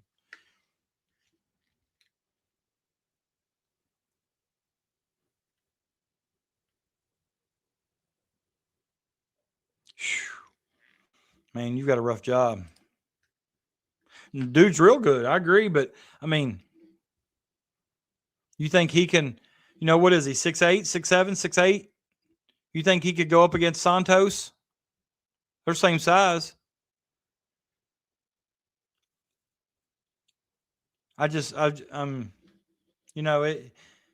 would love for him to. He's a Kentucky boy. His dad's, one of the unforgettables. Good guy, good family, great family. I'm not going to lie. Great family. Have you all ever, all right, this is something new. I'm going to put it in there. Have you all ever heard of, I'm going to put it in the, have you all ever heard of this chat roulette? No, Peanut, I've not really. I've just heard that they were hoping he'd commit soon after Pope left, but you know how it's worked with Pope and ever visit. I was just making a joke earlier that he's on Israel time, which is probably 7 a.m. right now, or maybe 6 a.m. I'm not so sure what time it is in Israel, but I know they're probably ahead of us a few hours. So I was just making the joke that it could come anytime. But have you all heard of this new thing, chat roulette? I might figure it out sometime and stream it. But what it works is, or what it really like is, it's like you go to this chat thing and they put three people up on a screen and you eliminate one and the other two have a conversation or something. I've seen people stream it doing it.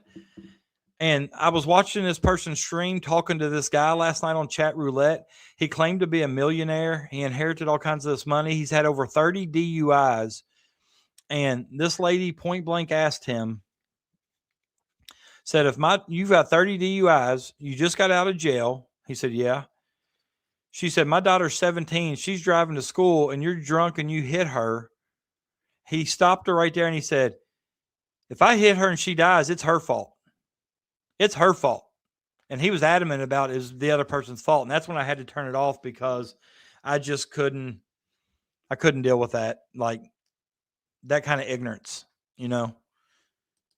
I don't know why people are so upset our basketball roster looks decent. I mean, there was only 5 to 6 98 5-star guys that hit the portal this year total. All the other are 97 4-star or less. I really think, and I think it was maybe Peanut that mentioned this earlier, I think a lot of the people that are upset are the casual fan that don't know ball. They're not ball knowers. Like, for example, when you say, like, a lot of people went nuts that we signed NJ for $4.3 million. A lot of them don't understand that that's 2 years. So really it's like 2.15 a year, but that's 2.15 is about what we paid Jasper. Actually, I think we paid Jasper a little bit more, and he's going to produce a lot more than Jasper. But a lot of people don't know him. They've not seen him play. So in their mind, if they've never heard of him, they're not any good. Well, I ain't never heard of him. He can't be good. Well, how many people sit around and watch Israel basketball? How many people sit around and watch the European Basket League or whatever? I've seen it streaming live on YouTube, and I tune in for a few minutes to see if any of the names I know, but I don't sit down and watch it, and I'm a basketball junkie. So I think in their mind, well, I ain't never heard of him, so he can't be good. Man, that light's getting bright. I'm going to turn that down. I might get a little darker. I'm sorry if it's too dark, can't see, let me know. But and also, I think it is like, I think Peanut also said, or maybe Jake, somebody, I think it's Peanut that also said, like, they see things on Twitter or the internet, they automatically think they're true, and everything they know they got from the internet. For example, Donnie Freeman. They probably didn't know one thing about Donnie Freeman, but because everybody else said he was good and he was coming to Kentucky and Pope missed him and whiffed, then they're saying that, you know. Like, because I'm going to stand on the hill that Stokes wasn't a whiff. People may disagree, and that's okay. We can have that argument. He wasn't coming here since October. That's not a whiff. A whiff is when somebody's leaning Kentucky and Kentucky's their dream school and Pope can't close the deal and they go somewhere else. That's a whiff to me. All right, one last thing. I guess Brian's going to bed. I guess Anthony, the Louisville fan, didn't give me my subscriber, but I do appreciate him coming by. We were even nice to him, damn it. Next time I'm going to talk trash to him. And Susan didn't give me a subscribe. She'd heard enough of BBN, she said. Huh. How big a rivalry will Kentucky versus Arkansas be while Cal is there? Well, I think it's about to get a little bit bigger, okay? Cal jumped in and got a recruit that Pope wanted. You remember? He slips in and gets Slim Jesus, although Kentucky didn't pursue him as hard as they should have.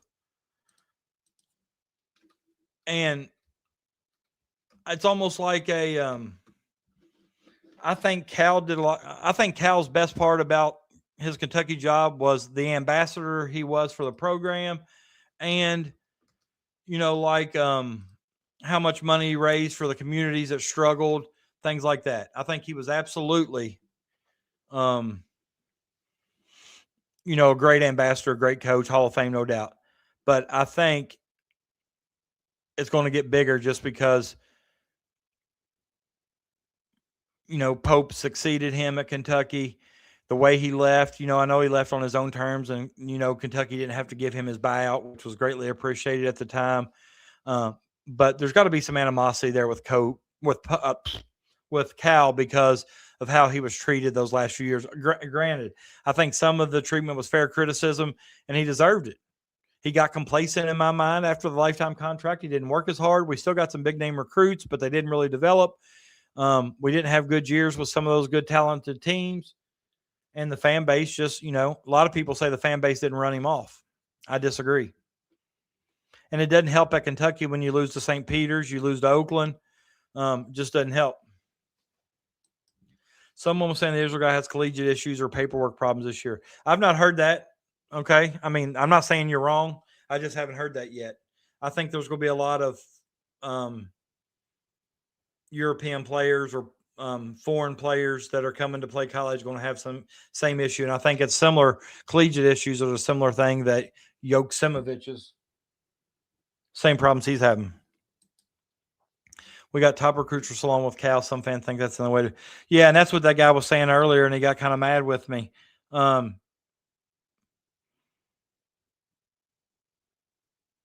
He was telling me that I can't even talk to you if you don't think that getting top 50 recruits are important. I said, well, Michigan won a title with 5 people from the portal, so this whole group chat is still a Trojan. It always is, but, I don't even put everything on the screen that I see. Sometimes I just avoid it, but I've said this, the team is going to surprise a lot of people if they stay healthy and mesh well. I definitely think the team's going to be better than what people are giving them credit for. And I said it earlier that I believe that somebody, I can't remember who it was somebody out there. It wasn't like a top person, but somebody put their rankings out and had Kentucky at 23rd, which may be about right. I'd rather them rank them lower than up there around 3 or 4 like they used to every year. And the next thing you know, we're out of the top 25.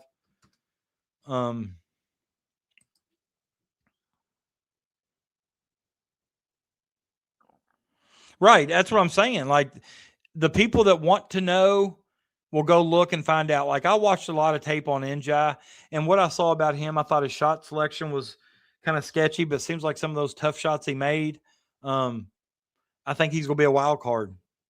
I think his ceiling's high. He's athletic, but I think he's a wild card. I think that's the best way I could describe him. Here, I'm going to show you what I was talking about earlier. I think you all will, when I was talking about Njai, I just saw it on the screen here. Let me put it up. I remember me telling you all about that jacket. Let me see if I can make it bigger over here. It won't let me make it bigger. Where's the zoom? Can I zoom? You don't even give me a zoom option when I'm sharing here. But anyways, if you look over here on his right chest, he's got a UK. It looks like he's either spinning a basketball on his finger or maybe palming it like he's going to dunk it. But you see on the chest there, what do you see? See that power K? It's starting to come back. And I can tell you this, that may be something, that's something the fans have wanted for some time. So that may be something to try to keep the fans happy. But it looks to me like Stein started using it on apparel. And now it looks like Njai's got it on his apparel. So it might be something the basketball team's using as too. But it looks to me like the Power K is making a comeback. That is a whiff. That is a whiff. I whiffed. Although I didn't even know he was here till he commented. But once he commented, you saw me. He said he was a Louisville fan. He wasn't a BBN.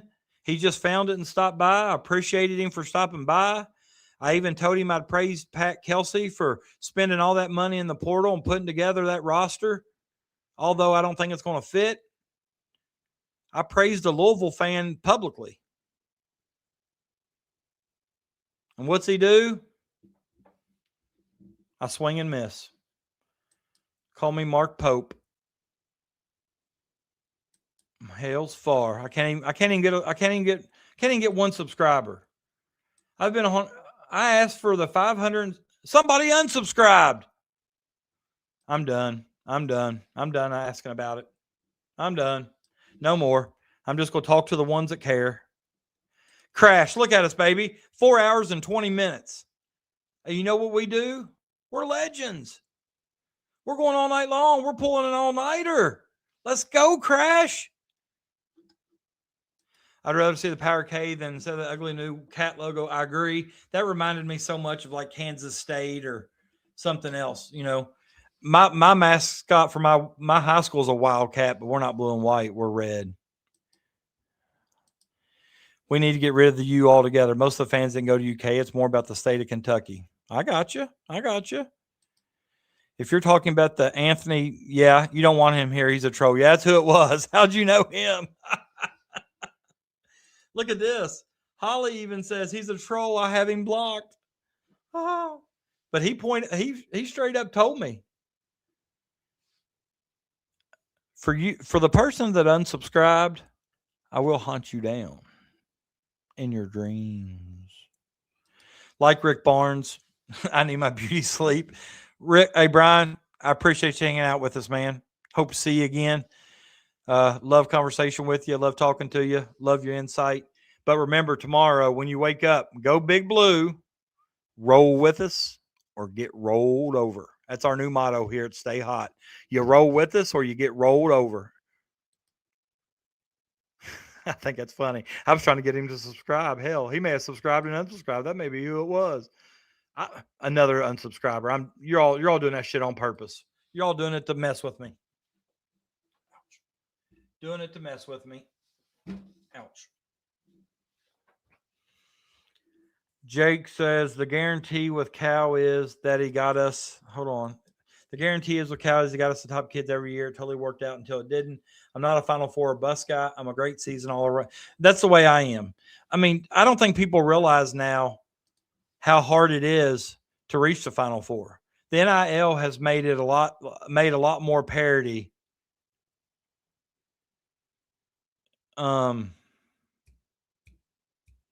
Like if you remember, wasn't it Florida Atlantic and San Diego State just a few years ago in the Final Four? I mean, come on. Michael, you look new here. Are you new here? Thank you for stopping by, but I'm on a mission. I need you, Michael. I need you to subscribe and like this show. Can you help me out?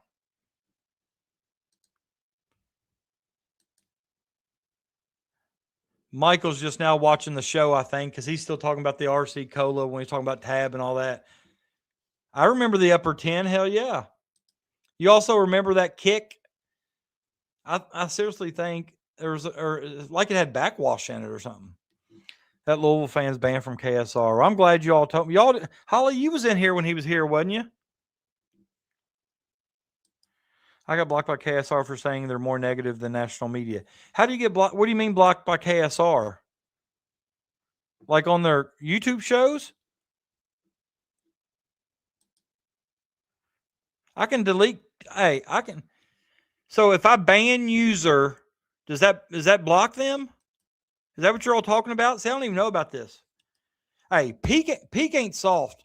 Polachek's the one that's soft. He is softer than elevator music. And I wish I could get him on here and I'd tell it straight to his face in cursive. I asked him to explain why he was wearing a Kansas shirt. I didn't know he graduated from Kansas. No, I'd never had seen that. He was wearing a Kansas hoodie, and I was being facetious. It's that picture of him in a Kansas hoodie. He looks like Carrot Top with all that red hair going everywhere, right? You know what I'm talking about. I was trying to be facetious and funny, so I put it on Twitter. Asked him to, hold on here. Let's go on for something else. I totally asked Polachek about why he blocked you. Told him to rock that Carrot Top look. No, you didn't. He probably don't even know he blocked me. He don't know who I am, but I'm coming for his job. You can pass that on. I'm just kidding. Just being funny. It's slap happy now. We still got 100 people here, so we're going. Let me see if I can find that picture I put of Polachek on here.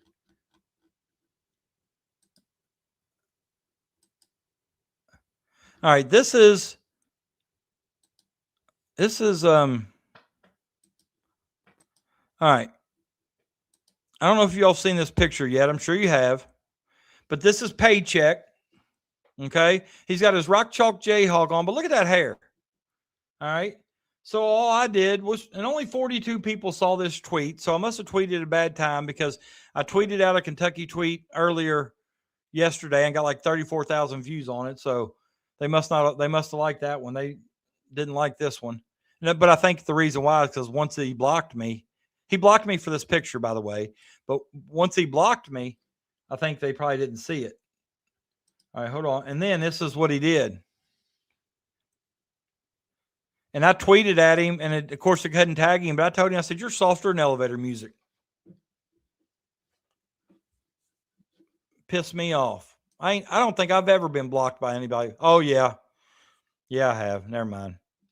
I'm not going to discuss politics on here because I'm in the minority, but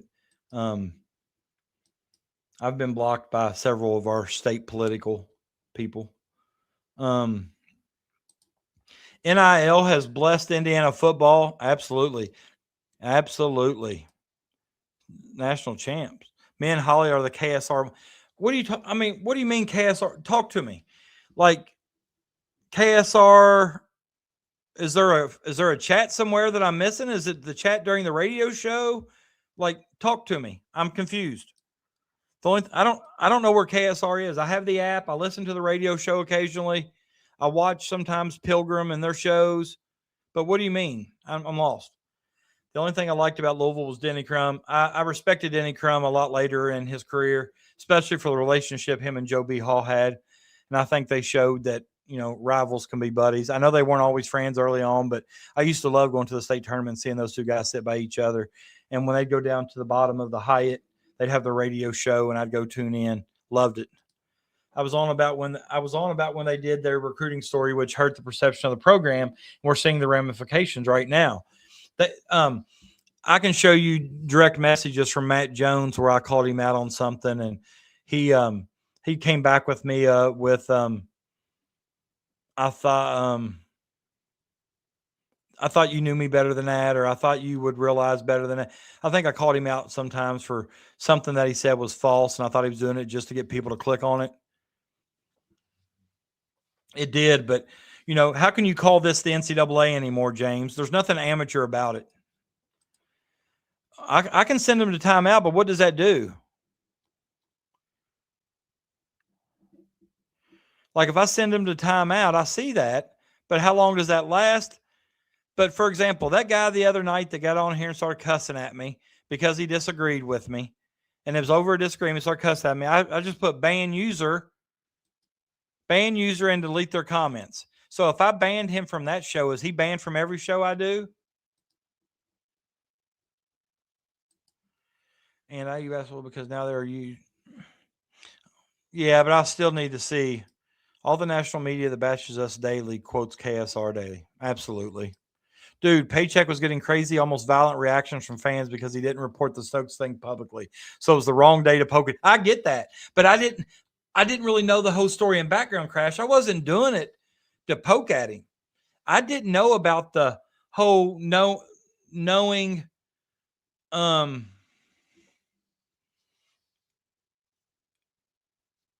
like I didn't do it to like antagonize or get on him about possibly knowing that he signed papers earlier and that he tried to call the coaching staff and they avoided his call or didn't call him back or whatever the situation was. I basically was doing it to make fun of his hair. I thought that hair was wild. I've always liked Paycheck, but damn, he was soft that day. He so looked like he did, that hair. Or the new Wendy's girl. You all still ain't explained to me where KSR is and how I can go there.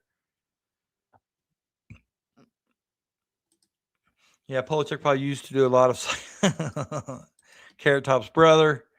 KSR YouTube. Okay. Do they put on daily shows? Like, are they streaming their radio show daily?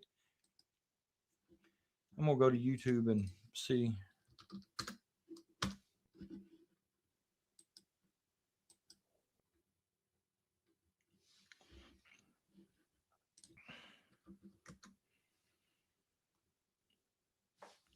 Oh, okay, I follow them. Are you talking about like the KSR road trip, the KSR Kentucky baseball in the bubble, KSR the?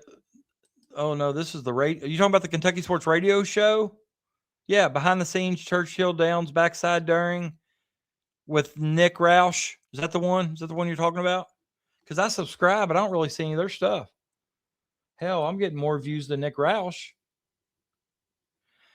They got a YouTube channel. Pilgrim goes all suicidal when Kentucky basketball loses. I thought he was going to slit his wrist a few times. Jeez, wow. I like Jack Pilgrim. I'm not going to lie. You can pick time. You can pick time. Oh, okay. I got you. You banned someone. That is it going forward. Okay, good. I hope he never comes back. Hope I lost his subscribe and his likes and everything else. Right. But here's my thing, Clyde. I never believed Stokes was coming here. And if he did that, that's fine. But why was there KSR articles after that visit?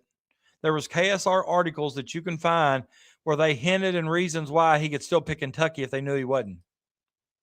Because the Kentucky fans are going to click and read it. I totally understand, Crash.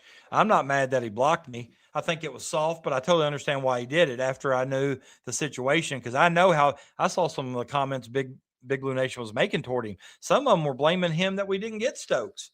You know, that's crazy. He had nothing to do with that. The Julie girl that was in here, she came in and said, I've seen enough of Big Blue Nation tonight. Good luck. Hell, I asked her to subscribe and she ran. Huh. Oh, well, you know.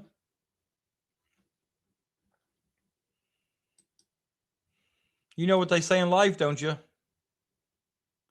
You can't make everybody happy. But my faithful ones that are here, I love all of you and appreciate you. If you catch your shows live, you can get in the chat. I got you. Okay. Live, look at live. Got you. I understand now.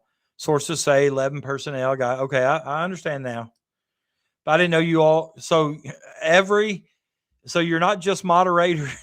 You're not just moderators for like 11 personnel or whatever. You're moderators for for whatever show they're on. Yeah, I got you, Holly. Because they wanted us to click their stuff. That's how they get paid. The interactions, yeah, I did.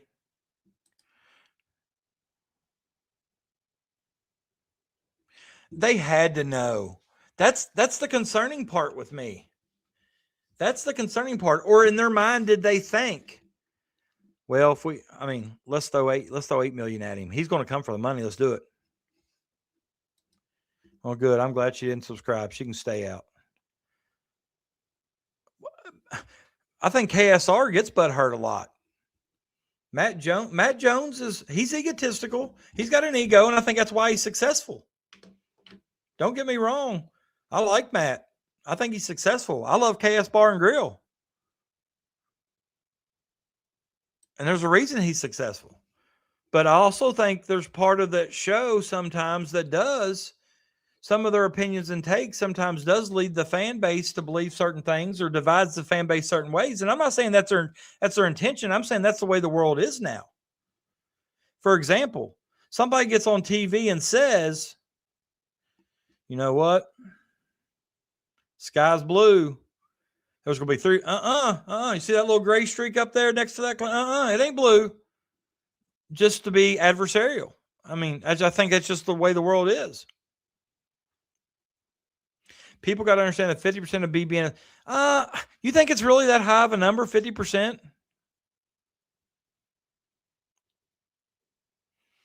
That's a large number, Icon. I got you. I mean, I get it. The staff thought they could still get. Maybe that is a whiff. I don't know. See, why didn't y'all share this information? Holly, you were probably here when I was begging her to subscribe. I was telling her to come back. I like getting new people in here. It means my show's getting out there. I want them to come back.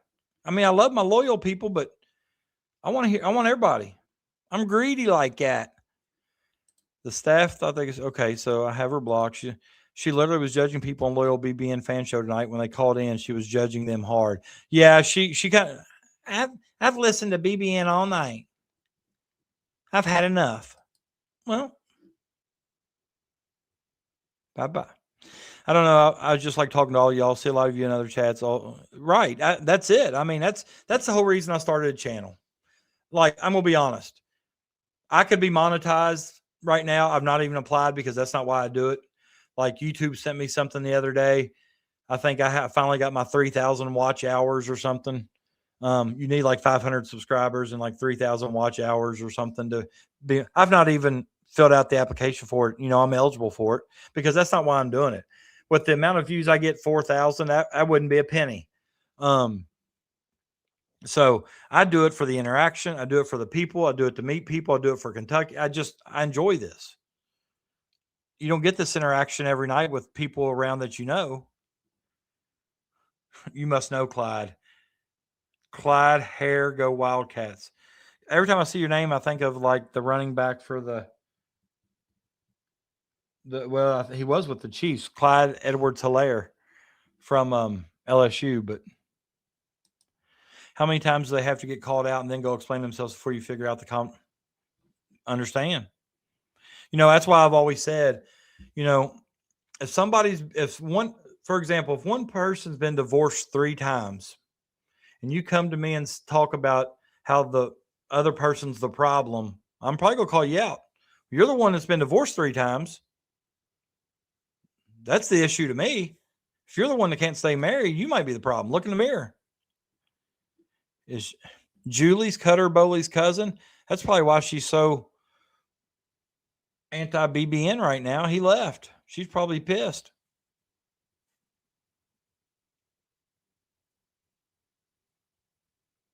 Right. And honestly, and everybody, when I put that tweet out there, let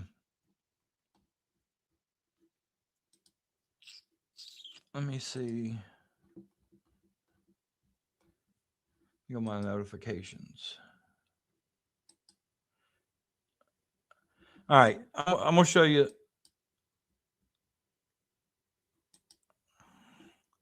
Hold on here. I like this option of sharing my screen so I don't have to screenshot stuff and save it and bring it over. And all right, this was my tweet up here at the top. Not only a KSR reporter, but also a national reporter tried calling the Kentucky men's basketball coaching staff to let them know Stokes signed his Kansas papers before his visit to Kentucky, and they didn't take their call. Unacceptable.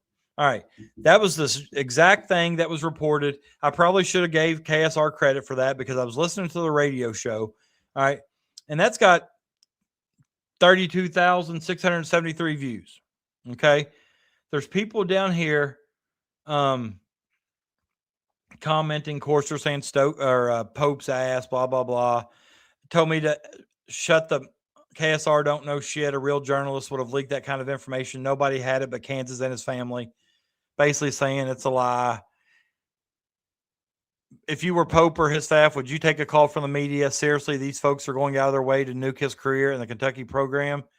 They're not worried about media one bit, nor should they be. I agree with that. They shouldn't be. But the whole reason I thought it was strange was because it was being reported, okay?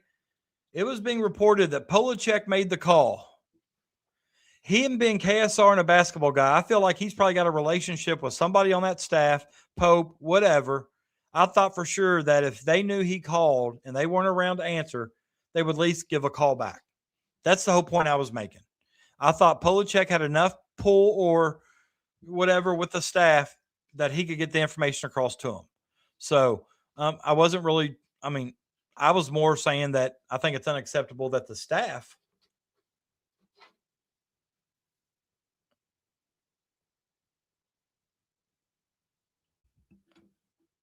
didn't answer or whatever, but like that guy said, do we want our coaching staff listening to the media?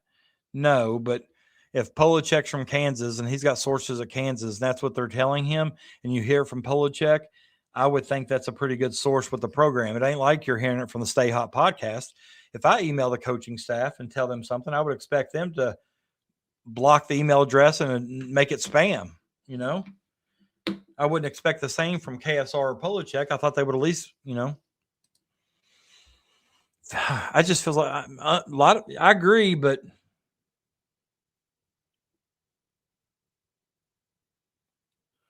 %50 just seems like a high number. I thought it was less than that. She was awful before he left. Julie must be a crazy cat lady.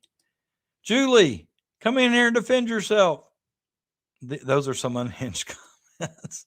People who think Paycheck should have leaked that don't know what. Right. And Matt Jones addressed that.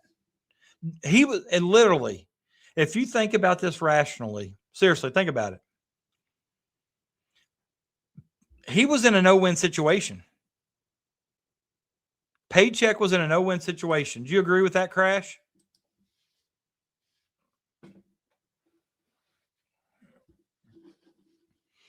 I think Paycheck was in a no-win situation no matter which way you look at it.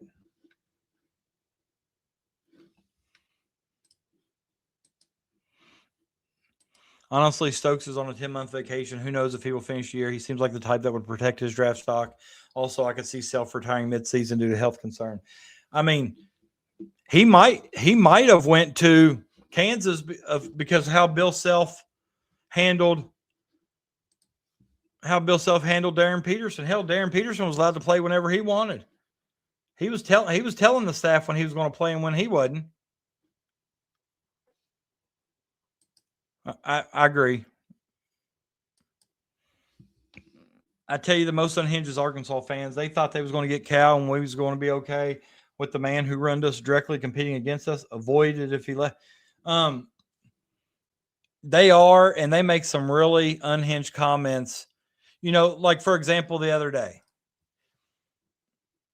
I knew Kentucky wasn't getting Murinen, Slim Jesus, whatever. Everybody knew that. Kentucky got to the game way too late. He was already going to Arkansas. I think everybody knew that. Everybody expected that.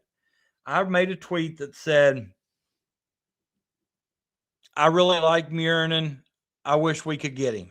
I didn't say we were going to get him. I didn't say I expect. I said I wish we could get him. I wish we could have him. Well, as soon as he committed, and I don't even know how all these Arkansas people saw it because I don't think I hashtagged anything. But as soon as he committed, maybe they searched his name. I don't know. But damn, they came at my head laughing at me. Your sucky ass coach can't get nobody. I'm like, dude, back off, because I mean, I wasn't even trying to get into an argument with Arkansas fans. I was just saying I really liked this game. 100%. 100%.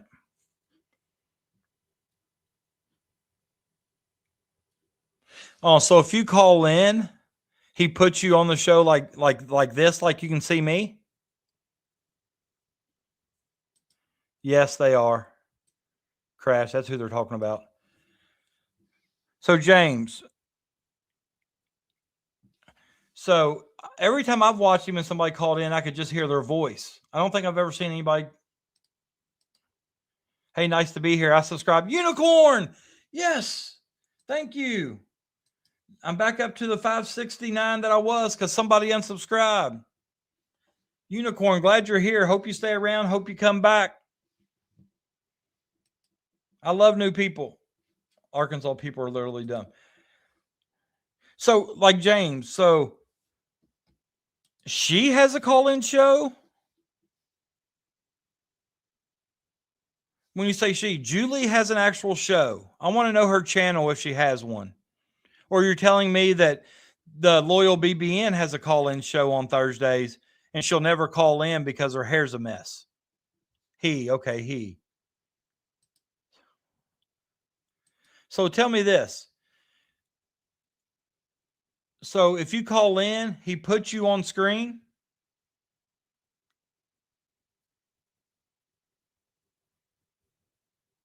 That's interesting. I'm just going to invite 10 of you to join me on the screen.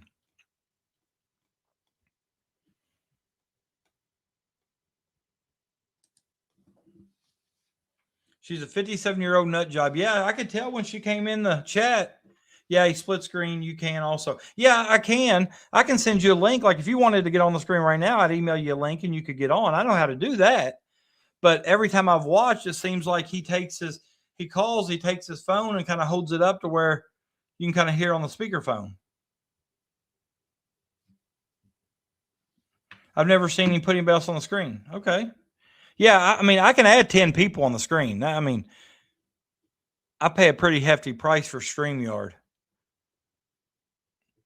That's why the people that have contributed to my Venmo up here in the corner, I really appreciate because it does help. I put a lot of time in making this show. It's not easy, and I think I'm getting better at it, but sometimes it's tough when you try to make it better. He just posts in the top of the chat like it's a number. Oh, he puts the link, and anybody can click the link. Is that what it is? I don't even see where you can pin a chat. Okay, maybe if I favored it. Yeah, okay, I see what you're okay. See, I'm still learning all this. I mean, this StreamYard, there's a lot of advanced stuff in here I've not even messed with. And if you want to know the truth, I watch YouTube videos a lot to figure out how to do the stuff I can do. Some of it's self-explanatory, but they use an app called Riverside to allow callers on to the show with video. Oh, okay. Never heard of that. I'll check it out. He tried that at first, and now he does it through Riverside. Okay. Pretty much. I know Cam Williams' dad frequents it all the time, calls in and talks. Great guy, Cam Williams and fam. Yeah. I could tell that with how well he talked about Kentucky and some, I think his dad really loved Pope and really loved Kentucky. I was glad to get Cam back. That's why I said in the first couple of Kentucky shows I did, some of the biggest gets are keeping the ones you already have. I'm a firm believer of that.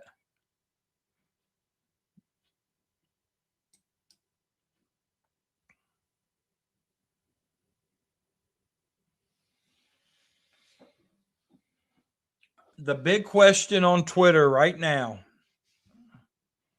and this is for everybody. Unicorn, I want to hear your answer. I hope you're still here. I hope you just didn't come in, subscribe, and leave. If you're awake at 1:47 a.m., you're here for the long haul. The big question on Twitter is right now, if you were given, I agree. If you were given front row seats to a Taylor Swift concert, would you go?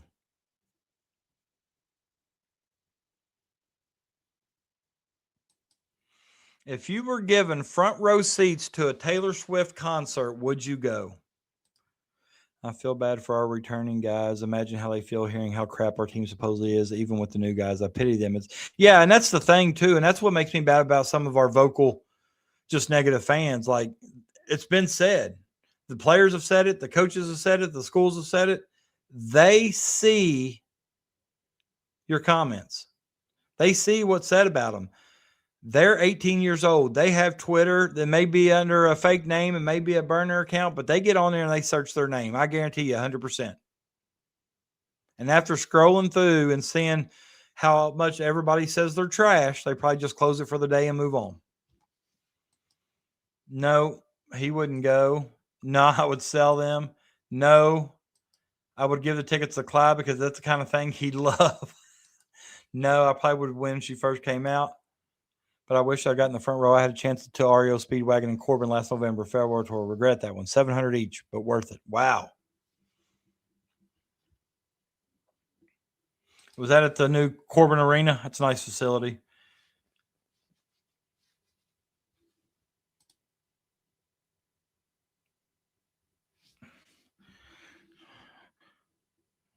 And you know what? I mean, I'm happy that she's with Travis Kelce or whatever. If they're still together, I don't even know. But I can tell you this is like, I don't even find her that attractive, honestly. You're going to have to put him in timeout, Clyde. Put him over your knee and spank him. I heard he likes to be spanked.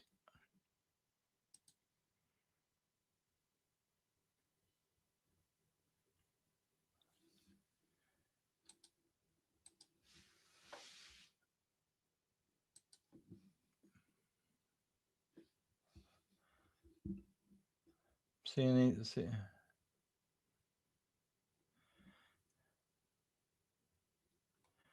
All right, in the Big Blue Nation Hall of Fame group chat I'm in, there's an argument going on whether or not Jokic is Hall of Fame. There are people who's trying to say that Nikola Jokic is not a Hall of Famer.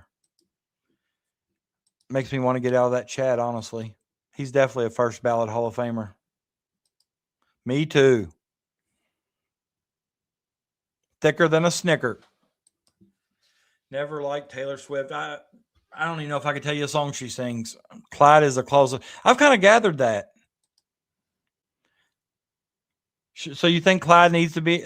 Is Holly still here? Holly, do we need to put Clyde in timeout for being a closet Arkansas fan? Oh, I'd like to see AC/DC, man. The first thing we forget is how everyone sees what you say online. I stopped posting negatively years ago because who I am to ruin someone's day. I would never do that in person, so not doing it online.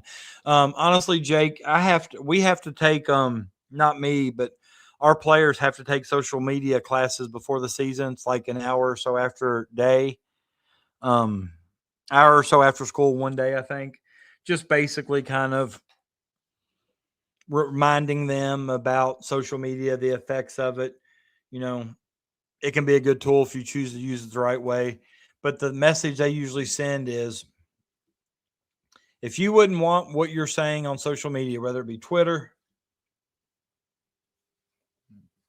Facebook, TikTok, Snap, whatever, if you wouldn't want that tweet or that message on the front page of a newspaper, then don't say it.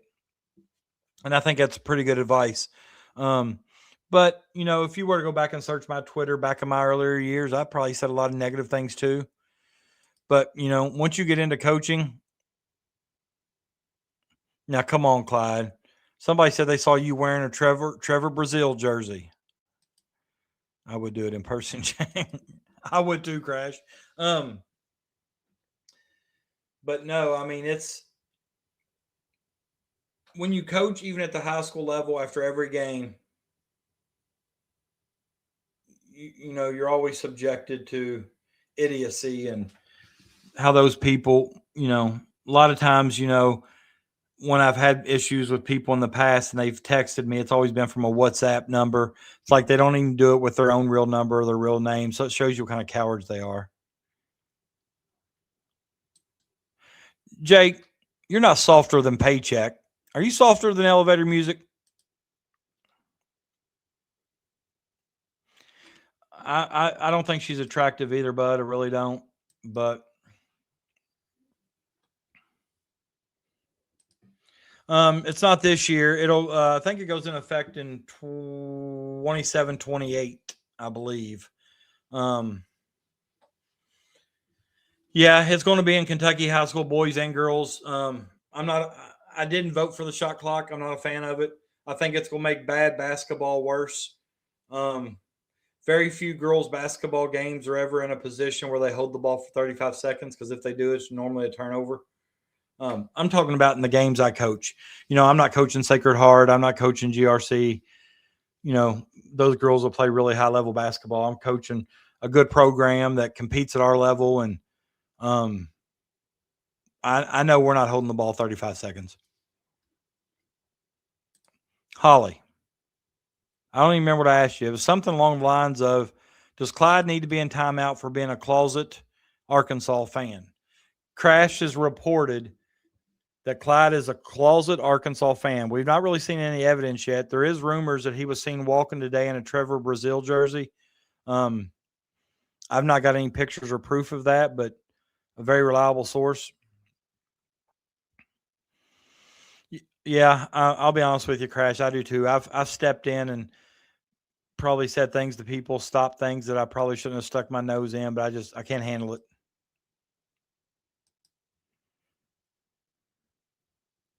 That's right. Stand up. Hey, stand on business, Crash. Stand on business. 10 toes down. 100%. You know, and that's the other kind of people that I have trouble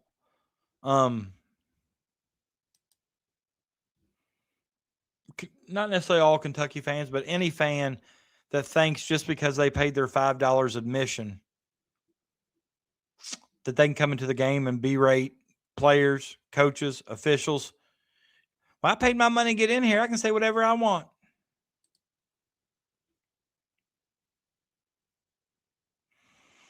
Yeah, I understand.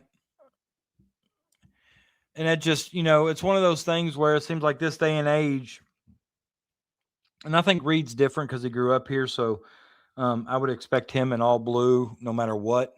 But it seems like nowadays kids are more loyal to their coach than they are to their school, if that makes sense.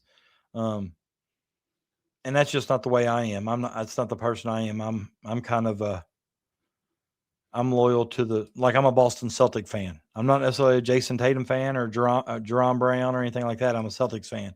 So I root for them while they're Celtics. And if they were to leave, I'd root for their replacements.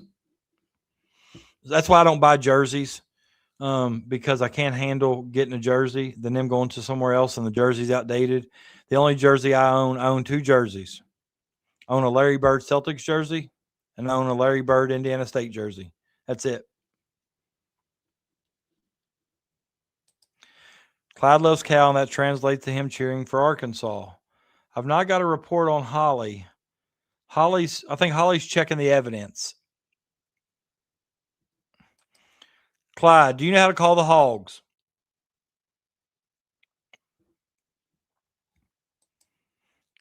I think that comment right there deserves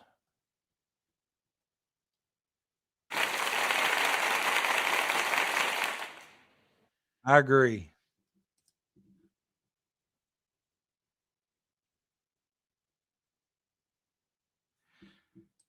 I grew up in the 90s.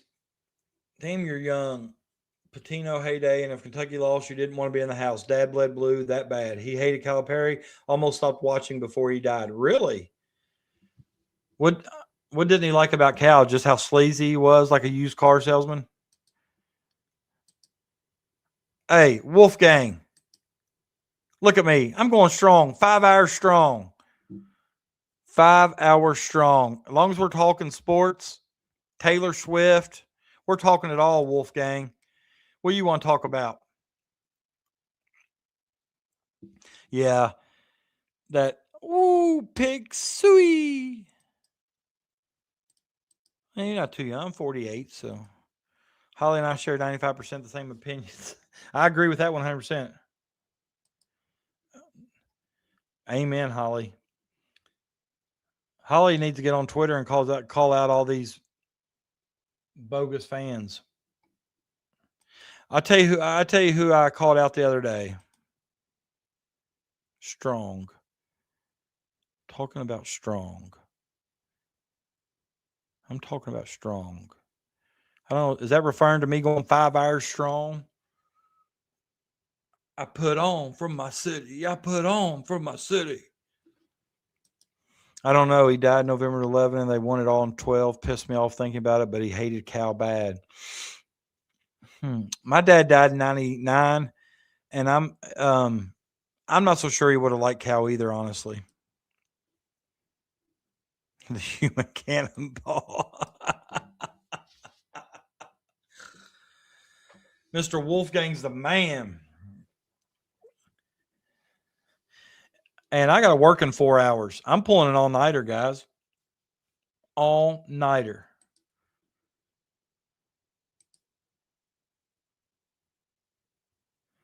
There's a dude in this group chat. I'm telling you, I'm about to leave this BBN Hall of Fame for this comment alone. Never in his career was Jokic better than a healthy Embiid. What? What's that guy talking about? Thanks, Jake. Appreciate you, brother. Glad you're here. Did you all hear that? At no point in time in his career was Jokic ever better than a healthy Embiid.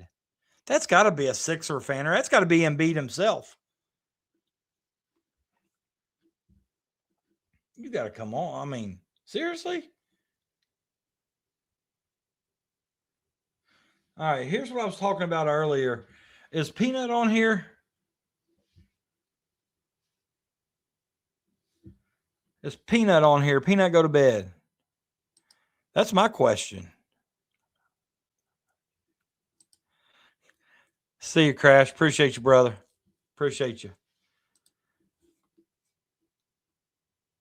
I wish Peanut was on here. I'd show him.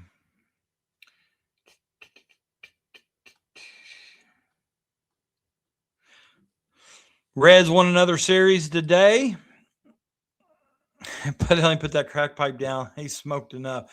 No, I'm not getting into it, brother. In that group chat, it's 30, 40, 50 comments every second. I had to mute them.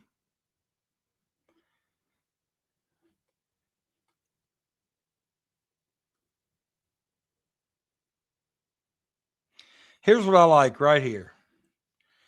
Jokic taking up for his coach. You know what he just said? Says Jokic on Nuggets coach David Adelman. It's not his fault we couldn't rebound. It's not his fault we couldn't catch the ball very well. There's nothing to blame David Adelman for. It's all us. That's what needs to be said. Accountability. See you, brother. Appreciate you coming by. See you next time. But these NBA players, we need to see more of that. And I wish it would translate over to the college. And I've always said that. And of course, you don't say it publicly a lot of times in the newspaper and stuff, but you know, when kids have a bad game at the high school level, you can't go and say, you know, well, if Jimmy would have made that shot or Jimmy would have got that rebound, we'd won. I mean, that's stuff you can't say in the media. You know, you can't call out kids. But something that can take place is these high profile athletes, such as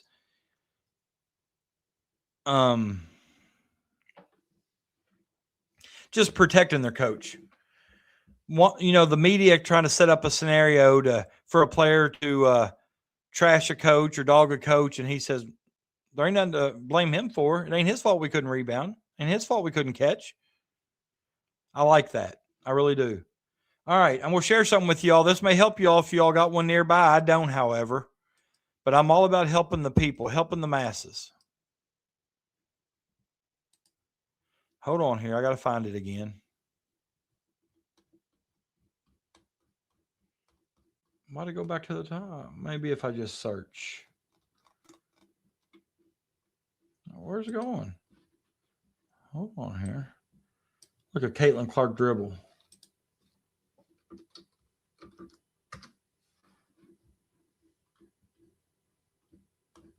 Now, damn it. When they just tweeted it 3 minutes ago. Maybe the latest will have it. Now, come on. I just saw it 3 minutes ago. Why is their channel not showing it? Right here.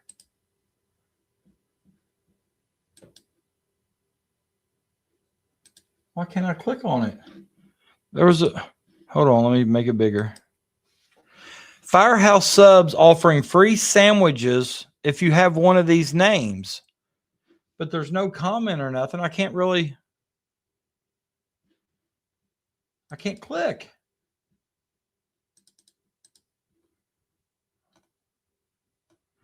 A while ago, there was a big black screen that said, you know, with a link. Wonder if they don't want me sharing it. It's kind of crazy. I'll bring that down, and if I find it again, I'll pull it back up. But any of y'all got any? Oh, I love Caitlin Clark, James. She had 21 points in 16 minutes tonight. Any one of you all got a Firehouse Subs nearby?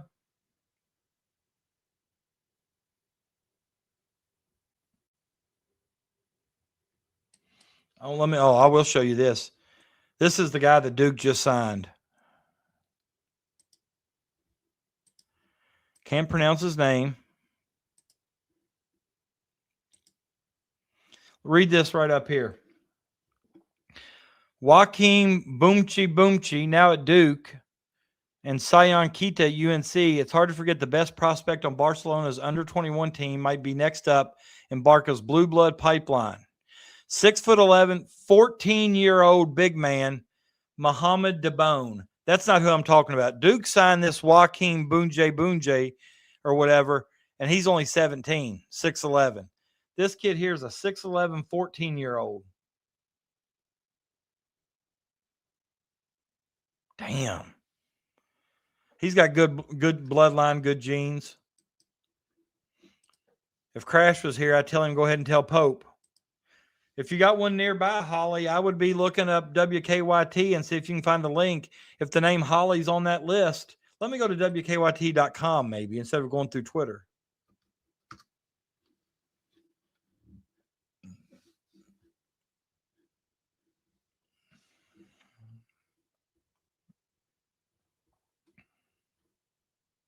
I don't even see an article on it. This is nuts. It popped up and now just wonder if they disappear. Anybody live in London? There's a woman arrested for murder 9 hours ago. All right, here. Firehouse Subs offering free sandwiches, but you have to have one of these names. 8 hours ago. Let's see. I clicked on it. There's no, I think Firehouse is like 30, 35 minutes. I got to go to Alexandria, which is Campbell County. All right. Let's look and see if your all's names are on here.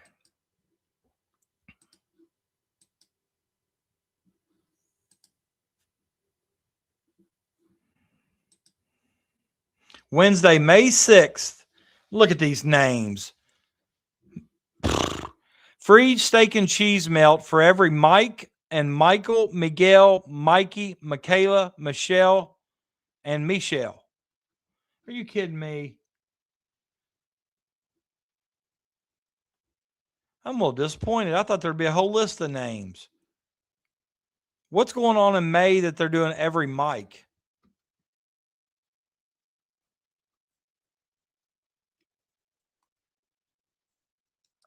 Sorry, I don't know what that was.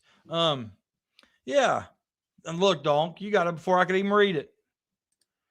If y'all know anybody with those names. But why Mike's? Oh, I guess does Mike's have isn't Mike's a sub place too? Jersey Mike's, okay. Is Jersey Mike's closing or something? Or are they just throwing shade? Or is there some kind of beef between the two?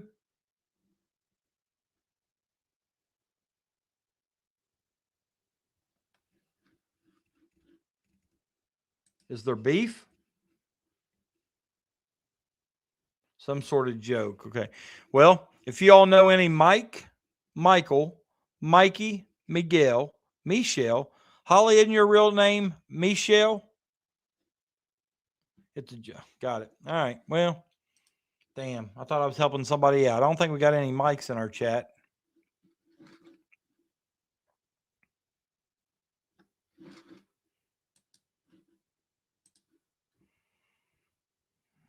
Damn. So when somebody on here would get a free,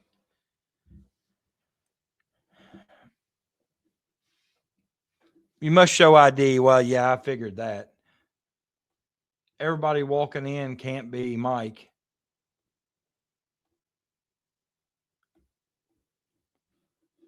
It's kind of funny.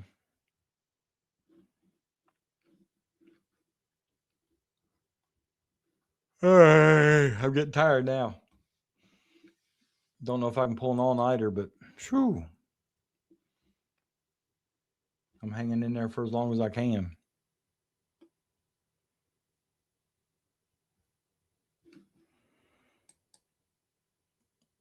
Donk, I won't get political, but I will tell you this. I can't tell you last time I did not have to show my ID to vote. They ask me every time I go. And I know the people working the polling place, and they still ask. 100%. Now, the joke Simovich guy, I don't think he's eligible to play this year. But Wolfgang, let's think about this. All right.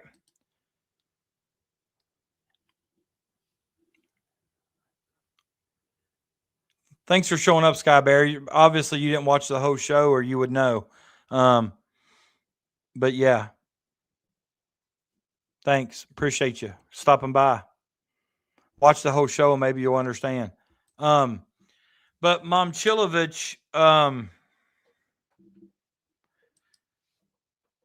it was on WKYT, James. I mean, it's legit. I don't think WKYT would post that. I heard he wasn't going to be eligible. I think Pilgrim reported he wasn't going to be eligible till 27, 28. But I could be wrong. Remember, I'm not an insider. Maybe ask this guy. He knows everything.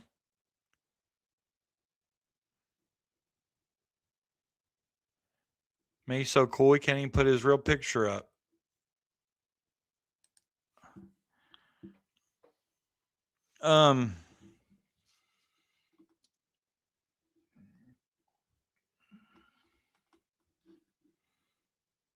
I appreciate all viewers and all perspectives. So hopefully he'll come back the next time and see a better show. But if he would have watched from the beginning, he would have understood.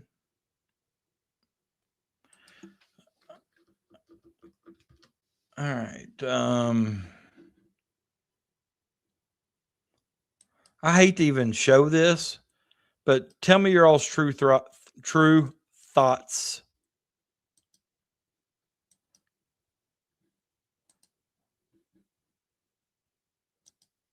I mean, seriously, how good is this roster?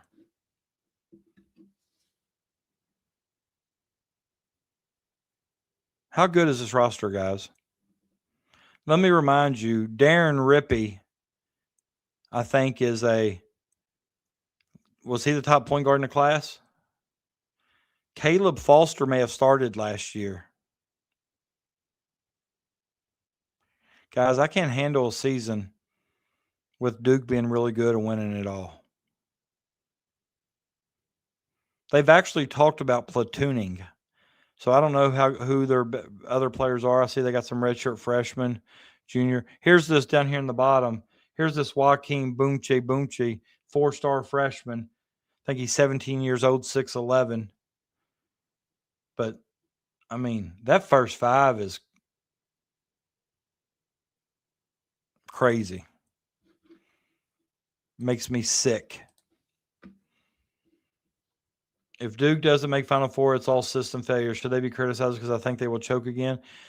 I would hope their fan base would be critical, but not personally attacking.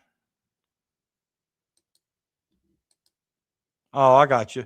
Well, I mean, listen, I've seen an interview that he did, and I truly believe, from what I heard in the interview, that he's a fan of Kentucky. He would consider Kentucky. If Kentucky put the right price out there, I think he'd commit tomorrow if he's able to play and he's eligible. He said a lot of good things about him in the interview. But I said this earlier, if it came down between one or the other, the only difference I would make is if we could get Djokovic or whatever, if we were guaranteed him more than 1 year, I'd take him every day and twice on Saturdays. If we just get them both for 1 year, I want Momcilovic because he's a proven veteran, and we've already seen what he can do, in the big leagues, big stage. But if I can get Jokes, whatever, I'm just going to start calling him what's his first name? Whatever it is. It ain't Sebastian, is it? No, that's Ranchik. Well, if we could get the Joksimovic for more than 1 year, I'd take him. But if just for 1 year, I want Mommy. Okay. Yep. They don't have a big freshman starting. Will probably be better than last year. Yeah, I think they're definitely better than last year. I mean, just getting Dame Sarr back, and you got Caden Boozer back for another year, who I think is only going to get better. I think he played really big. I know he made a crucial mistake in the end, but honestly, he got better down the stretch. I'm not going to lie. He had some good basketball games. But you're getting him for a second year.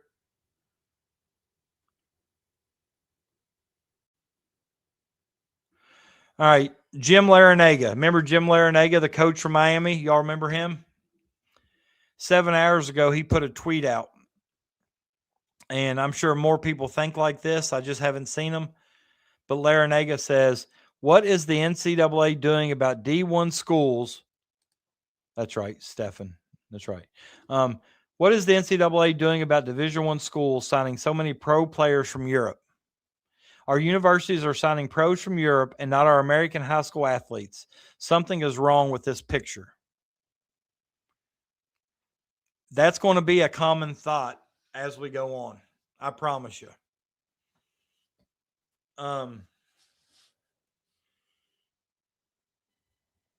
More and more people are going to speak out about that. I think if it's legal now, you have to take advantage. Don't get me wrong. I think you have to take advantage of it. But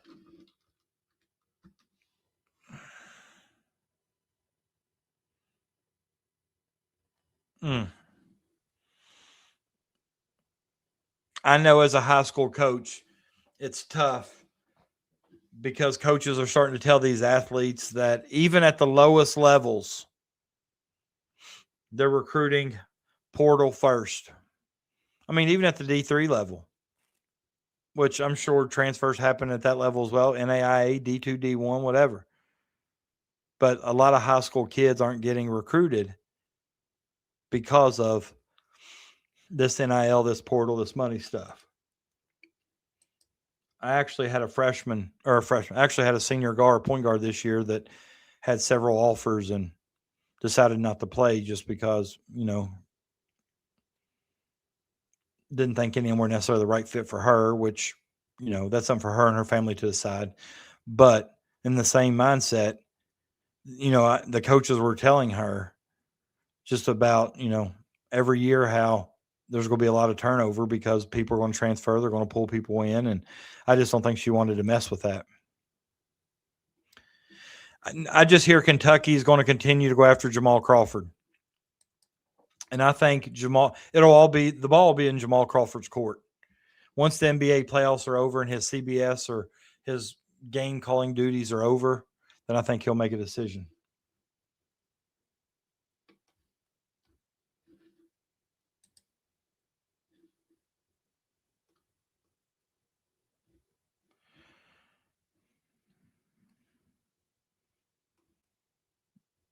Did y'all see Anthony Epps' statement earlier? I kind of like this statement too. Another former player, another former guy of the program. Congrats to all the players that have committed to UK men's basketball. Glad to have you and can't wait to see how you mesh as a team. Stop dwelling over who is not here and get behind who is. That's it. Let's go. Oscar Combs replied saying, there are so many critics out there, and then there are a few leaders. Thank you, Anthony, for all you preach. I agree.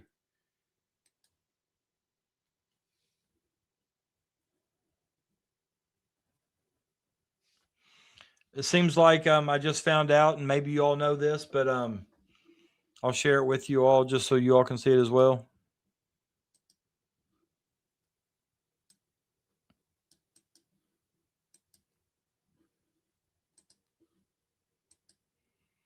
I don't know how many of y'all are familiar with Skip to Malou.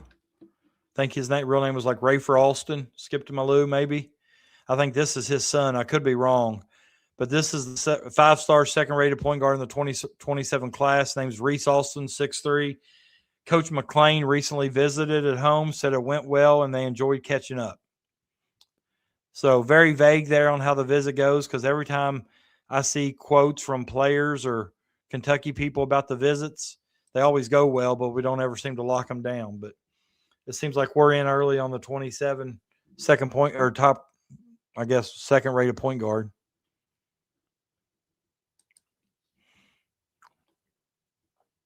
Or Cantor wasn't eligible to play at Kentucky, if you remember. These kids are all eligible. Yeah, we talked about that earlier, man. It's frustrating as a Big Blue Nation because he's taken over kind of a like a basketball operations job to where he's going to be focusing on like NIL, focusing on, I know he's going to be mentoring their coach, Kenny Blakely. I mean, he's just like a GM role. And the article I read an article about it. And one of the last few statements was saying that this was kind of Rondo's gig to help prepare him for his dream job of being an NBA GM. It just kind of upsets me, though, that, if this is the job Rondo wants, and this is the job, or John Wall, I mean, if this is the job John Wall wants, and we have this job open or we don't have one, why aren't we reaching out? Why aren't we trying to get somebody like John Wall? Him and his class turned the program around in 2010.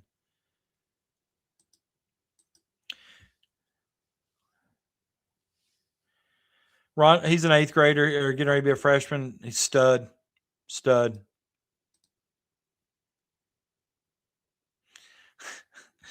True. I mean, maybe some speculation there, but I think it's some speculative truth. I'm sure they were getting paid back then too. It just wasn't legal.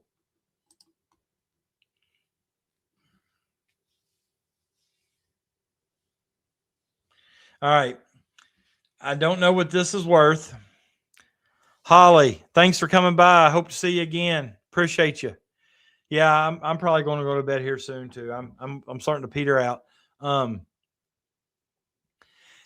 Have you all seen this? This was from April 29th, but it's just now popping up.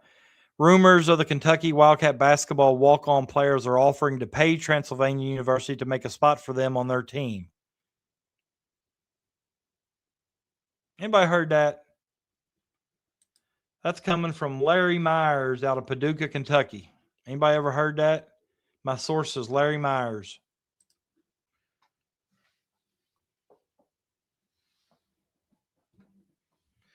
All right. A Matt Jones comment. Agree 100%. Kentucky waited a long time to try and get Stokes, passed on giving money on some targets in order to grab him. It didn't work out, and he went way it looked. And the way it looked like he would for some time. Kentucky needs to find a replacement that is very talented, and the options aren't plentiful. Agree.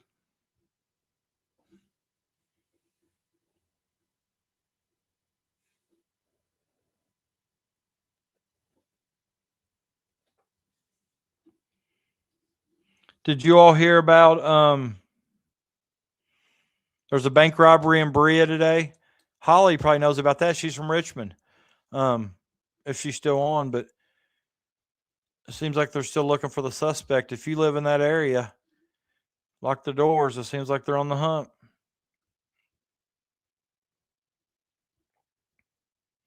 Heard he shot up or a U.S. bank in Berea. They actually put the university, or is it a college or Berea University, Berea College? They actually put it on lockdown because he was just armed. They didn't really know where he was going or what he was doing.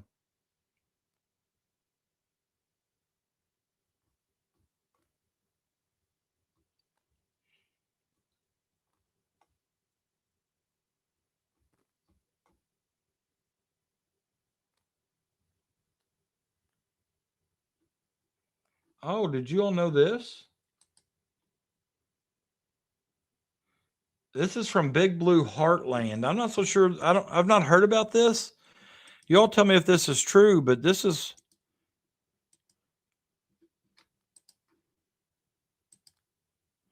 says the college basketball world has fallen into a quiet moment of reflection following the passing of Mark Pope's mother.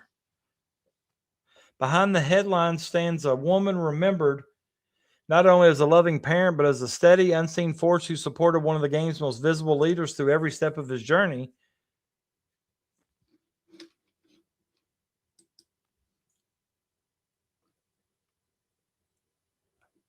Did anybody hear about this? It says April 30th of 26.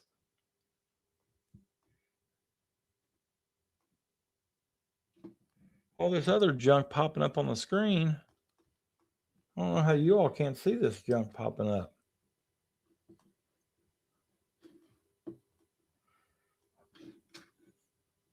I don't know. It's not showing. It says published April 30th, 2026. Did she die a long time ago and they're just not posting an article?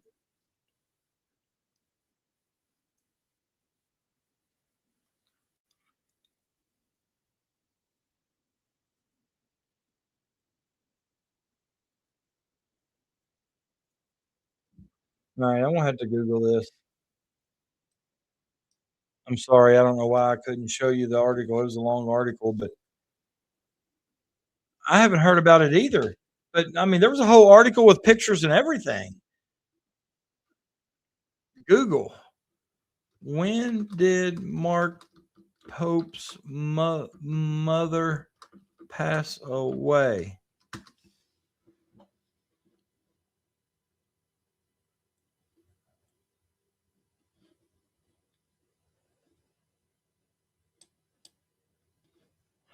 Based on a recent report from early January 26,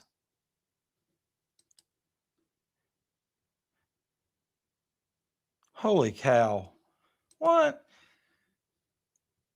Based on a funeral home obituary, Eleanor Pope, the mother of Kentucky basketball coach Mark Pope, passed away on July 12th of 2025 at the age of 94. She was a resident of North Bend, Ohio, and her passing was confirmed shortly after the date.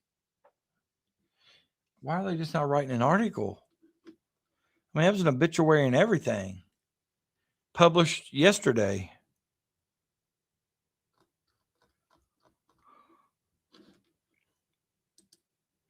All right, guys.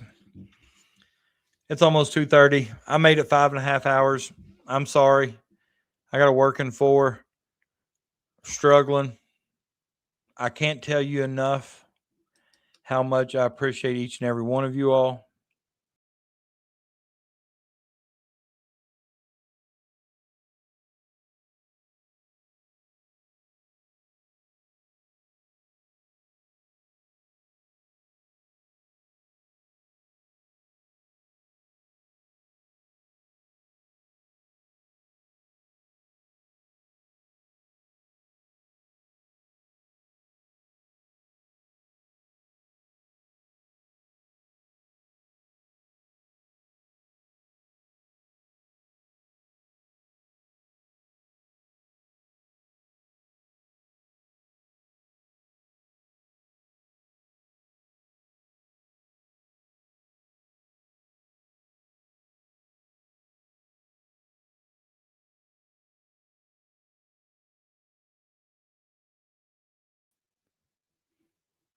What about that good advice to leave you on?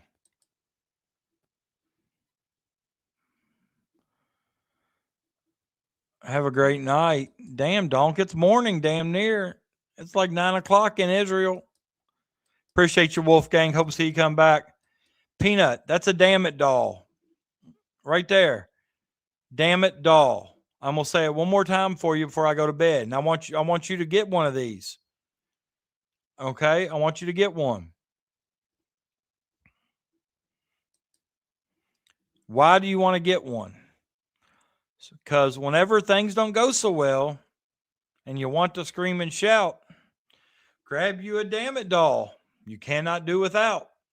You grasp it firmly by the legs and find a place to slam it. And as you whack the stuffing out, yell, damn it, damn it, damn it.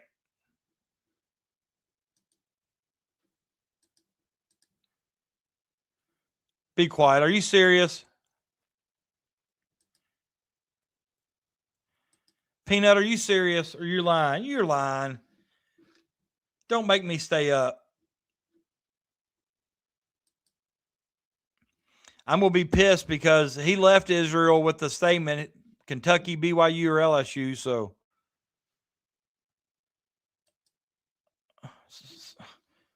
damn it, Peanut, you got me. Peanut's lying to us.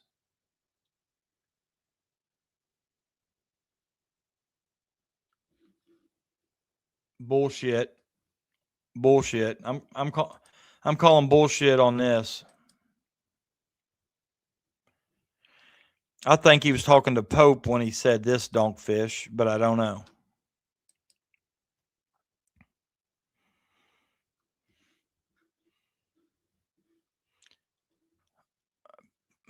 Peanut, I'm going to put you in timeout.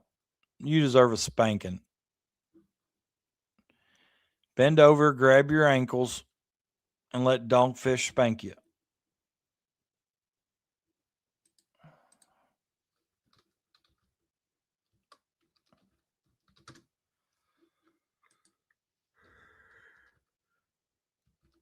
Can't believe I've been on here with you guys for 6 hours damn near, but I loved every minute of it. Boom, boom, boom.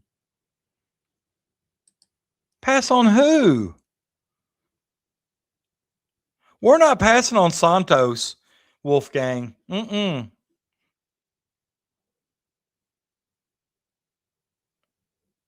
Wolfgang.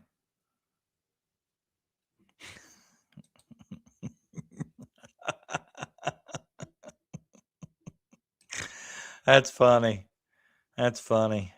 Guys, two things for homework tonight from class. Tomorrow, I want you to tell somebody. I don't care if it's on Twitter. I don't care if it's on Facebook. I don't care if it's eye to eye.